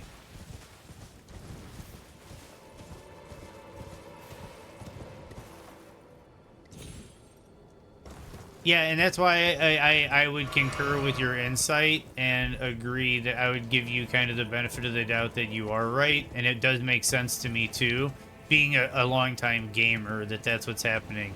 And because if you think about it, she has the exact same skeleton and the exact same move set with only having additions in the second phase. Kind of like a phase transition with like Moog. Like, yeah, great example. When you fight Bad Dude Moog, the one that's in Mogwin Palace, he still has the transition with the wings, and he still does Nihil. So what if it's just depleting her health bar is like a Nihil that just puts her health back up to like 70%. So it's like, it's basically the same as like a Moog fight, where the phase transition happens mid-fight and not a cutscene. But strangely, the game still executes a cutscene during the transition. It would be like if Morgott had a transition cutscene instead of making the piss eruption happen.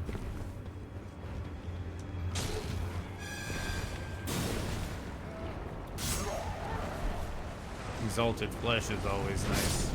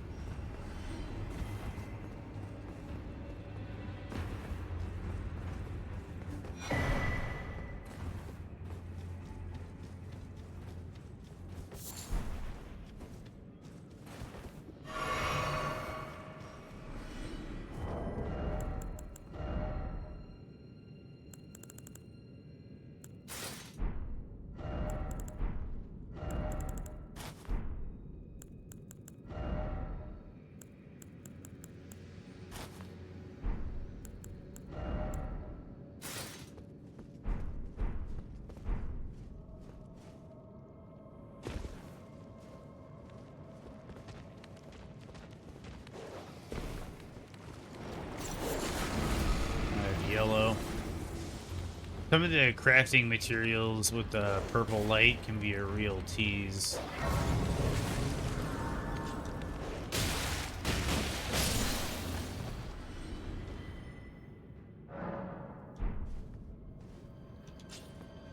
Wait, I gotta fix my glasses. Oh wait, and there was that stretch redemption from Busey. Give me a moment, Busey. I apologize for not redeeming the stretch.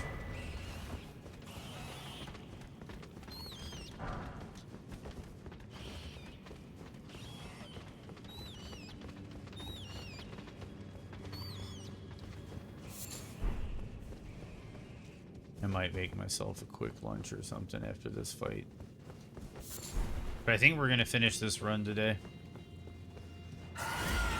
We'll see what bosses we get along the way, but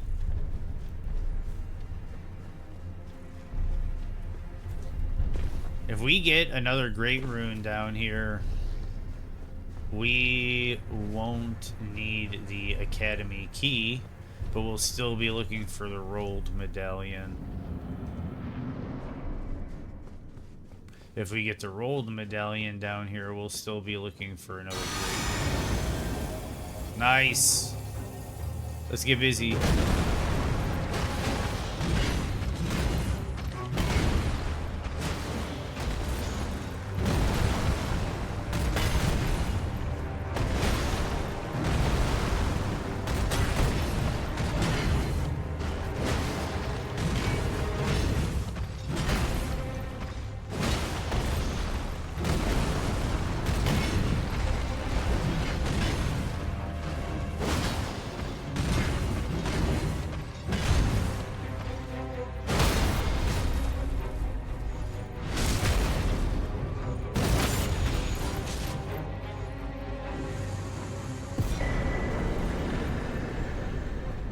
Yeah, it's cool that he had the Stormhawk axe.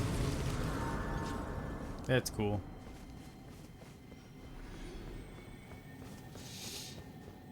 Thank you for putting that out there again, Keeler. I really appreciate you guys standing up for me. Well, not really standing up for me, but you know what I mean. Impenetrable thorns. Mimic Tier's hard when you're a bad dude. Cypher Pata. I think we got a pretty good build, though, honestly. It's just kind of getting the pieces to finish the game at this point. Just in case. That's right. I have to do this. We have to do this because there's no other bosses here. Ooh, but it could be where the Finger Slayer blade is.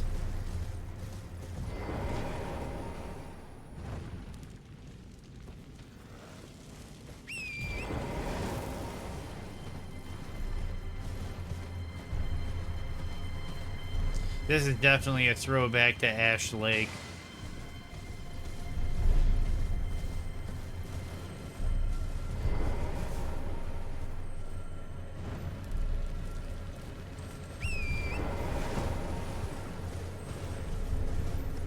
I love how the Mimic Tier is God-free. That was kind of badass.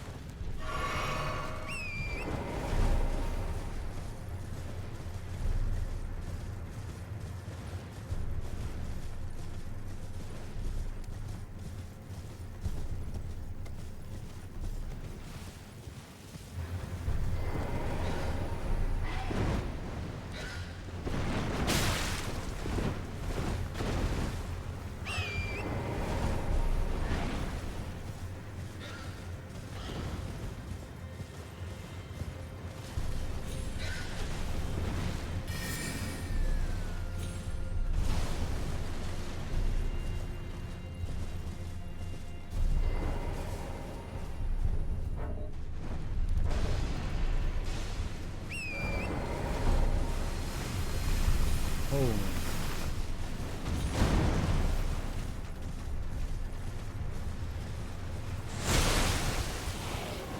Was gonna check that item.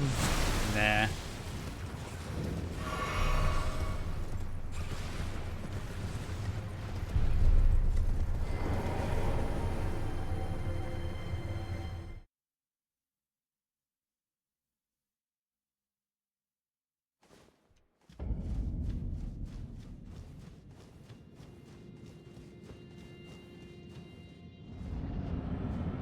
Going offline? Well, it was great seeing you. Oh, man.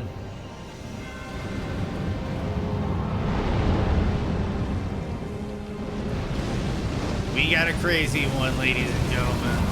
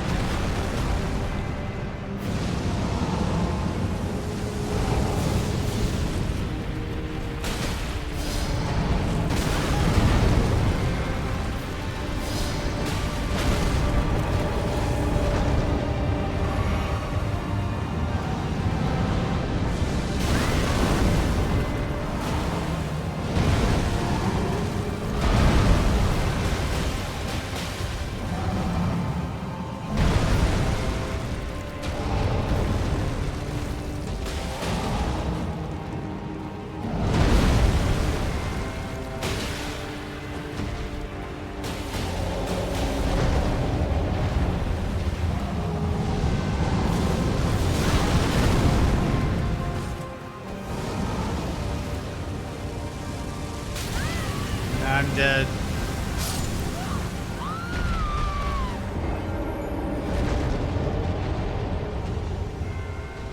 Yeah, it's just the arena and the weapon I'm using, and I don't have torrent to close the distance. But yeah, for sure, Smile, I should have this easy peasy. And yeah, later, non-fat. Have yourself a good rest of your Halloween.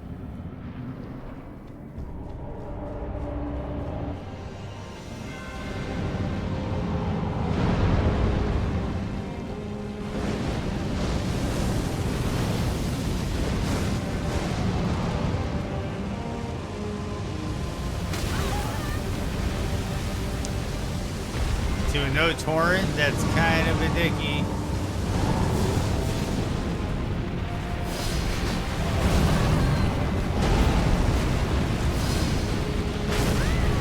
Dude.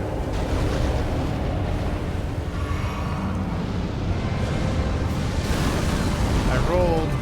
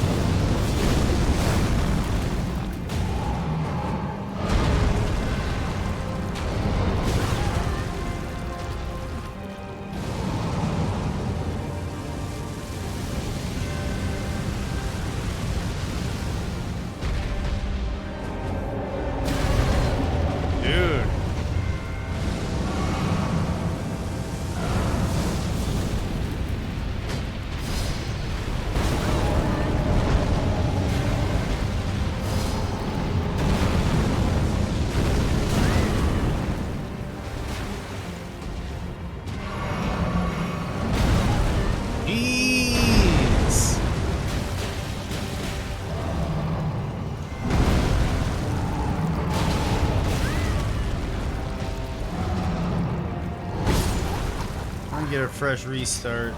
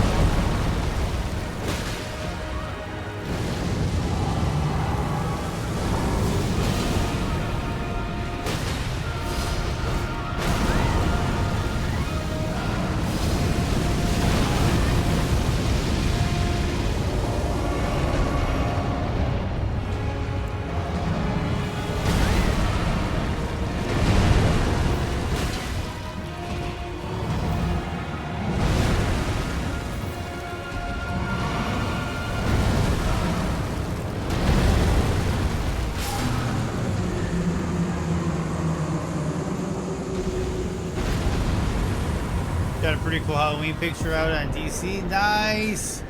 And we got the Great Rune of the Unborn.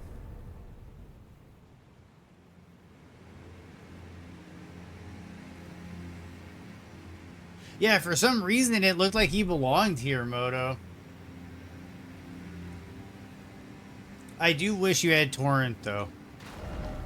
I do wish you had Torrent, though.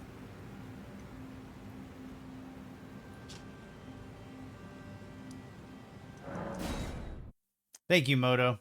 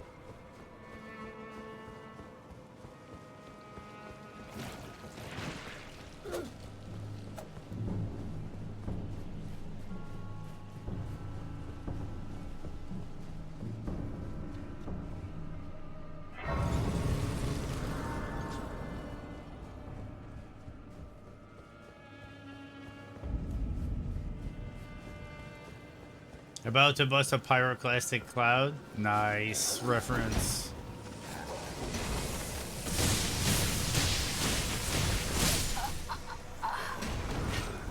Okay, so we gotta figure out how we're dealing with Will of the Wisps, because they are serious and they could be a progression killer in the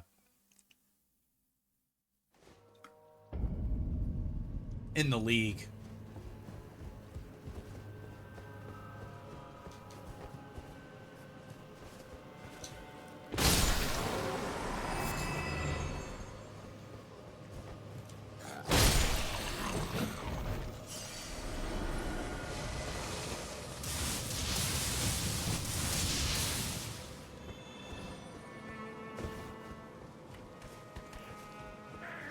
That thing looks almost majestic up there. Oh, and an omen?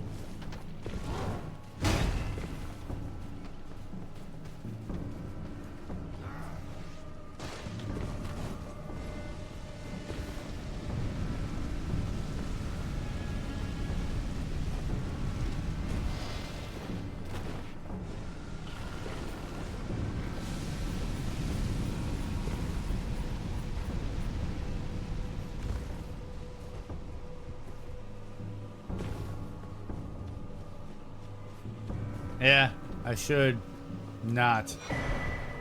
Got another Zamor mask.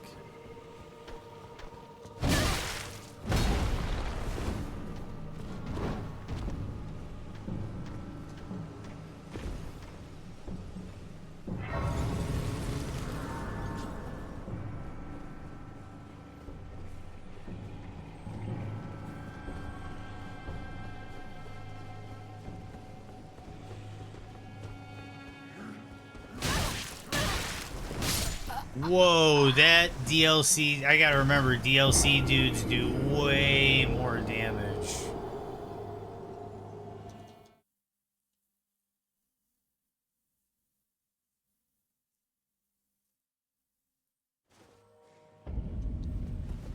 Okay, gotta keep that mental note. DLC dudes do way more damage.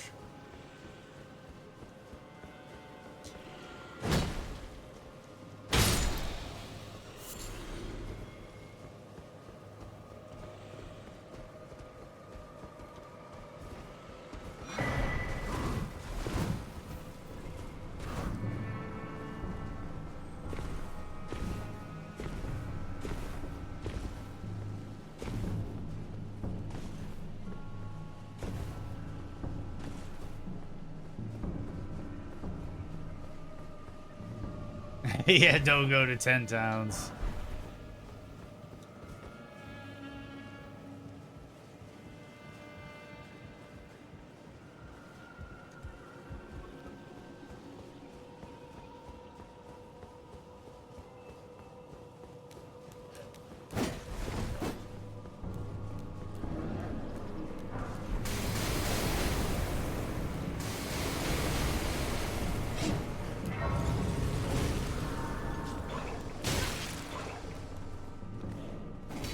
They want me to keep running, I'll keep running.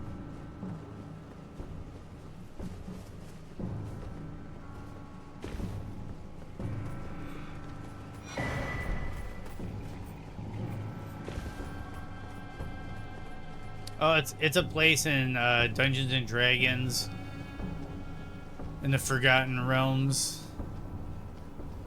The same planet that Baldur's Gate is on. It's way up north. It's in Icewind Dale, which is like the glacial, snowy region of the world.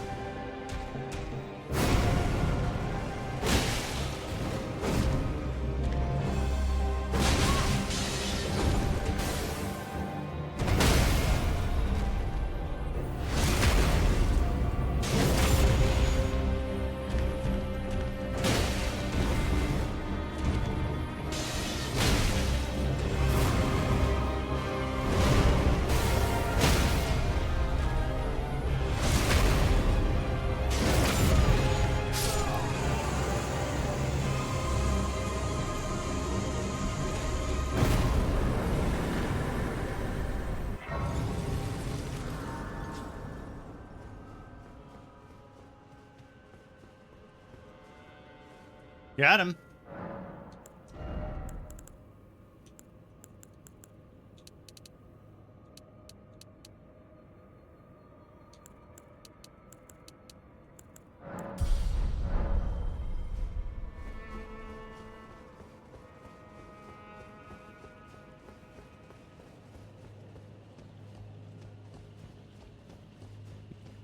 Yep, I got like 2 viscerals on that man. I shut that dude down.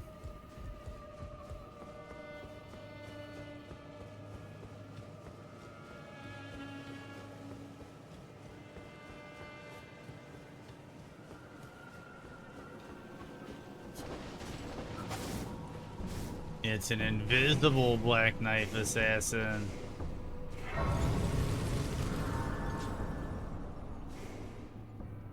We'll reset his aggro.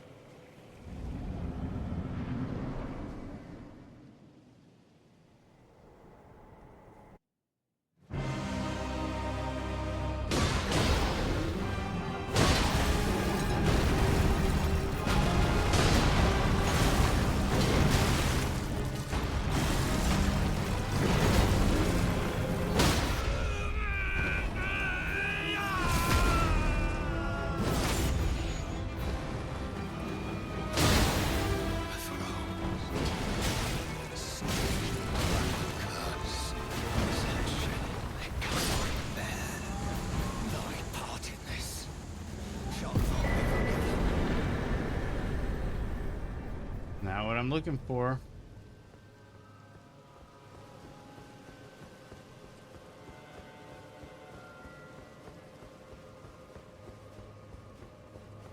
Thank you, Busey.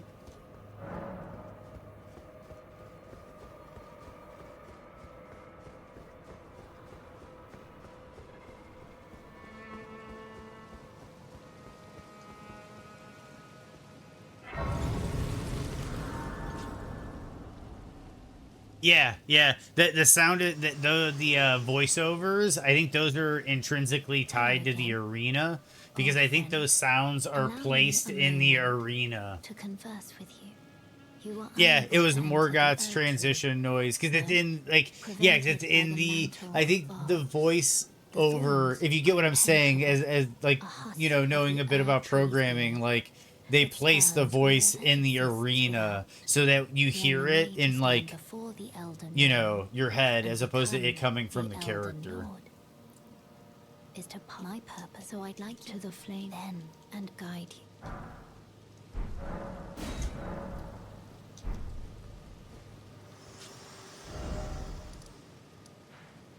Okay, so what we're gonna do is we can buy where the rolled medallion is. Yeah, yeah. That way, if something happens where the boss bugs out, or if he dies too far away from you, or if he falls through the map, you can still hear the dialogue. Well, you're...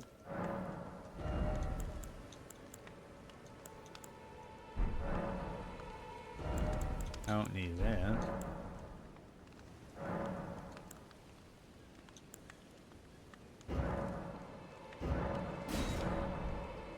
Goodbye.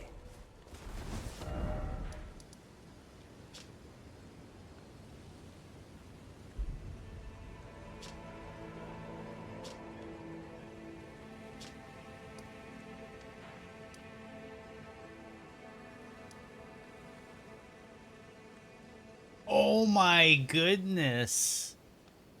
There's two bosses in the Forbidden Lands. And that's where it is. That's convenient.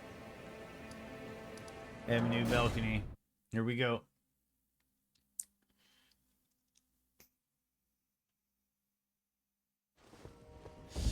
Yeah, so the randomizer, it's probably just easier for the randomizer to just not even bother with the arena dialogue.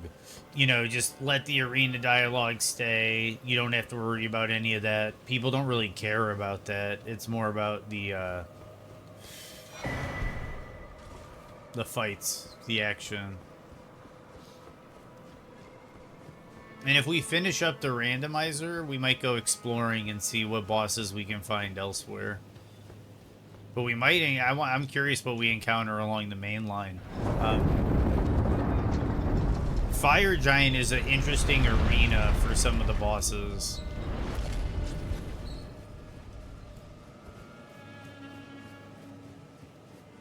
The other thing is, too, Tron, the AI of the enemies is tied to their location and spawn. So if there's like a passive enemy, like for instance, down below, there's a dog that's always passive and his AI is broken, he'll be replaced with another enemy whose AI will be broken.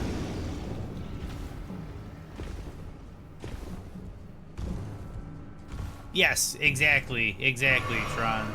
I think you're right.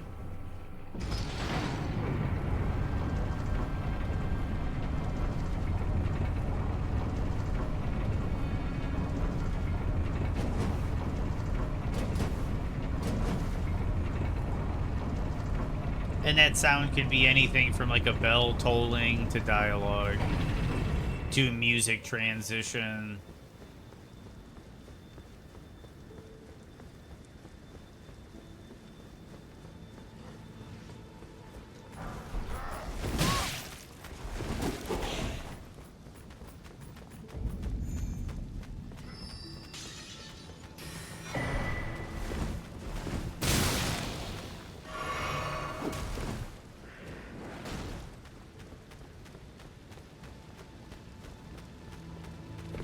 Because, yeah, in this, any boss can have the runes. I think because, honestly, they don't anticipate anybody even makes it to Altus.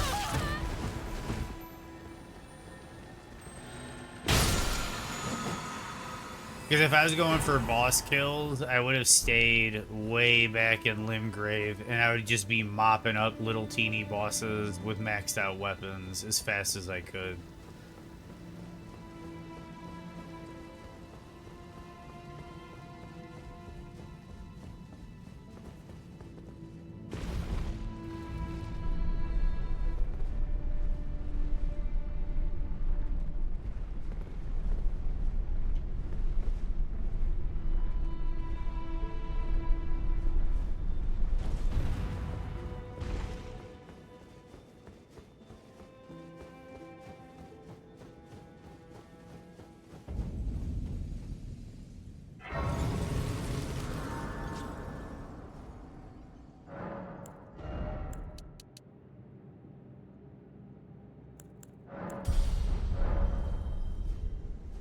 Probably should have went for damage, but I thought I'd get a little extra blue juice.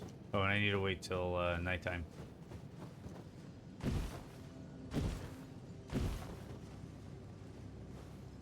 Yes, exactly, Tron. Yes, yes, I can.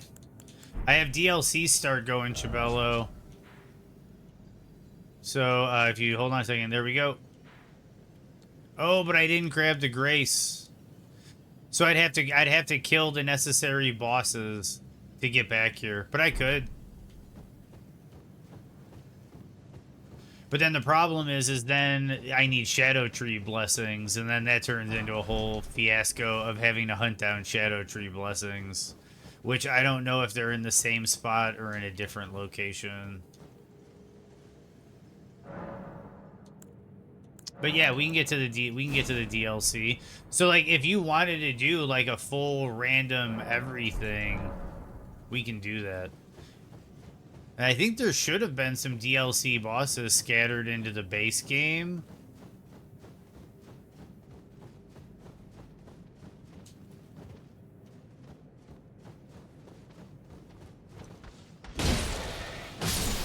I just haven't encountered any yet. Oh, Emir. I did encounter Emir.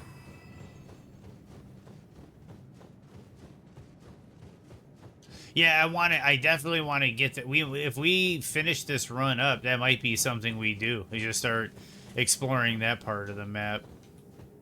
And here we go. Here's potentially who we have to hunt. So we're gonna get this kill.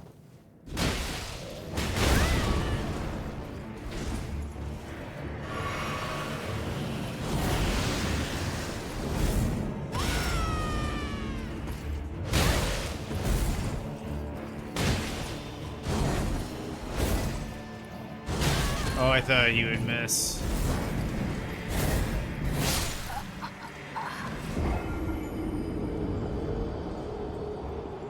I thought I could just keep circle strafing on that last attack there. But that's kind of like a Godfrey, where it's like his handle gets you.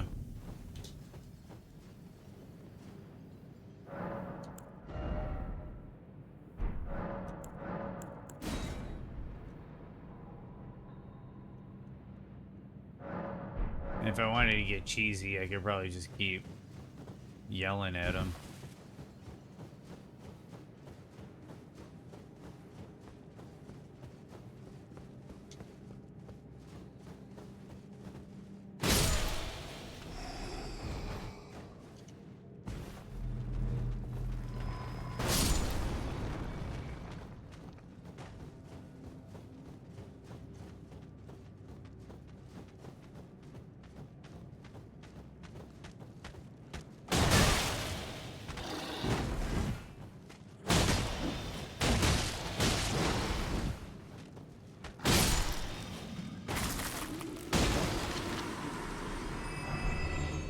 Death of the guilty.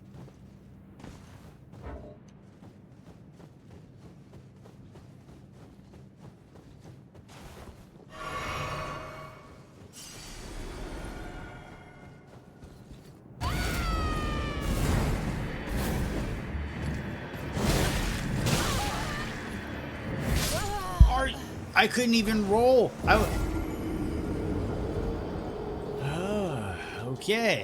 Okay, he's gonna be a son of a gunder.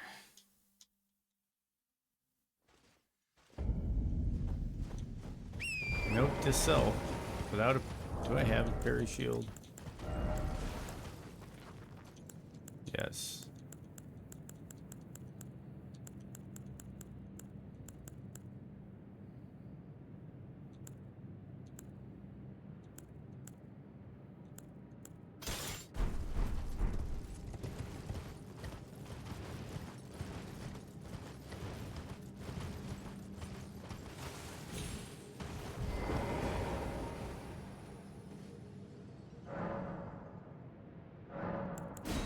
Here we go.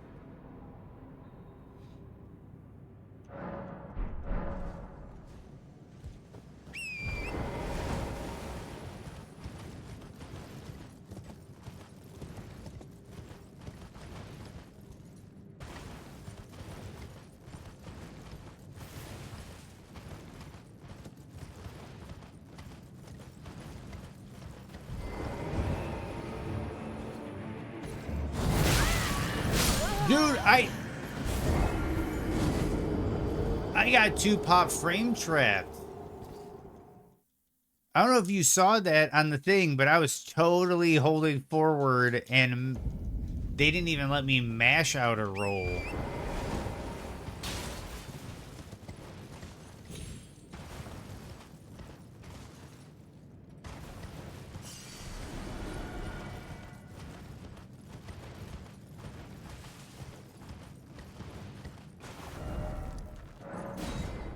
Forgot to make it nighttime.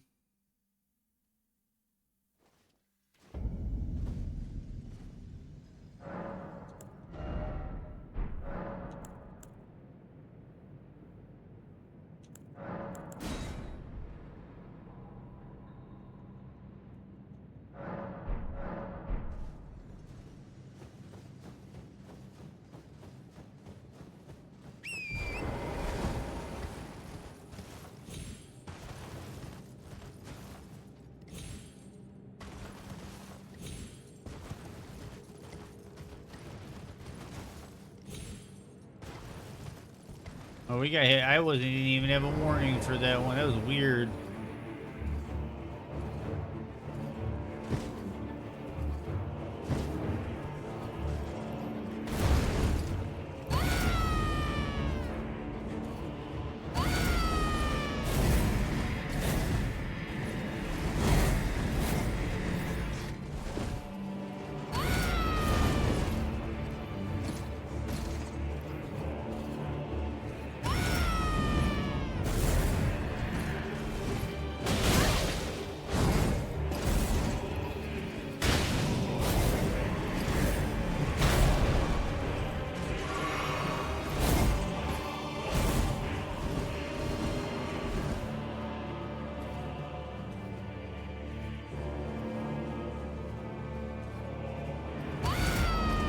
This terrain kind of sucks for this fight. That's another problem I have.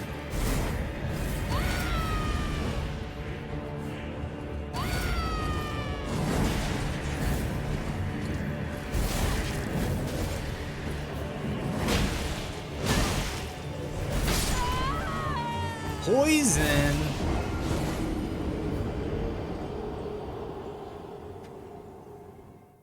Dude, the area for this fight is more the problem than the fight.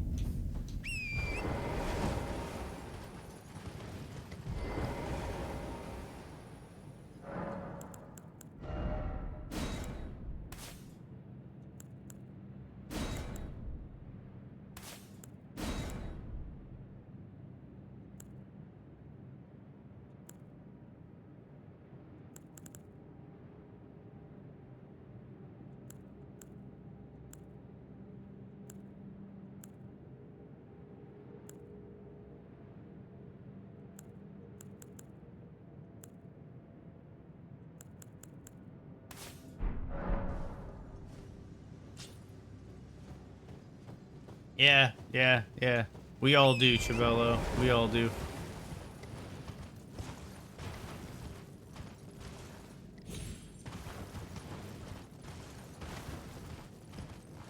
Well, one thing we can do is bypass him and see if the other guy has the rolled medallion.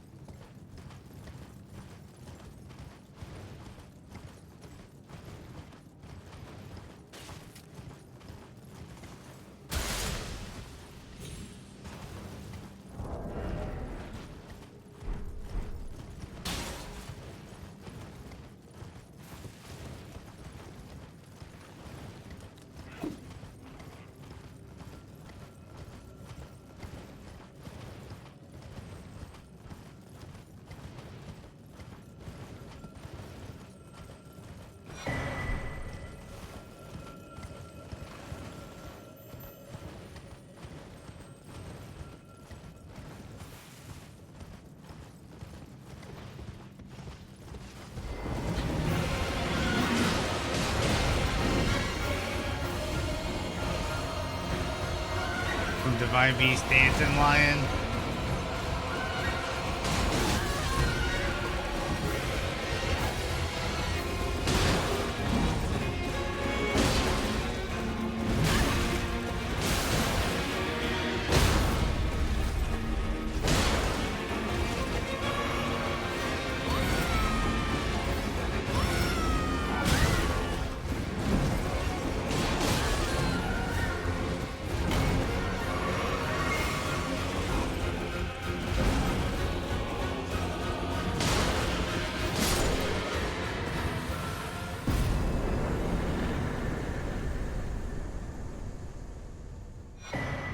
Rolled medallion right in front of the gate.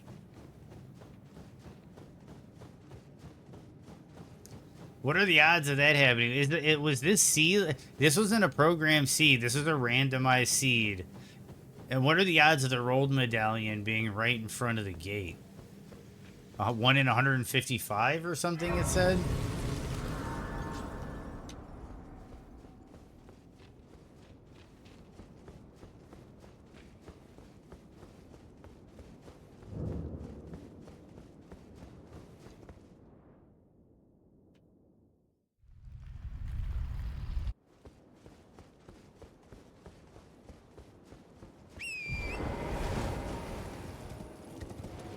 So fire giant.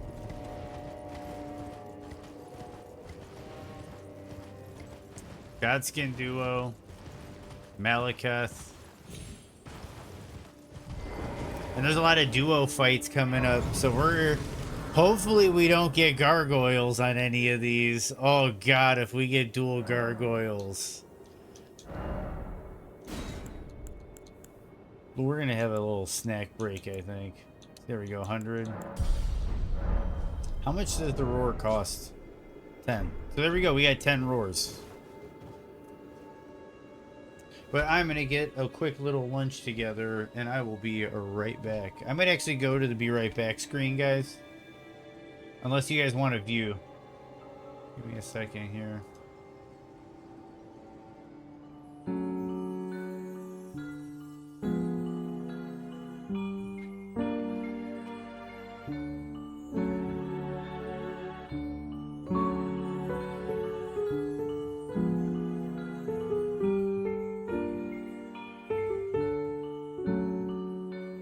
When I'm back with something to munch, I might put it back on the screen with no face cam, but give me a moment.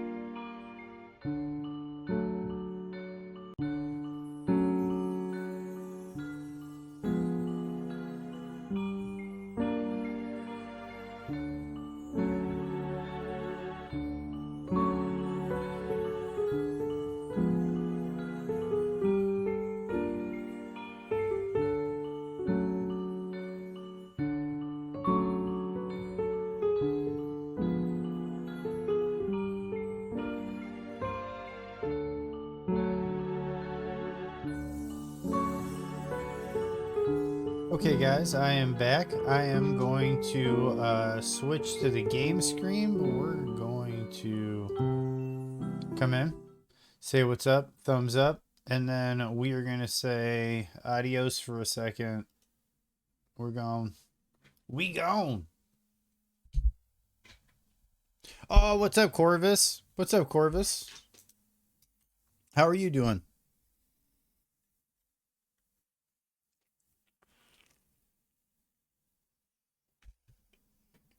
Ooh, that's good.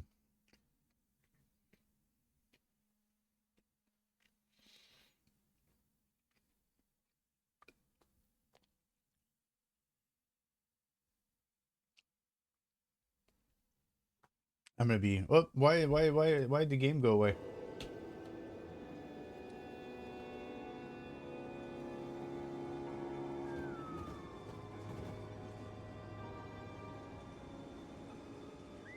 I like how you can see the walking mausoleum down there. The one by Latenna's albinuric friend.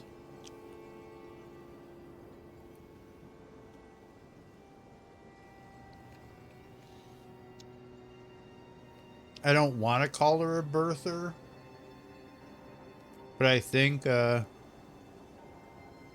what Latenna refers to her as, is like the birthing mother or the birthing droplet or something. It's weird.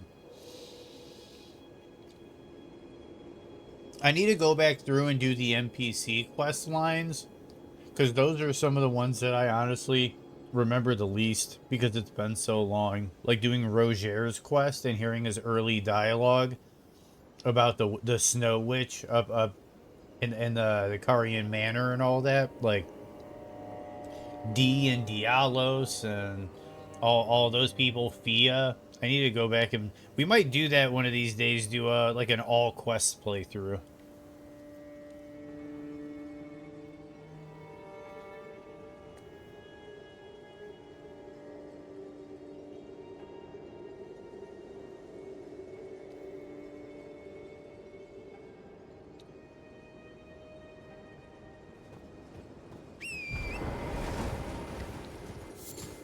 Okay, so we're gonna start working our way towards Fire Giant.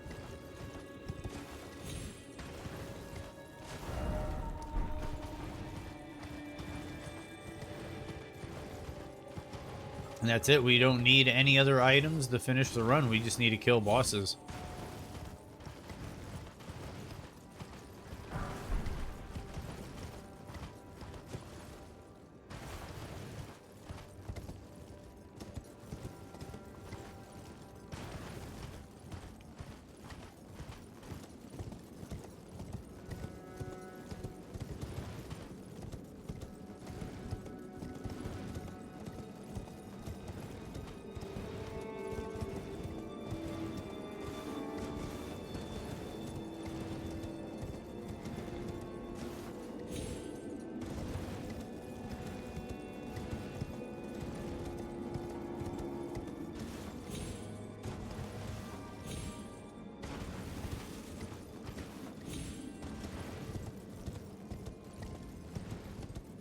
I was expecting the archer to be there shooting arrows at me.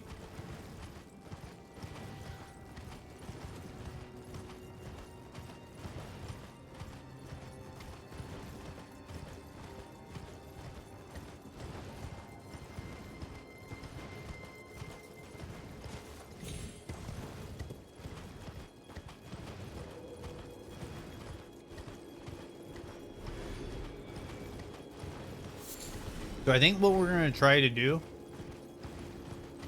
is tomorrow we might try one of Forza's trial seeds. So we have everything operating as intended with the counter and the clock. And maybe on the first one we'll allow deaths, but try to not have deaths, you know. But if we have deaths, we'll ignore them. And we'll see what we can accomplish in 2 hours. And then if we want to, we can keep grinding the seed, because it's a trial seed, past the 2 hours.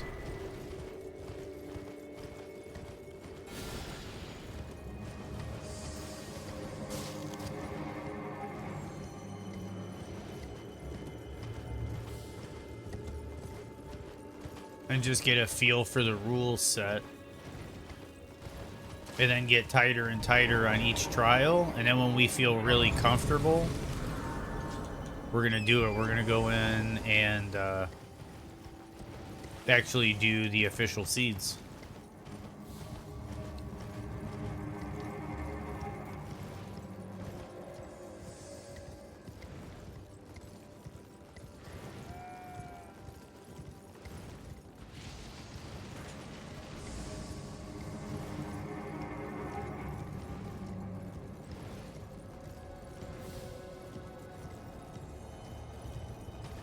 We still need a red one of those. I need to make that, and I can actually do that myself.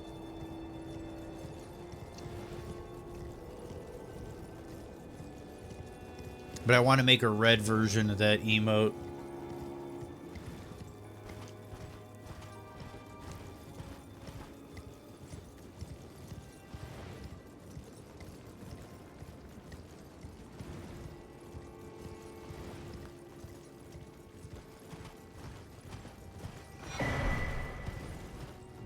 Bell bearings were not randomized, which has me thinking in Forsa's trials, it might be where all those are available at the shop in the round table.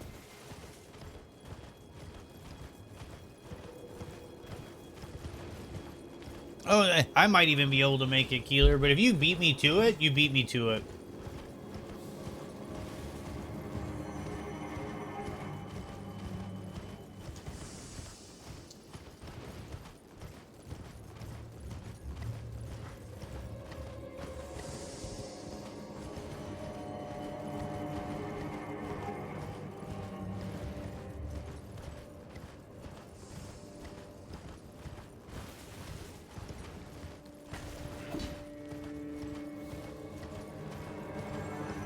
I keep forgetting to. Because right now, that emote is kind of pulling double duty.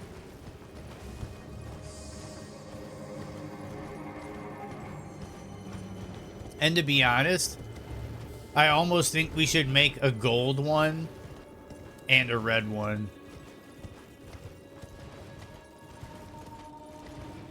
One that's like, hey, what's up, guys? I'm a friendly cooperator. And then another one that's letting people know, or you're letting people know that it's a cooperator.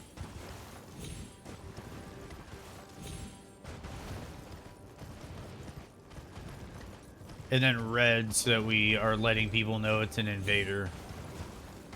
Because right now, that emote's kind of pulling double duty. And that's a wisp.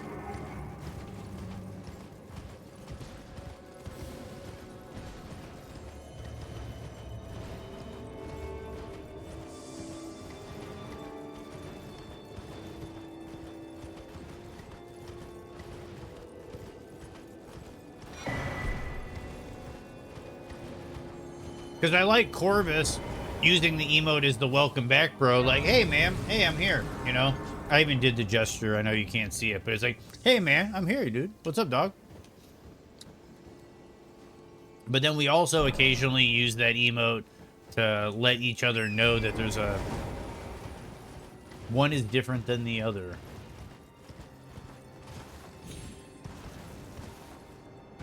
And it's kind of like a red flag kind of thing.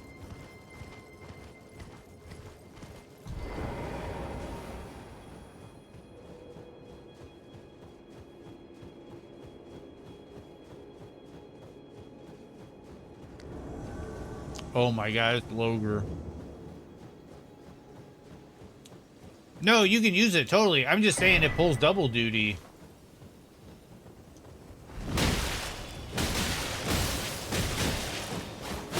You just reminded me that it's pulling double duty.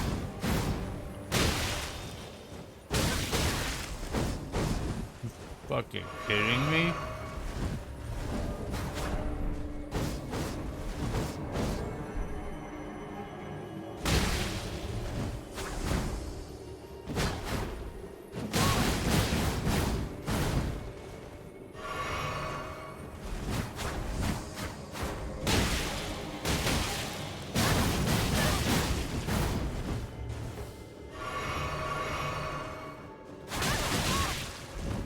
Dude.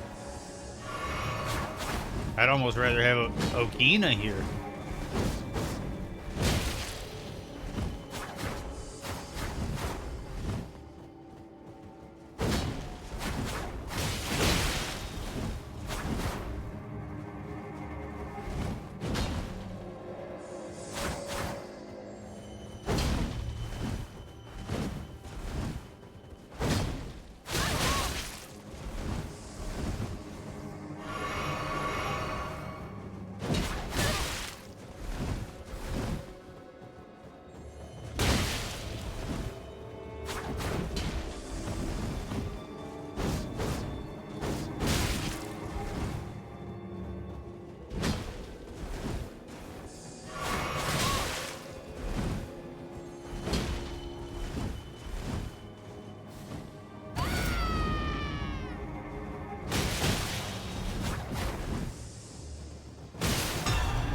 Oh my goodness.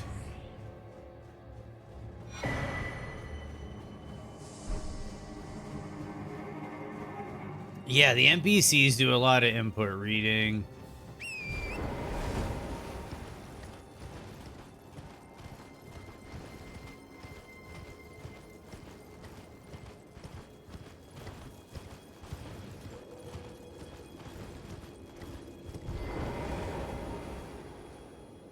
Thank you. Thank you, Odo.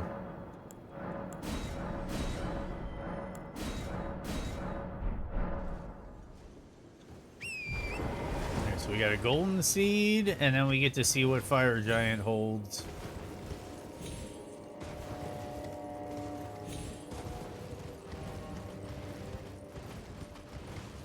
The depths of your foolishness. I finally realized what the song was. Well, I just noticed what the song was that's playing.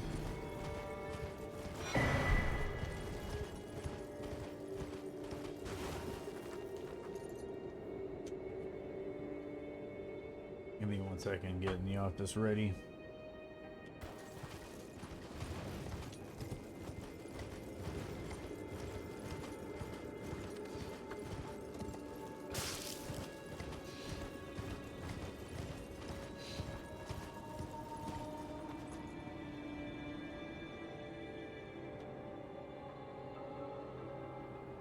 There we go.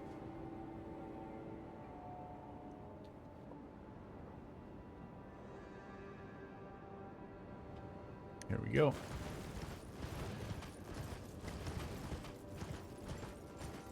Estelle Getty. Hey, Sophia, it's Estelle Getty.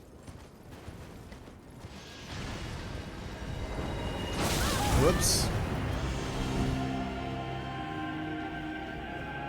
Placida Sax's music. Could have sworn I made that, but all right.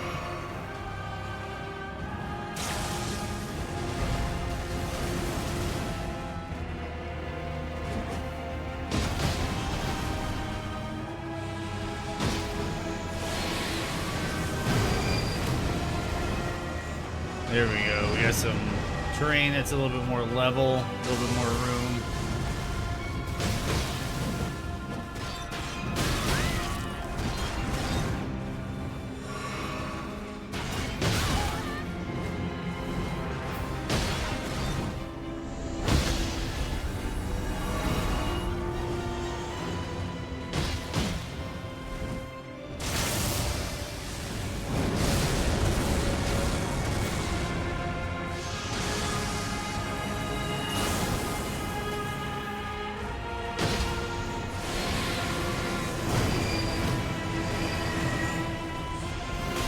I dodged that. I'm pretty confident that I dodged that. That was a janky hitbox. Janky hitbox enemy.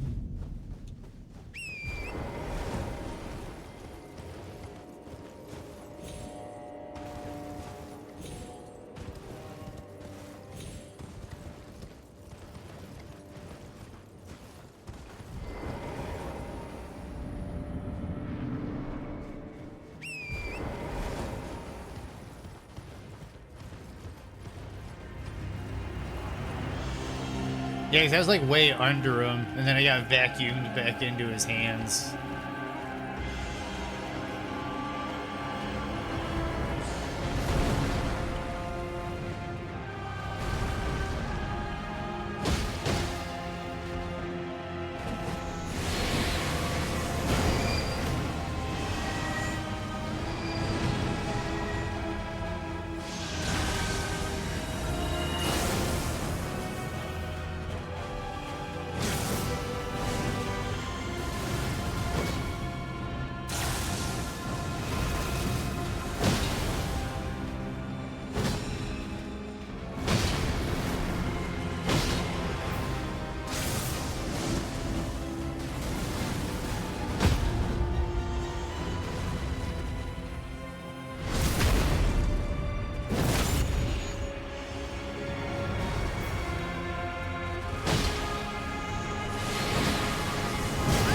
Early.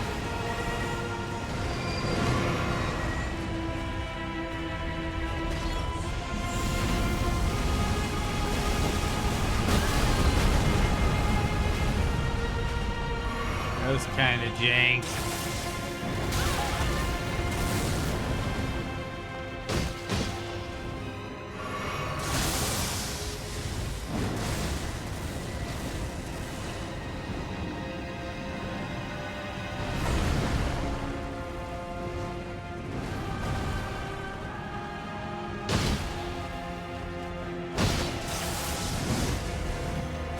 This boss needs level ground.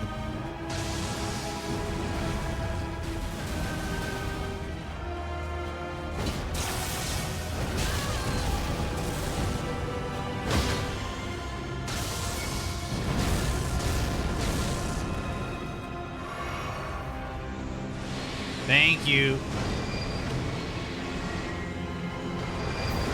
Right back where you...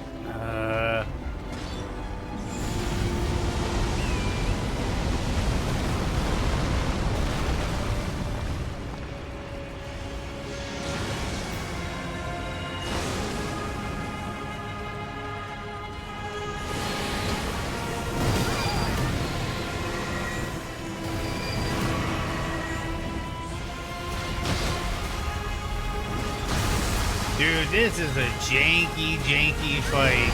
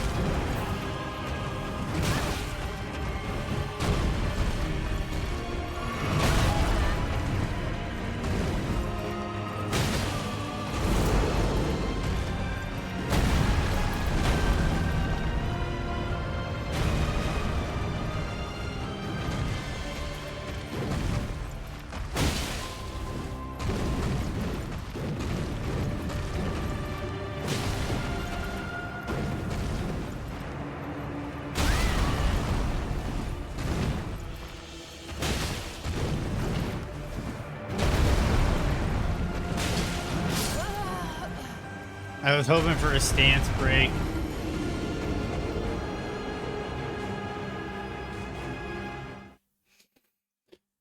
for a stance break. That first phase, I can do the second phase honestly easier than the first phase. It's just the jank in that arena with Estelle is real. And my weapon doesn't have good reach. Do I have an alternate, like, weapon I can...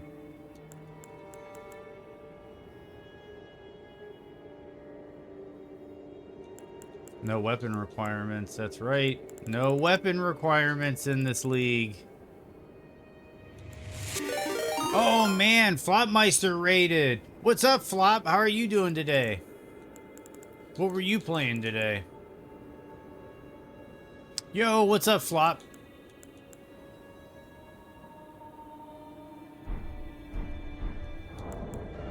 We are doing an Elden Ring randomizer. And at the moment, Estelle is being a little problematic. We got Estelle at where the fire giant is, and the terrain does not play nice with the Estelle boss fight. Both places you fight Estelle have the exact same arena with flat ground. I'm starting to think that's on purpose.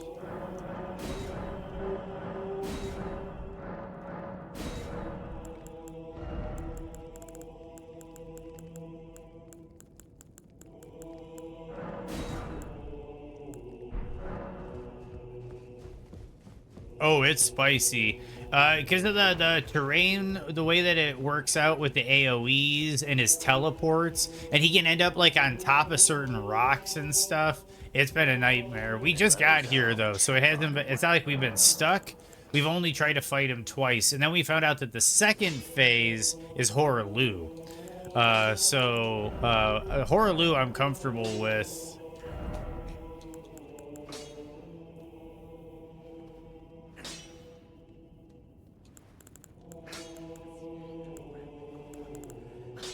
I'm just making sure this is what I want to do. And I think it is.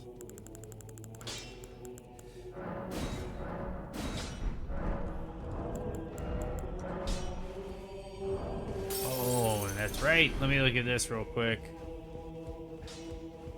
I have 2 remembrances, which means that I can turn them in for random items at the shop.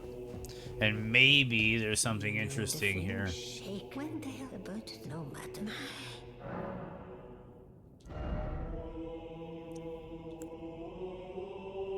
Not really.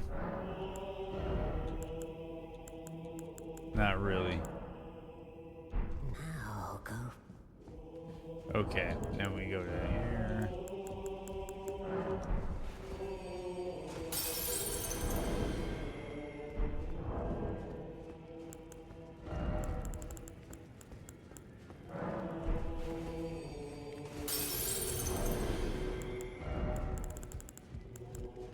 There is a Deathless Randomizer League going on, Flop, and I'd love to be able to play Elden Ring, but I'm currently taking each Souls game at a time. Next will be DS3. DS3 is a fantastic game and a great warm-up for Elden Ring.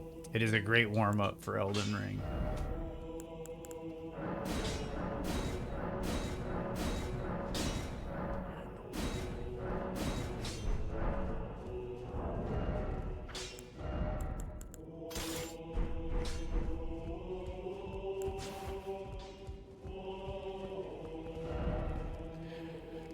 Okay. Oh, man. Thank you for the Gigantify raid. That's a good raid emote, brah. And it's got the ice pick. Nice. Okay, so we're at the foot of the forge. And hopefully, we're going to hope, fingers crossed, that the sword's moveset gives us a little extra reach, maybe?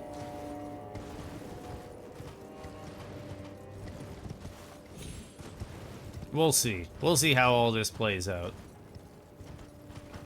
And yeah, once again, thank you for the raid. And for all you raiders, I am the Luminoth. I do challenge runs and speed runs of Elden Ring. And I also do some variety streaming. This randomizer league, though, is gonna kind of eat... Oh, man. Gonna kind of eat into my variety, I think, a little bit.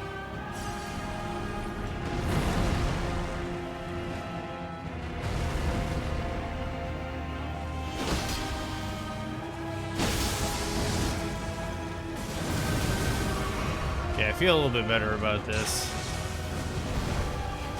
Unless he does things like, see what I mean? He gets all...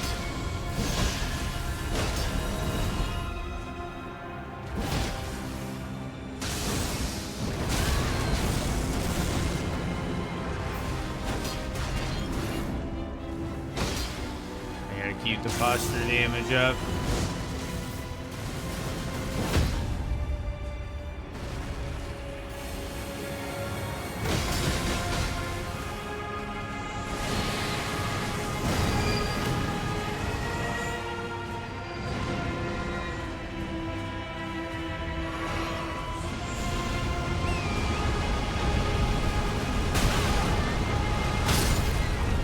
I'll take it, as long as I don't die.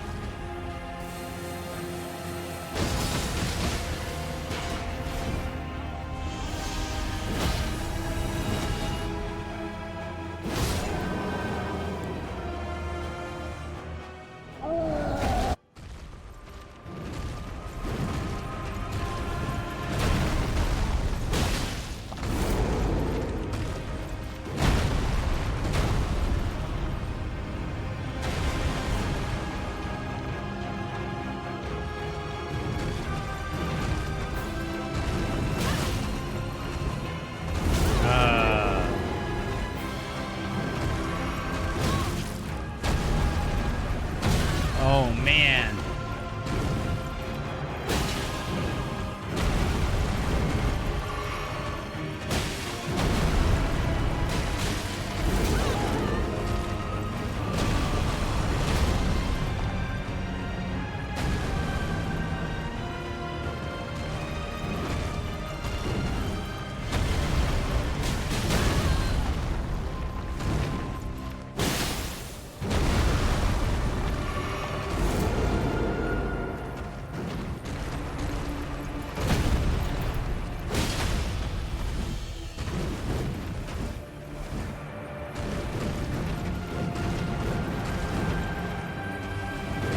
I need to go left with that. Oh, and I knew that grapple was going to connect. I keep thinking he's going to do phase transition.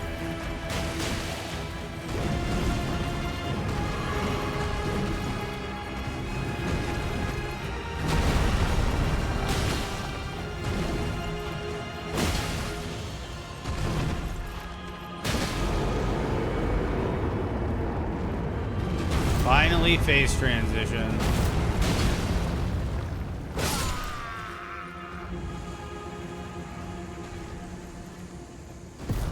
Ooh. They got the blood pumping.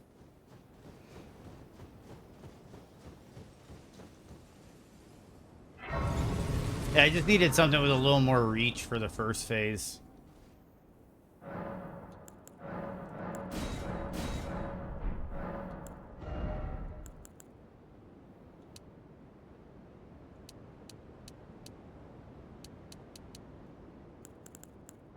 Strength has some massive boons for that Ordovis.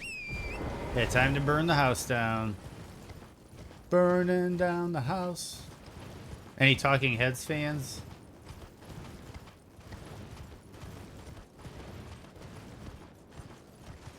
I was with someone recently and the TV brought up the Talking Heads and the person was like, I don't even know who the Talking Heads are. And for me, that was a ooh. But I can get it. Kind of a niche 80s new wave band.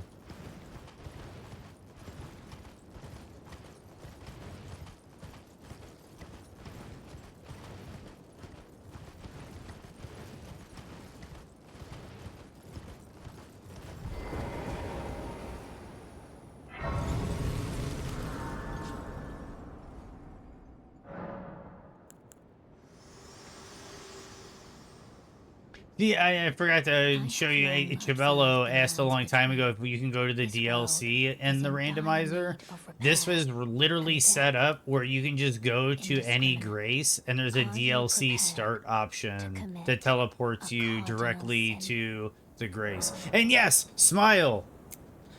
Psycho killer. Qu'est-ce que c'est? Fa fa fa fa fa fa fa fa fa fa better. Very well. Let my Such a hand good song. rest Such a good upon you band. for but a moment.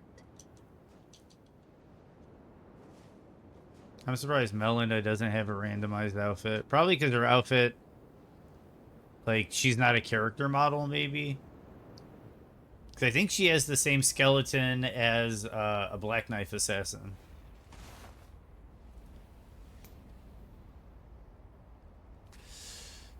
Kid killer. Qu'est-ce que c'est?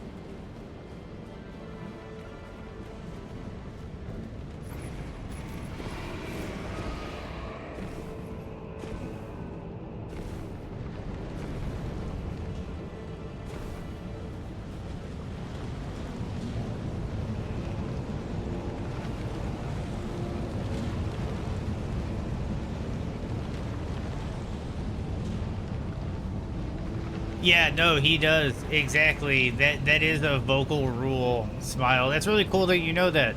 But yeah, there is when you're singing, you're never supposed to it has a different context these days. When you're singing, you're never supposed to use the hard R. You're supposed to gracefully like stray away from the R. But yeah, no, totally. David totally drops the hard R in like everything. But he's the band.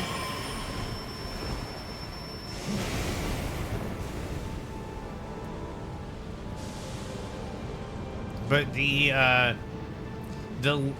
lyrical delivery sits in this interesting place where it has an important how do I word this? It wants to be understood.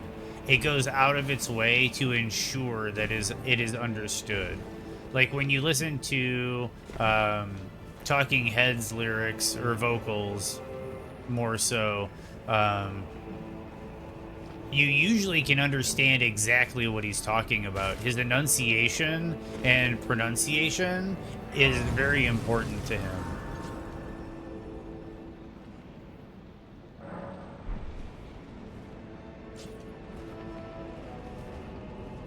And here's that jump route for Godskin Duo. Well, actually, I can go here, see what this is about.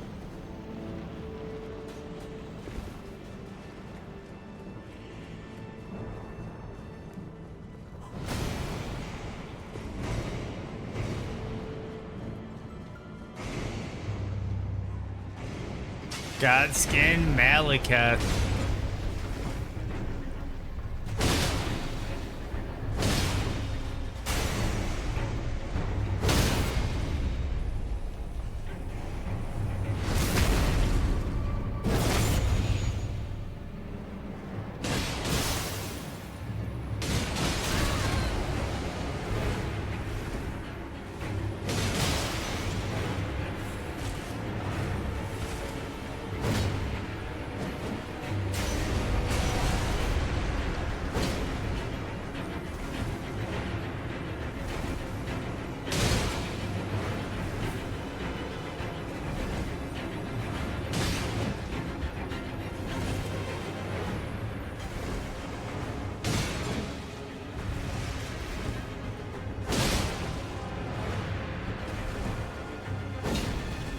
Oh.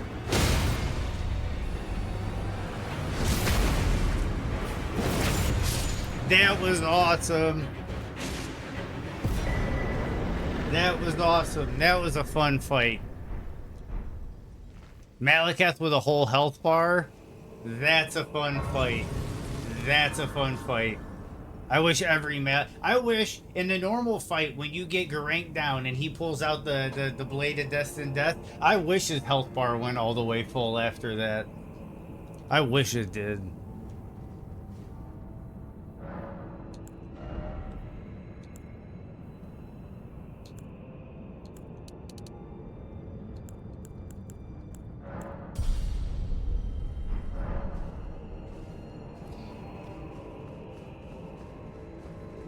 Yeah. Pearl Jam is the exact opposite smile. High and low.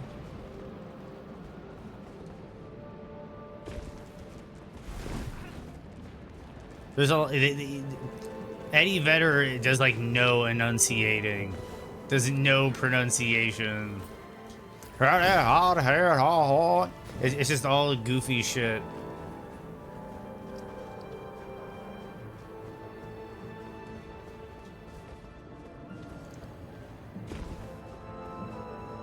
I actually like. I don't like. Thank you for the Giga Chad, Keeler. I genuinely do not like. I do not like Pearl Jam.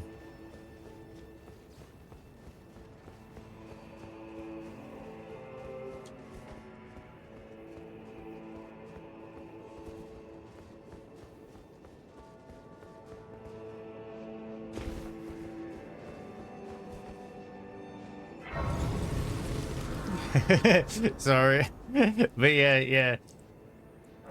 I'm not a big Eddie Vedder fan. I do not like Pearl Jam. That like post grunge is not really my thing. Like that's not really something I'm interested in. Like that, Soundgarden. What are some other bands that are kind of in that wheelhouse of like, what is it, like Temple of the Dog and stuff? Hey, that's not my jam.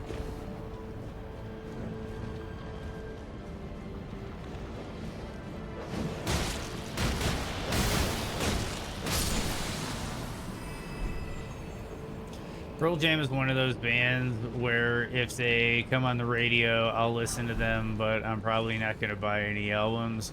Like, yeah. No, I to an extent, I'll say this, like, there's obviously worse out there. There is worse out there than Pearl Jam. But, like, every time I hear a Pearl Jam song, to me at least, it just sounds so milquetoast. It sounds so vanilla. It sounds so... Like, granted, you know, they have Jeremy, which you could argue is not a safe song, but I feel like a lot of Pearl Jam's music is just kind of safe music.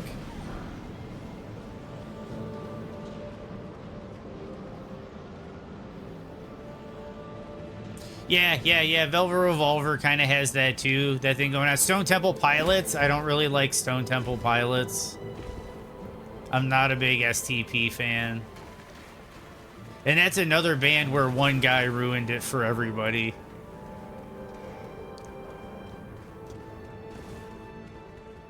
And I'll say this about Eddie Vedder. What is it? The one movie? I might be wrong about the title of the movie. It's like Call of the Wild or something. It's a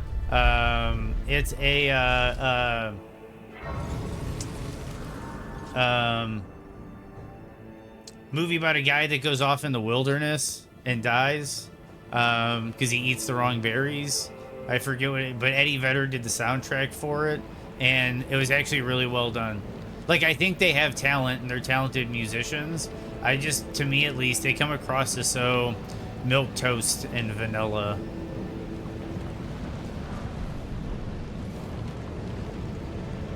I do not like Audio Slave.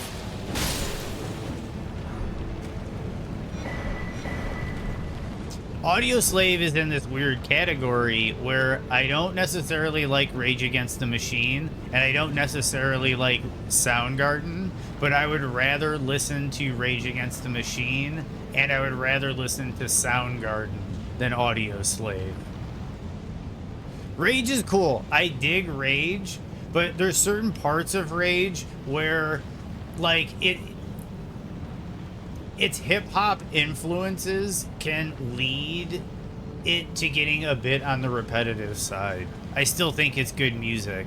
I just think that, like, for instance, like, there's a lot of Rage Against the Machine songs where the bass line is literally like two parts. You have a verse bass line, a chorus bass line, and you have like transition fills, and the bridge is just like a simplified verse line. And it's weird because it's like, it's really groovy, it's well composed. It's just I'm looking for a little bit more diversity in my sound. And I can agree with that too, Smile. Like, you give me Limp Bizkit, and it's like, yuck. I'd rather listen to Rage Against the Machine. You give me any of that kind of that weird head PE, like that weird era where you had like the hip hop and metal and rock crossovers going on.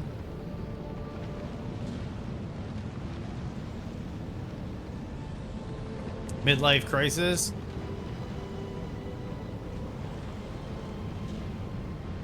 Well, we're gonna see what boss is in here.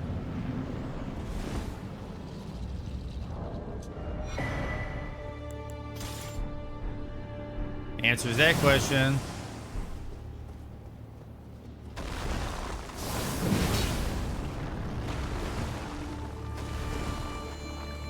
I'm fat rolling.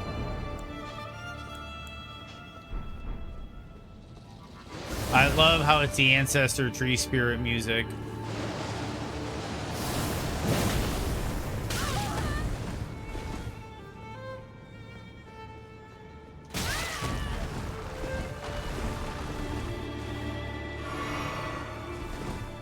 If I can get into position, I can stun lock him.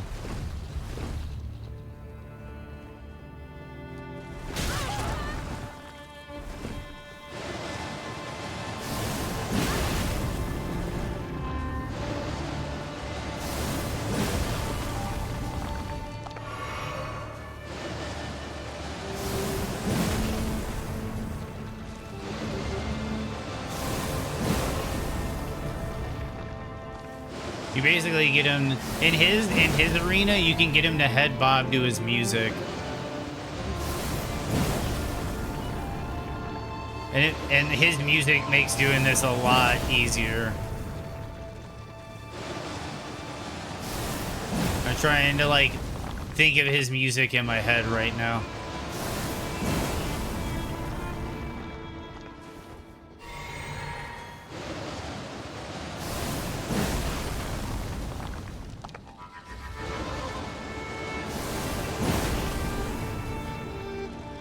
And you never do the follow-up to the Ash of War. You just do the first part over and over and over at the right time. You can keep staggering them.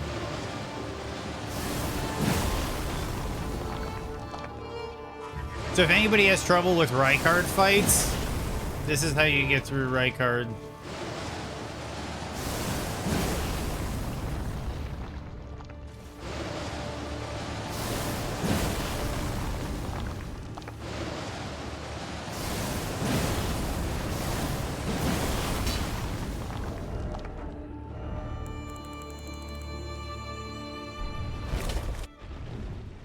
Oh shit.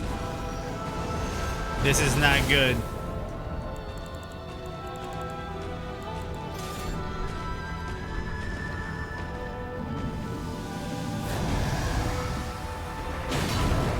The poison mist is on. This is not good, ladies and gentlemen.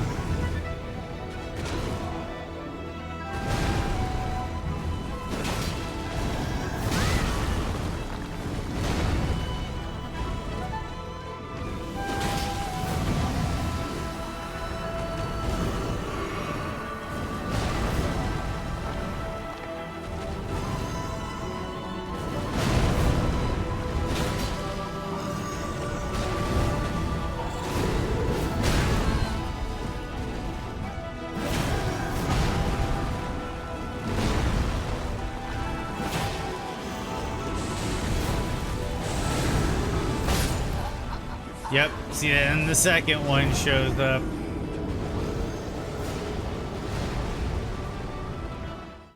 Oh, Faith No More, Midlife Crisis. Tomahawk's got some good bass lines. Trevor Dunn is one of my favorite bass players. He is my favorite bass player. He played for Mr. Bungle, Fantomas, Trevor Dunn's Trio Convulsant. I really like The Cure. If you're looking for simple bass lines, what's interesting about The Cure for its The Cure and Joy Division did the same thing, where frequently they made the guitars pick up the rhythm duties and the bass would take the melody, which leads to a lot of really good songs. Like Level Tear Us Apart, the bass takes the melody.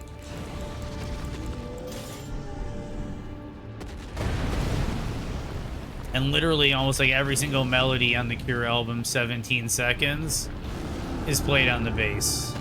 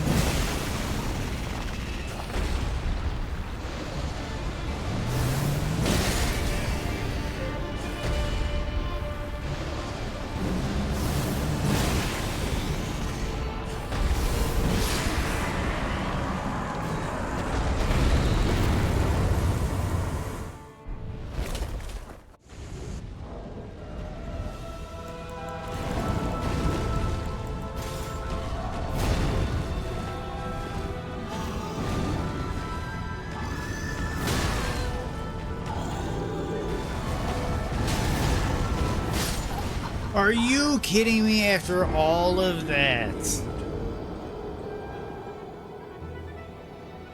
This boss fight is the bane, is the double gargoyle fight. Back again, ass off. My laptop had an update, then my kitten disabled my keyboard. That's funny. Ironically, enjoy Limp Bizkit. Wes Borland is creative. Indeed, I agree, but don't care for Fred Durst, but respect him for navigating his way to being one of the most recognizable frontmen. I agree. You also have DJ Lethal in there that has an iconic career. Let's see what happens. Let's see if he's got the fire AoE. If he doesn't have the fire AoE, I might just go all in on these.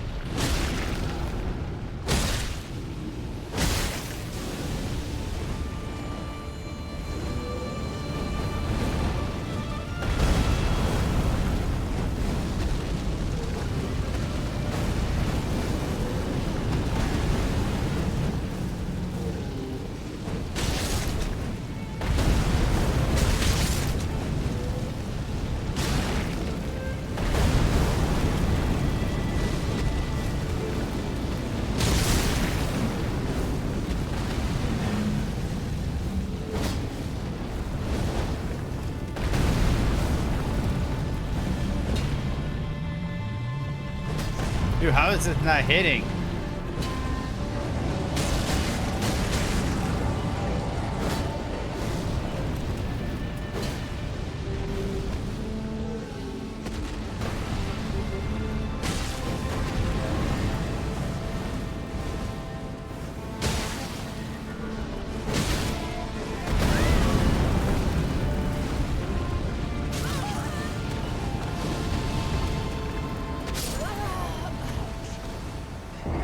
Yeah, it's just easier to do it with the Serpent Hunter, but then fighting those gargoyles is gonna be frustrating.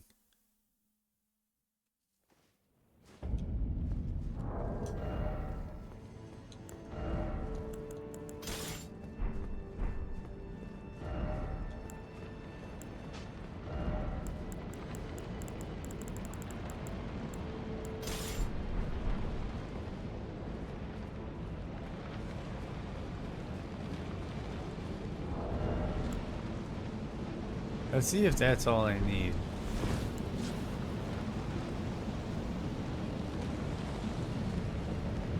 Yeah, yeah, with all the snakes and the tentacles and the legs and everything. Oh yeah, Slayer.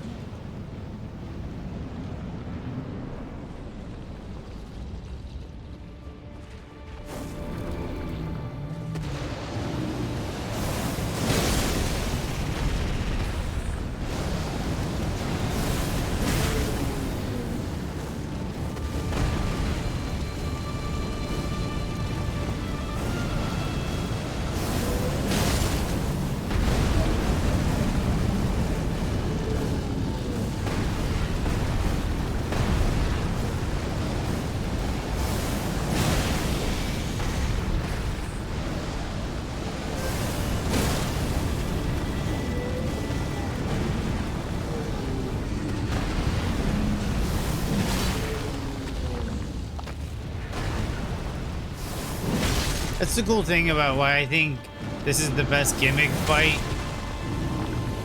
they've ever done. It's because even though it's a gimmick fight, you still kind of fight it like a normal fight.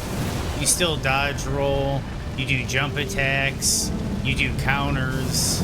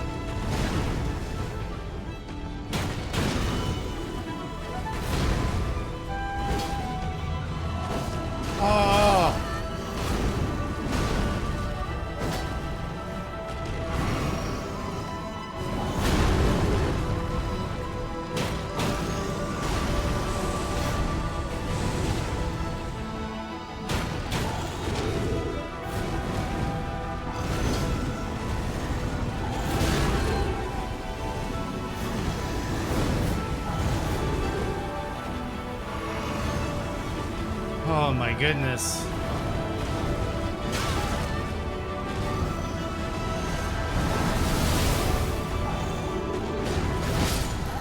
Dude.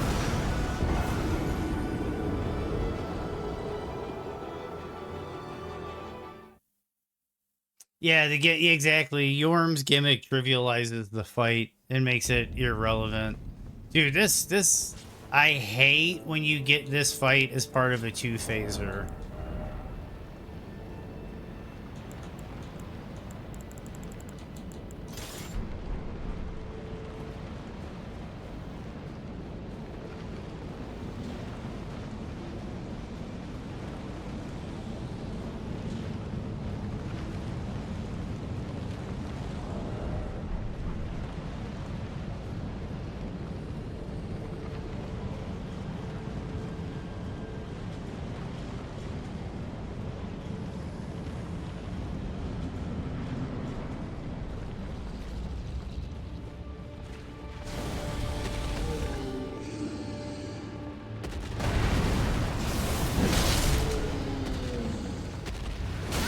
Oh, come on.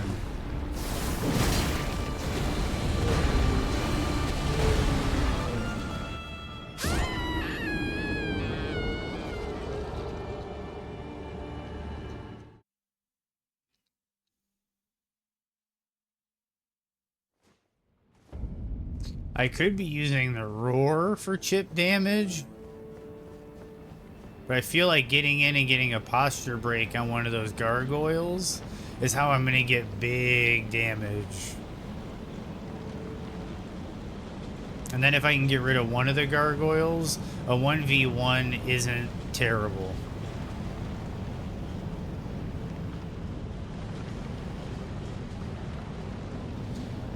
Bed of Chaos is kind of the bottom.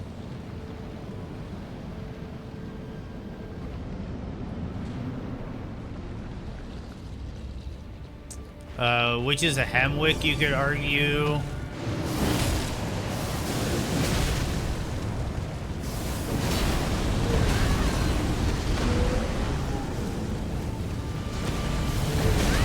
God dang. Yeah, which is a Hemwick, you could argue is a gimmick fight.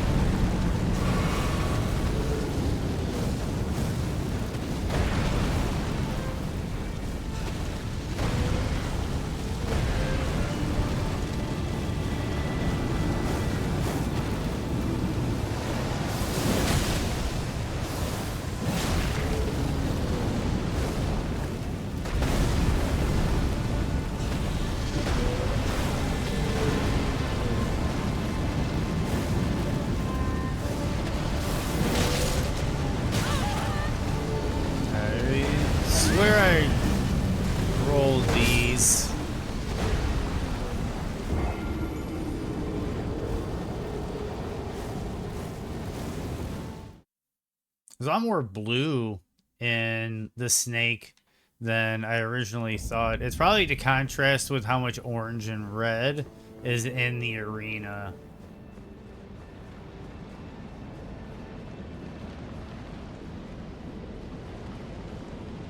Because he is intended to be...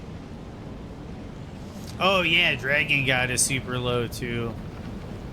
Dragon God and Bed of Chaos are the same boss, and I think a lot of people fail to realize that. Ancient Wyvern sucks, but at least you get some fun fights along the way. And you can fight it straight up if you want to. Dragon God and Bed of Chaos, you don't even get that luxury.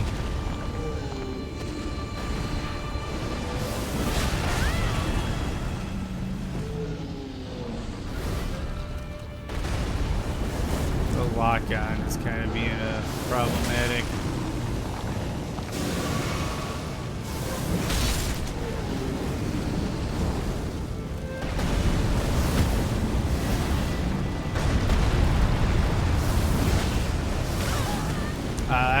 Where?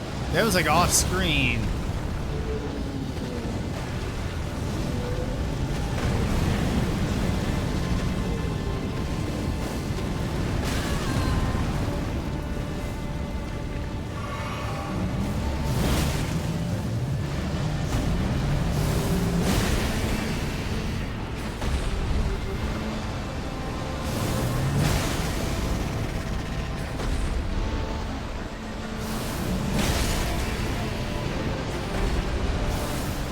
That was early.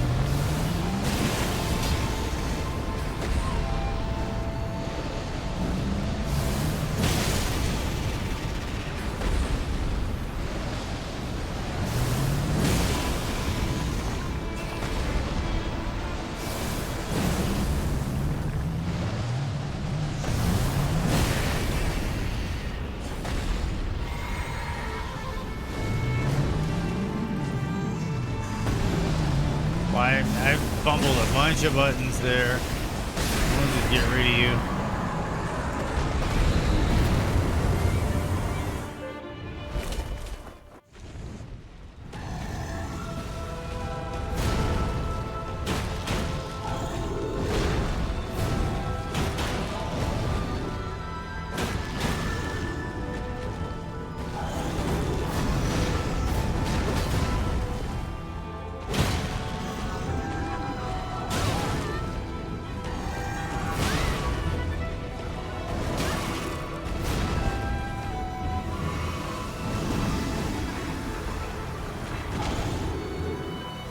That's the biggest bullshit of this fight, is that poison mist.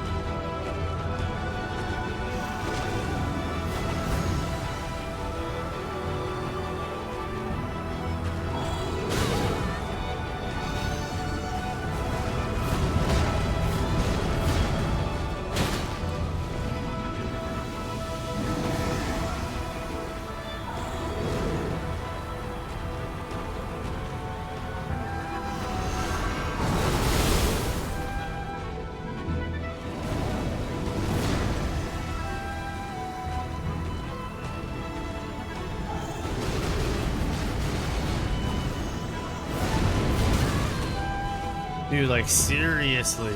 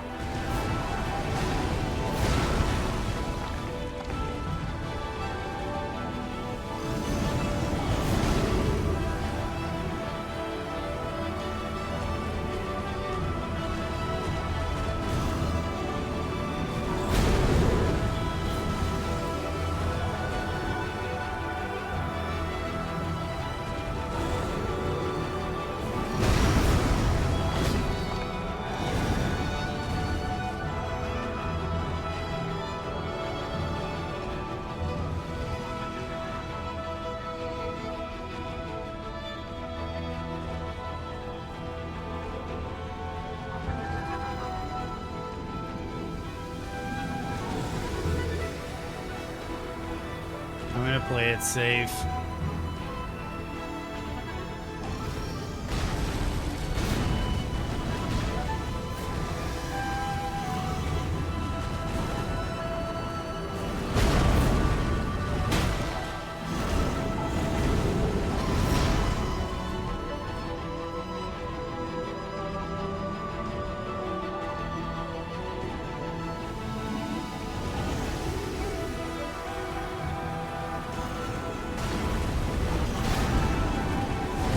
I did that early.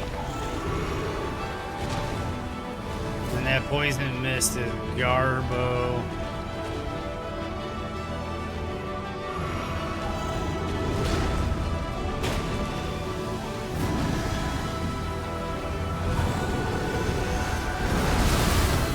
Dude, garbo.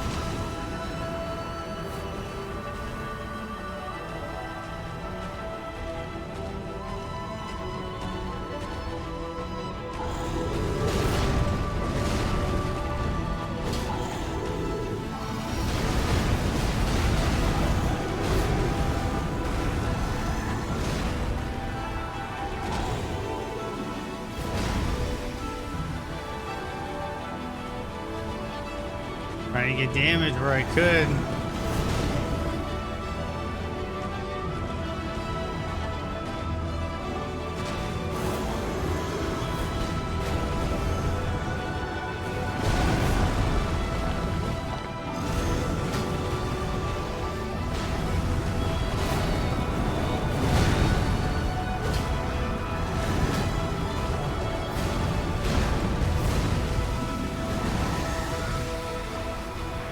Hitting me.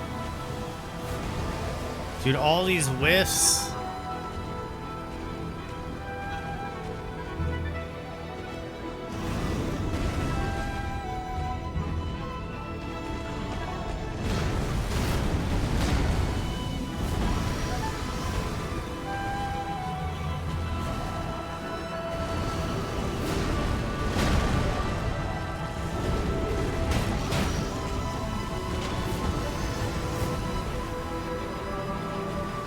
Bullshit!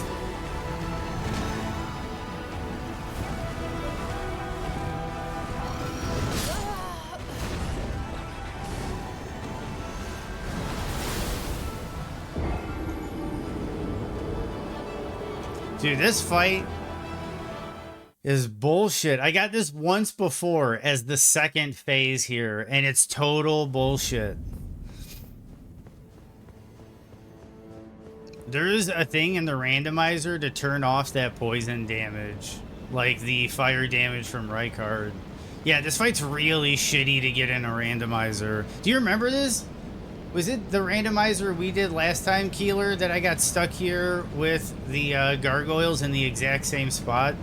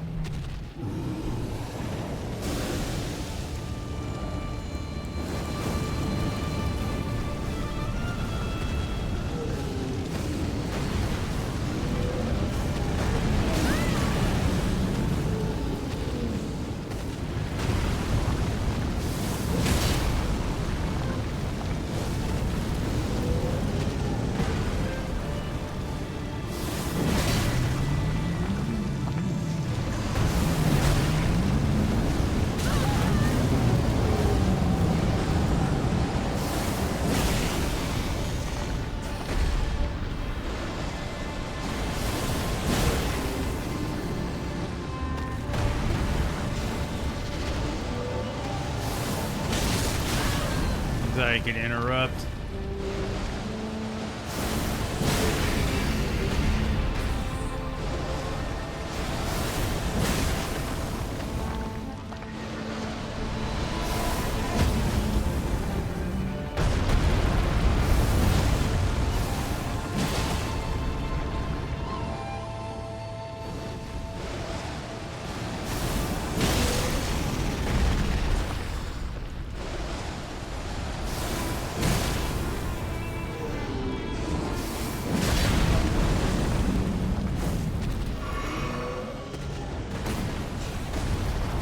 He does not want to cooperate right now.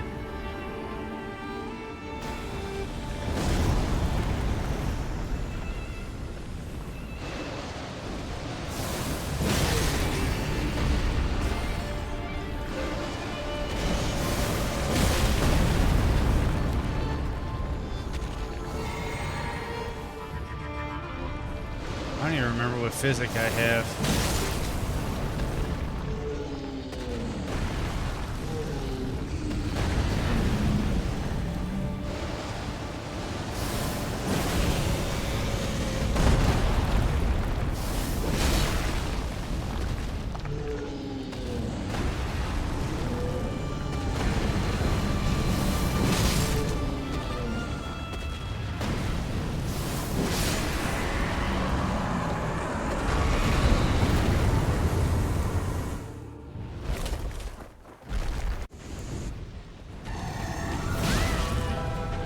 I switched my weapon. Why didn't it switch?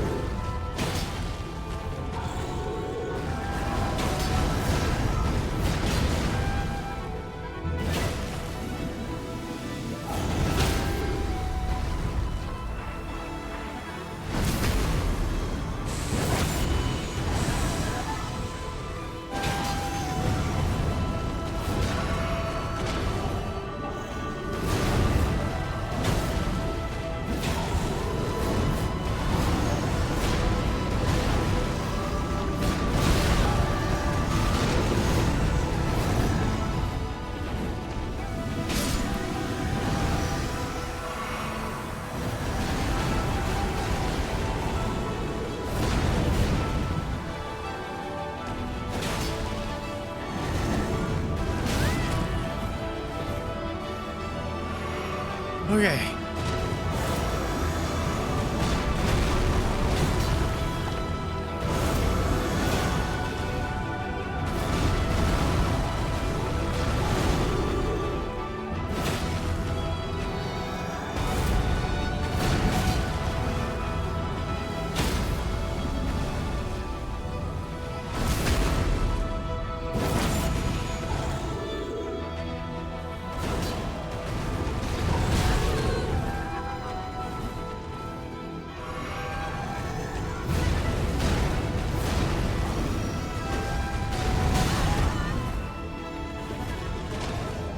Thank you.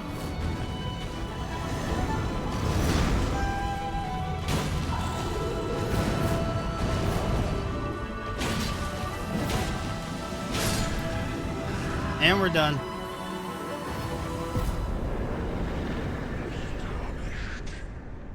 Why cover destined death? First try. First try.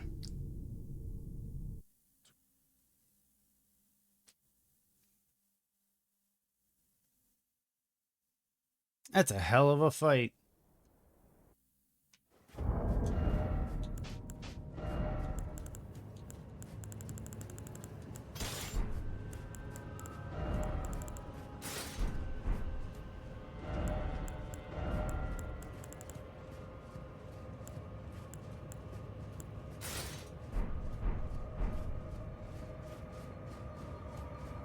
Oh, I should probably level up.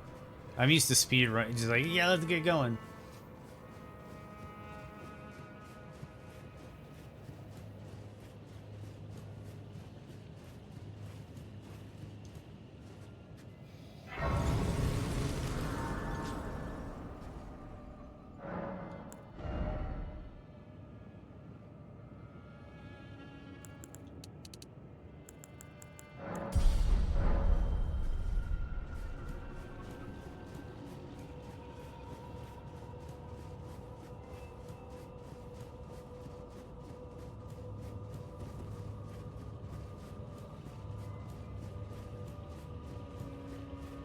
Let's see what we got for Gideon. Be funny if it's Gideon.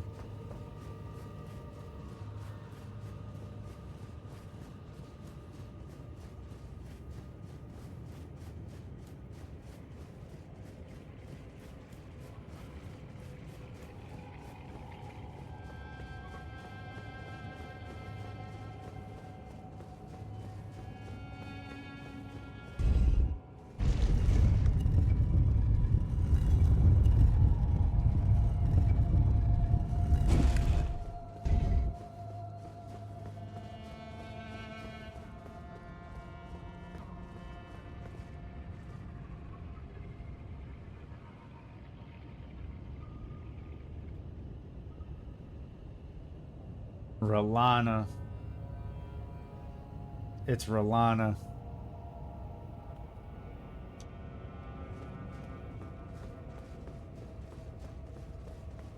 I knew you'd come to stand before the Elden Ring, to become Elden Lord. What a sad state of affairs. I commend your spirit to us. No one shall take the throne. Queen Marika's heart is for us, that we continue to struggle to eternity.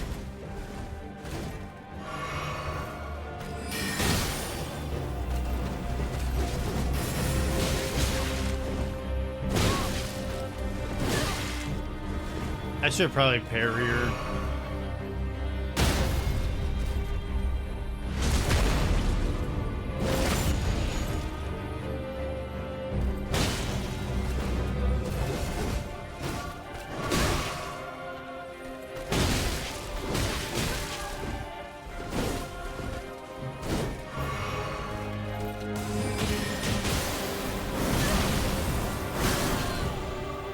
Totally botched that.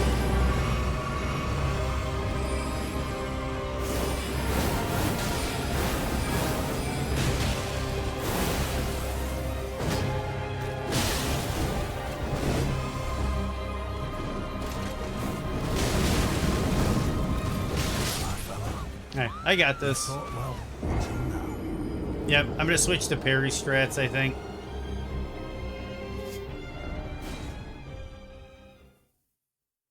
We'll see if I have any really good parry weapons.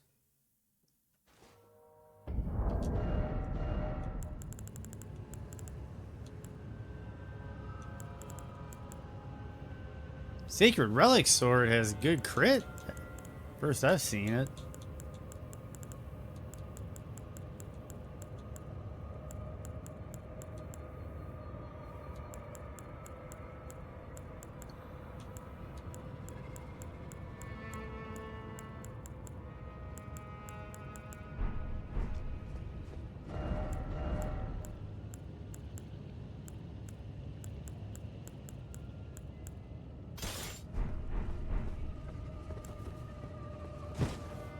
Okay. Let's see if the timing. It is a cool place to find her.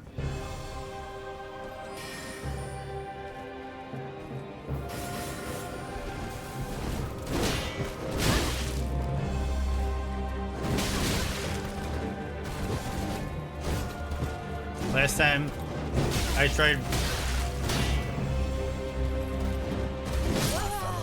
tried parrying her, I used the it's the parry dagger in the DLC.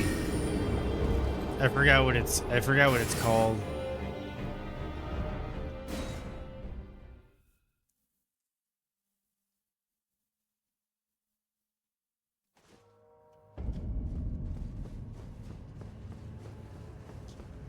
If I don't get the rhythm on this parry, I'll go back to just trying to whoop her down. Jeez.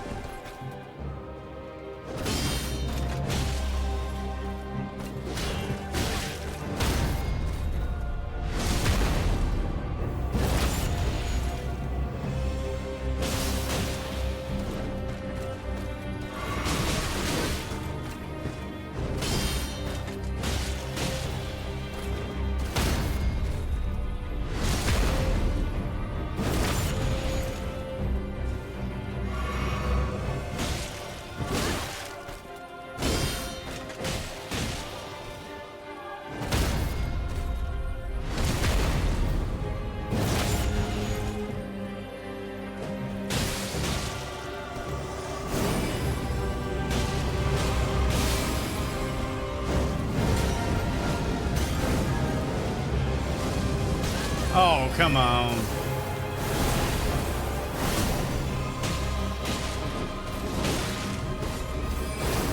That should have been a parry, but it like went through. Same with that one.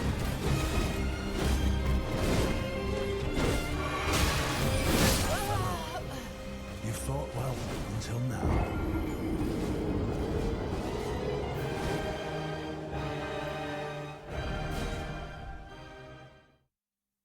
This is fun. This is really fun.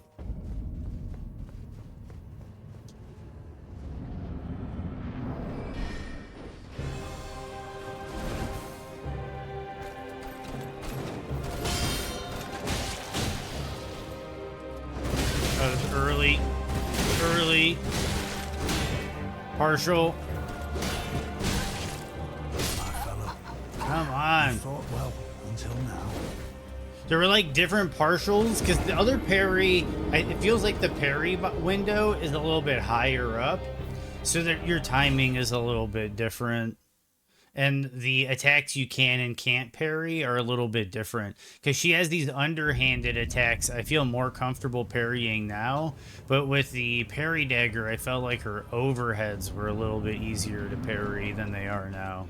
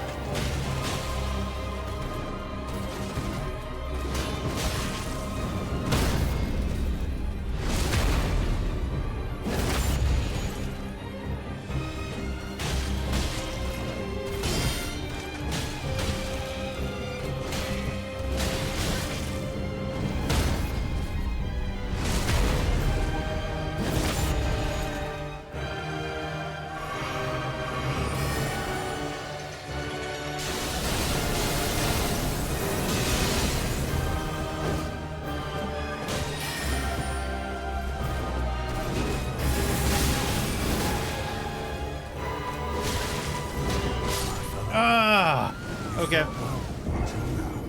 I should have healed up, and I should have got in more distance to counterattack the twin moons. But we got this. We got this.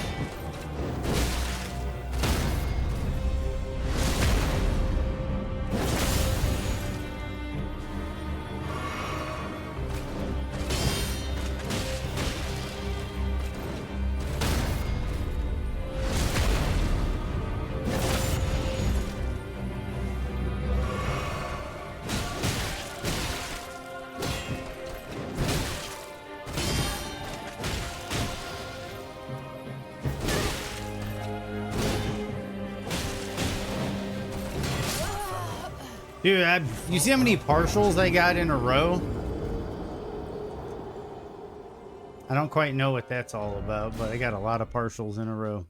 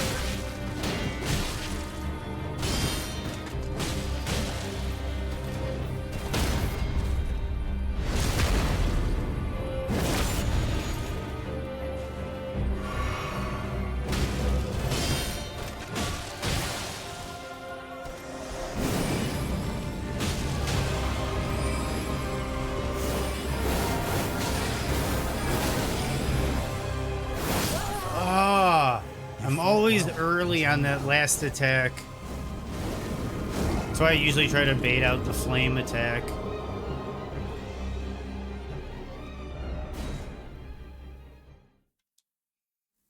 This is good practice. There's a bingo square for parry or parry remembrance boss 6 times. I think I'd get it. If I got the kill, obviously.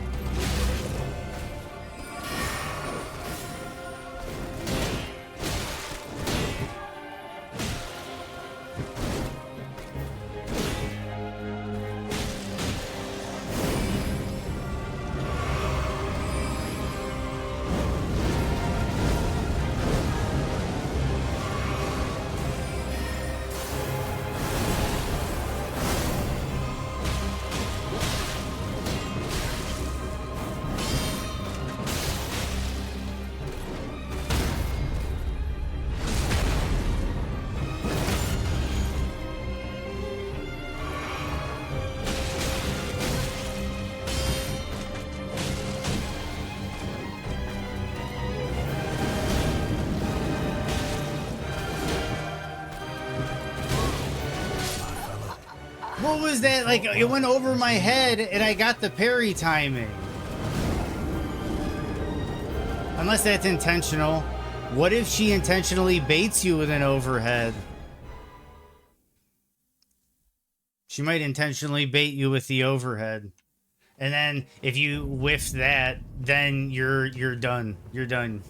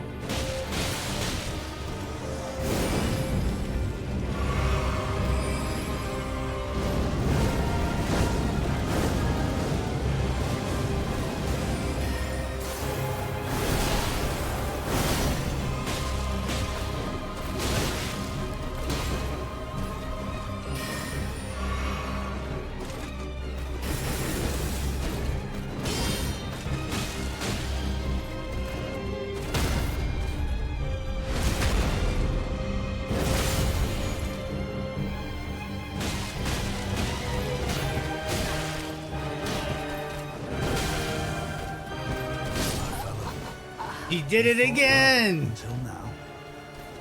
I fell for the same trick. Oh, I'm heading home? Rock and roll, Keeler. Rock and roll.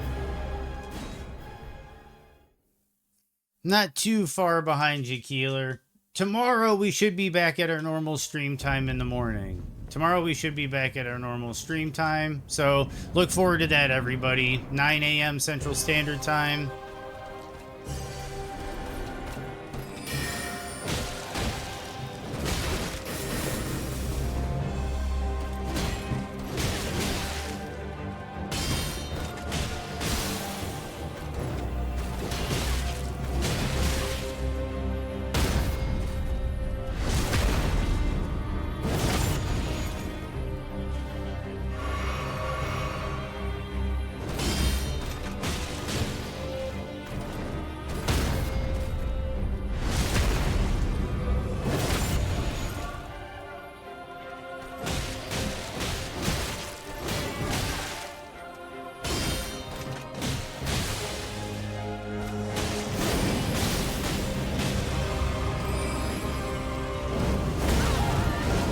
Take it. Heal up.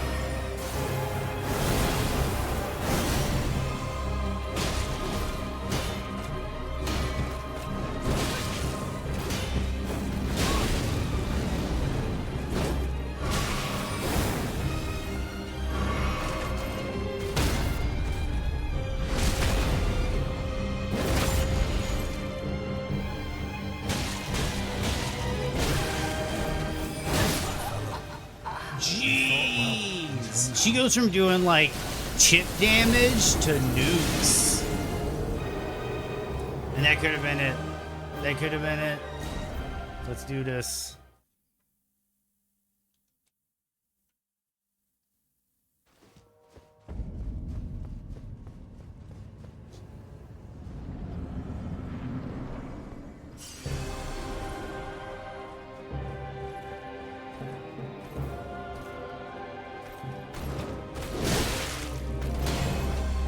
See?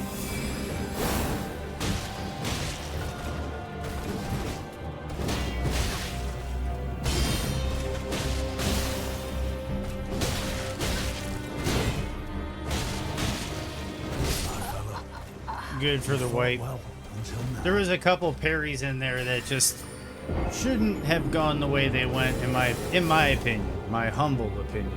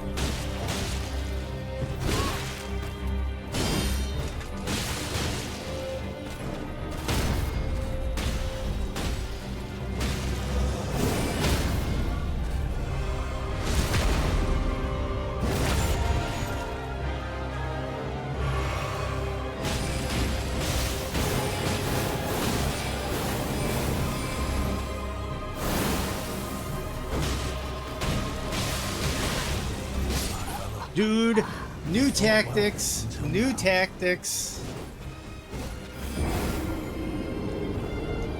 New tactics.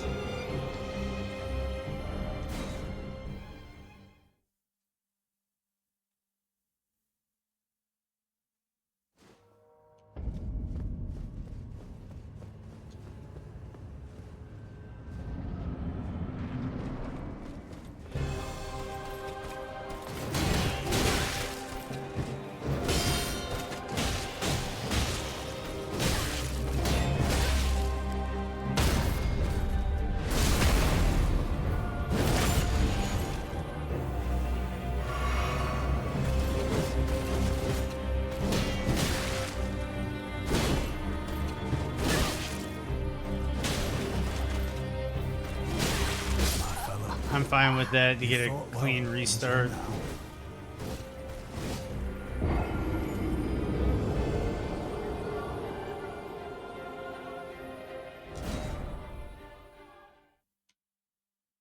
Such a good fight.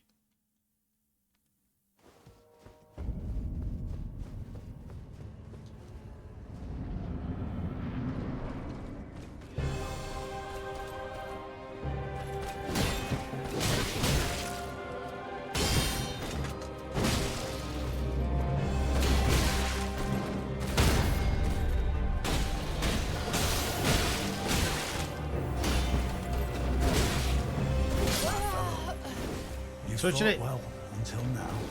That one time I got the R2 into the R1. Is it worth it? I don't think so. I'm starting to think it might not be worth it. But that one time I got the stance break on her. And that felt really good.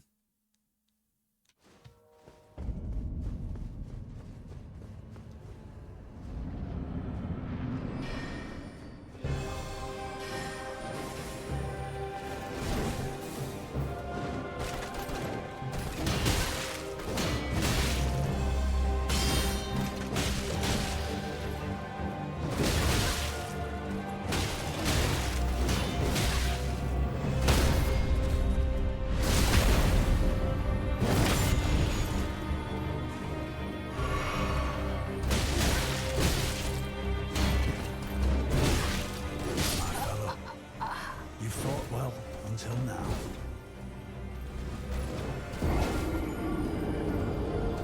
Like sometimes you go for the parry and the attack just like goes through the parry. It's weird. And like you don't take damage. It's just like weird. It's like a pink and they just kind of keep going. I know that might be a partial parry or it might have something to do with just the way the boxes are colliding.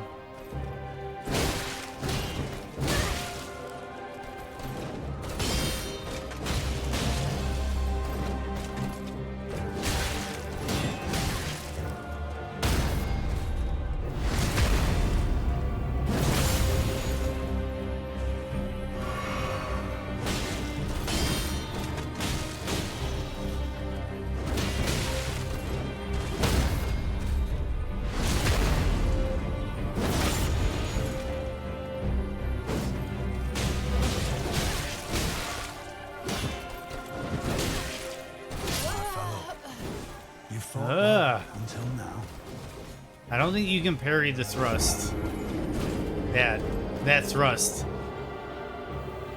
But I feel like you can parry almost everything she's got. It's just how much risk do you want to take?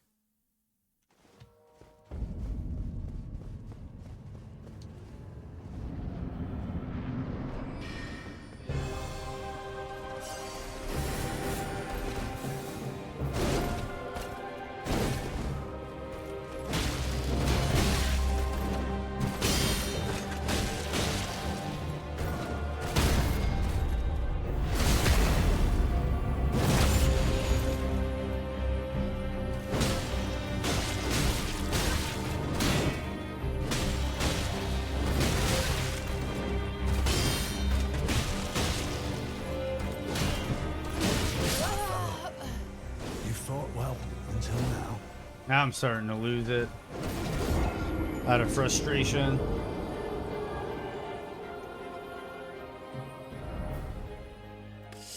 We do have an ad break coming up here in a little over 4 minutes. But we'll see what we can do. There's not too much of the stream left.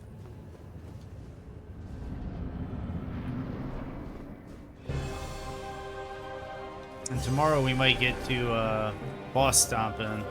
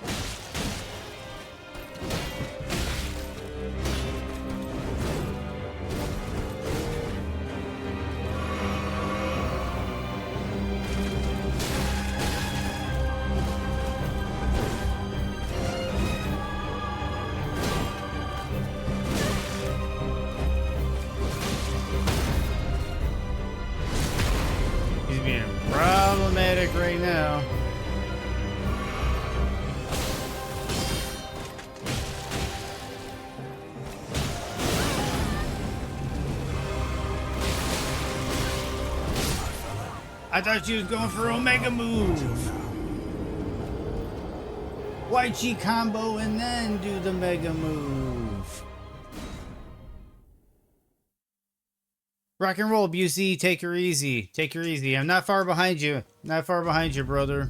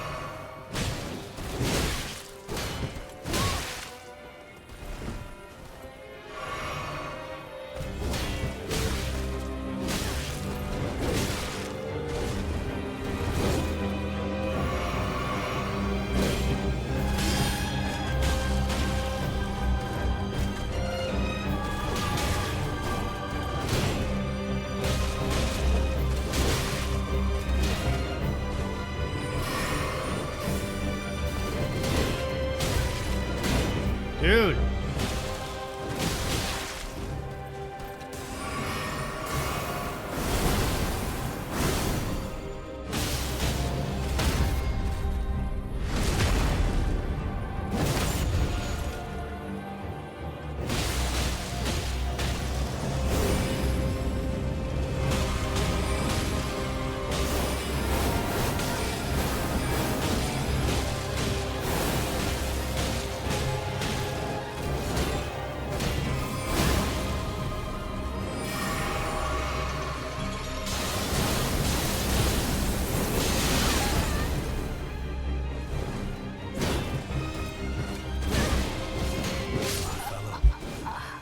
That is the trickiest attack. That is the trickiest attack she's got. The spin to win she's got at the end is... Because 2 attacks, I think, intentionally miss you.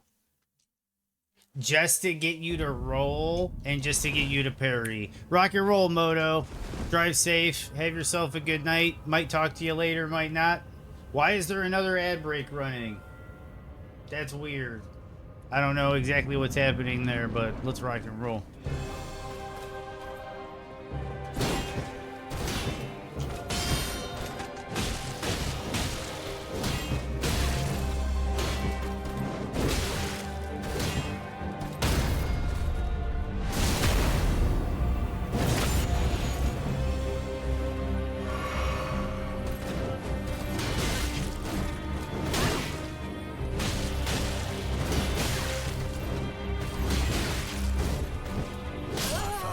Dude, there's so many there where it's positioning is the key. Because I got to be like right in her face for the parry to connect. And she was like a little bit of ways.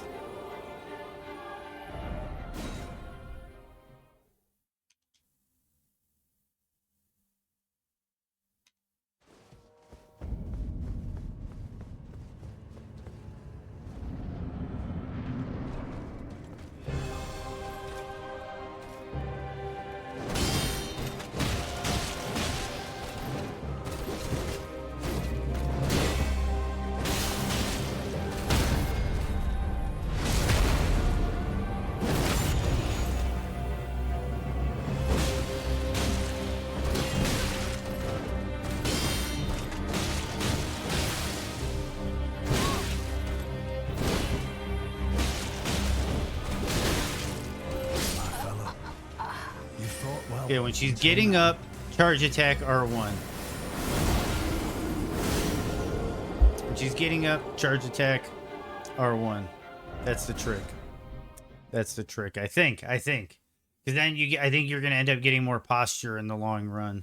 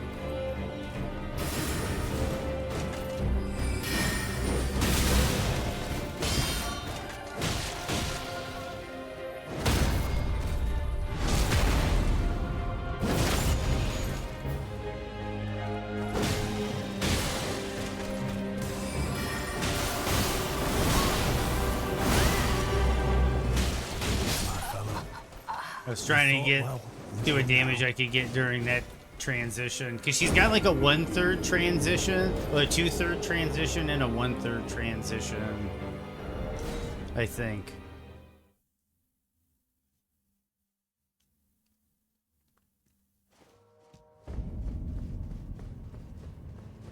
Right now, I'm just enjoying the practice. I'm doing a lot of risky stuff just because I'm enjoying.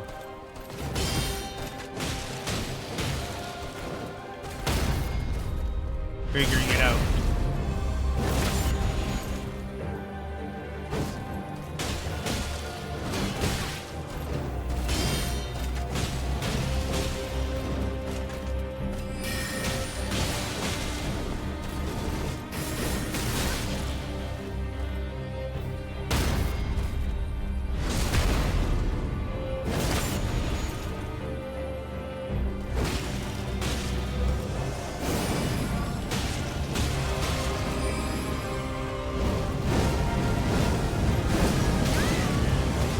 Not good.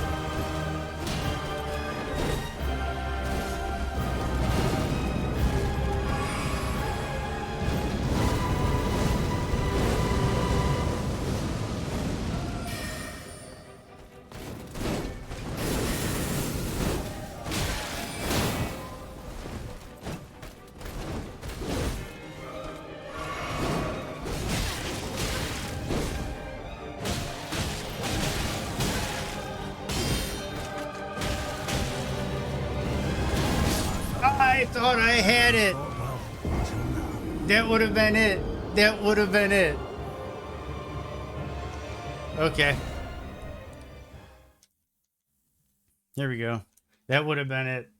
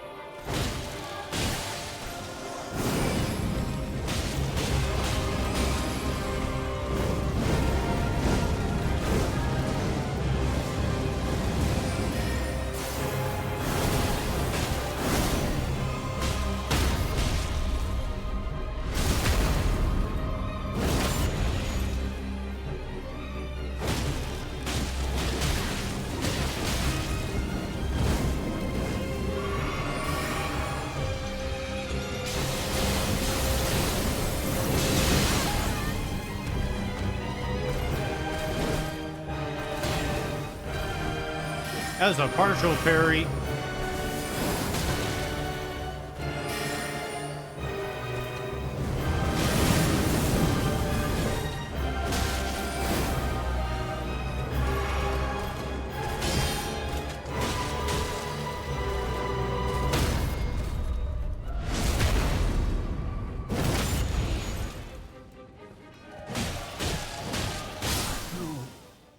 In my bones. Rolana down. A lord. Not even you.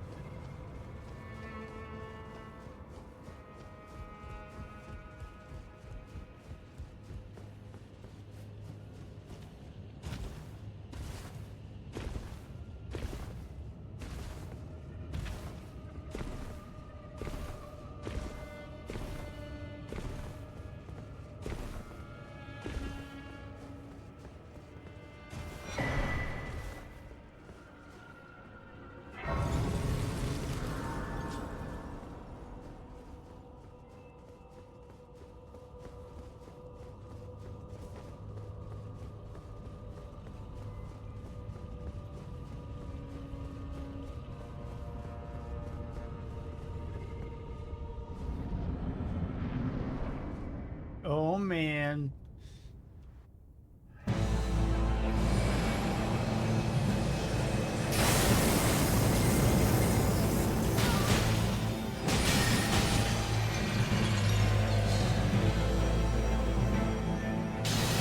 Which boss music is this? I'm trying to remember.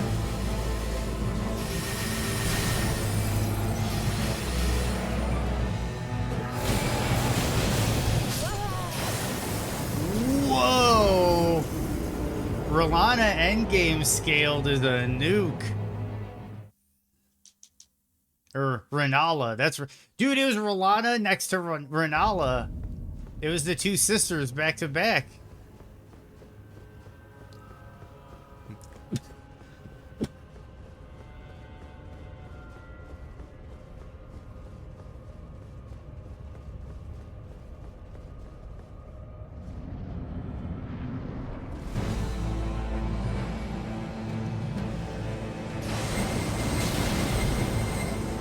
That's kind of trash.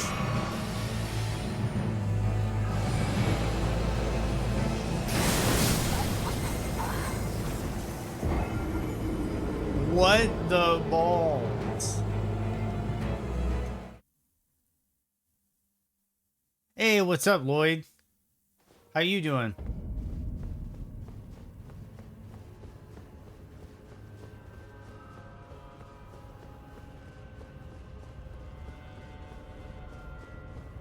We're doing a randomizer right now, and we got Renala right here at the end.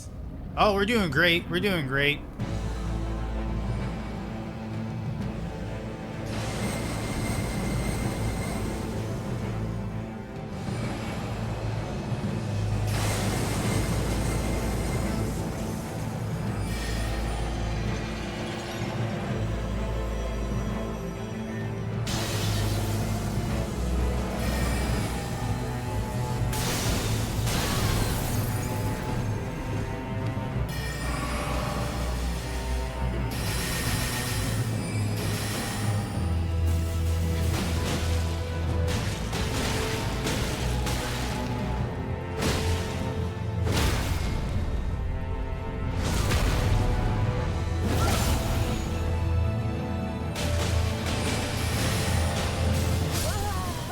Got greedy. I thought I might be able to get a bleed rock out at the end there for big damage.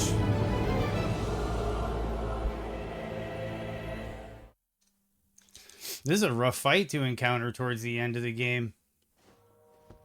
Oh, it's Mesmer's music.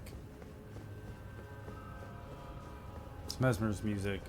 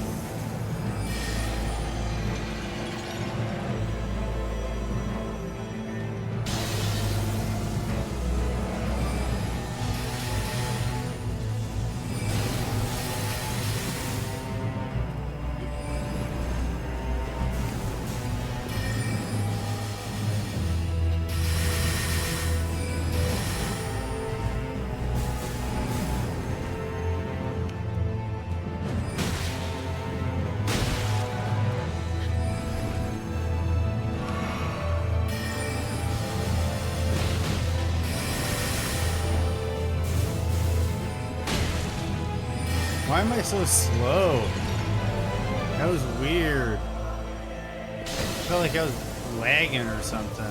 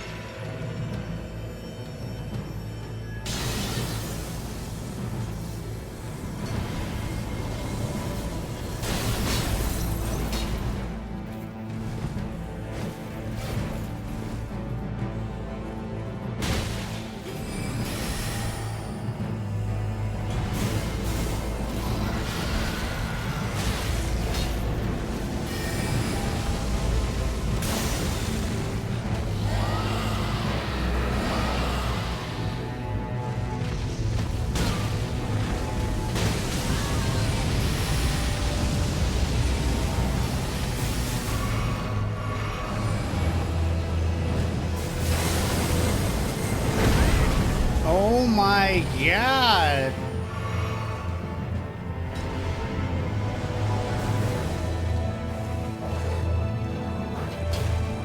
Dude, why are these attacks going through her?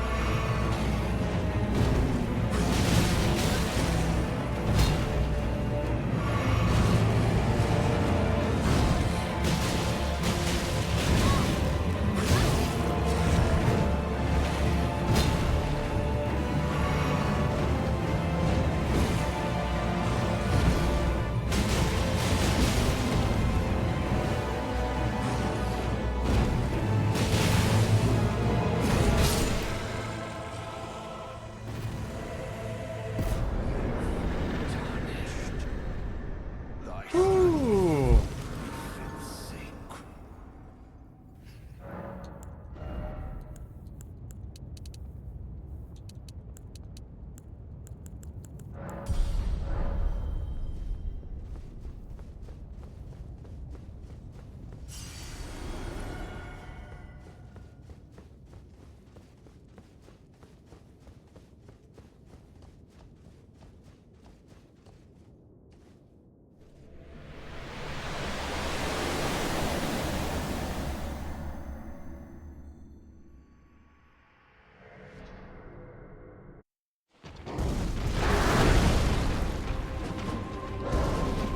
Uh-oh.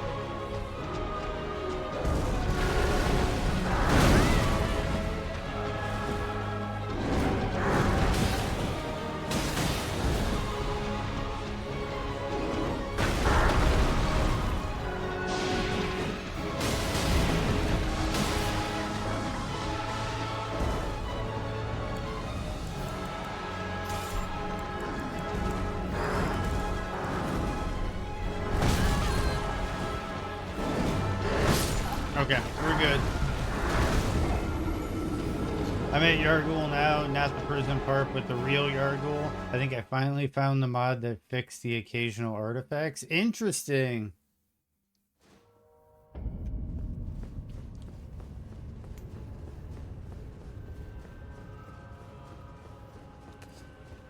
I'm gonna have to switch because of these skinny legs.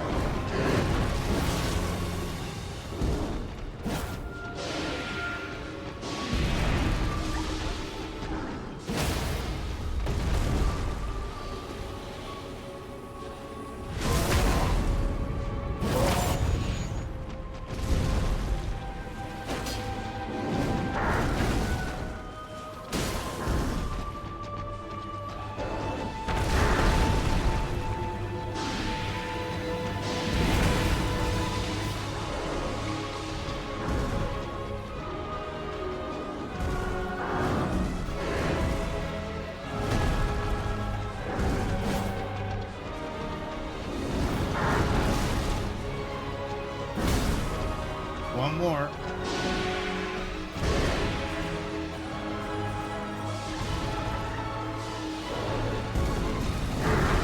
That was pure luck. That was pure luck.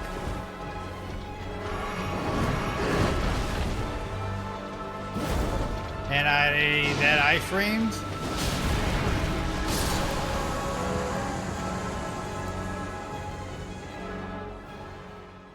Let's see what we get.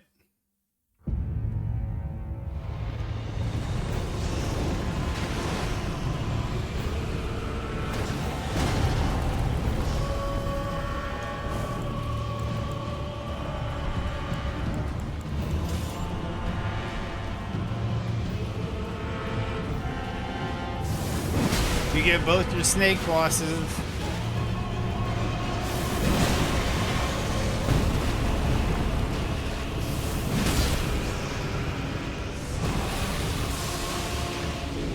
And it's actually Rykard's music. It's not the serpent's music, but it's Rykard's.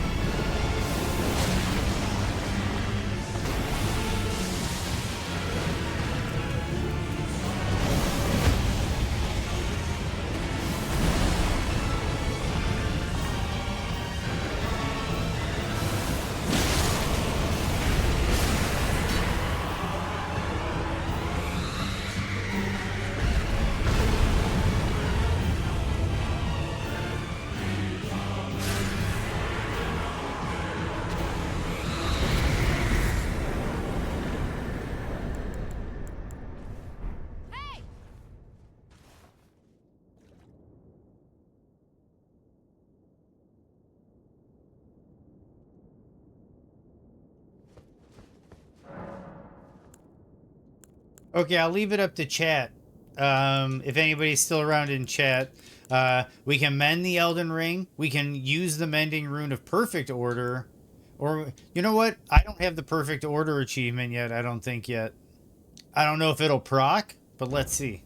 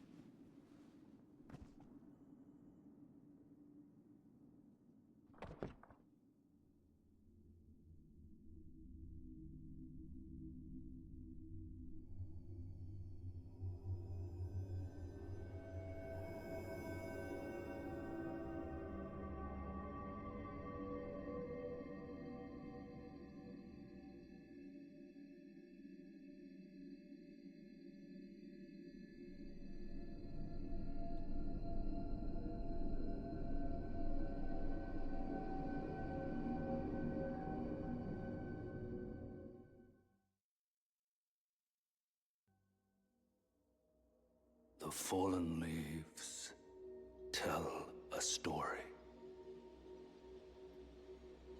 of how a tarnished became Elden Lord in our home across the fog, the lands between.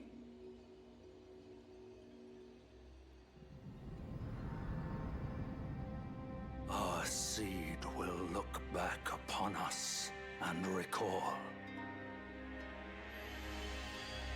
the age of order.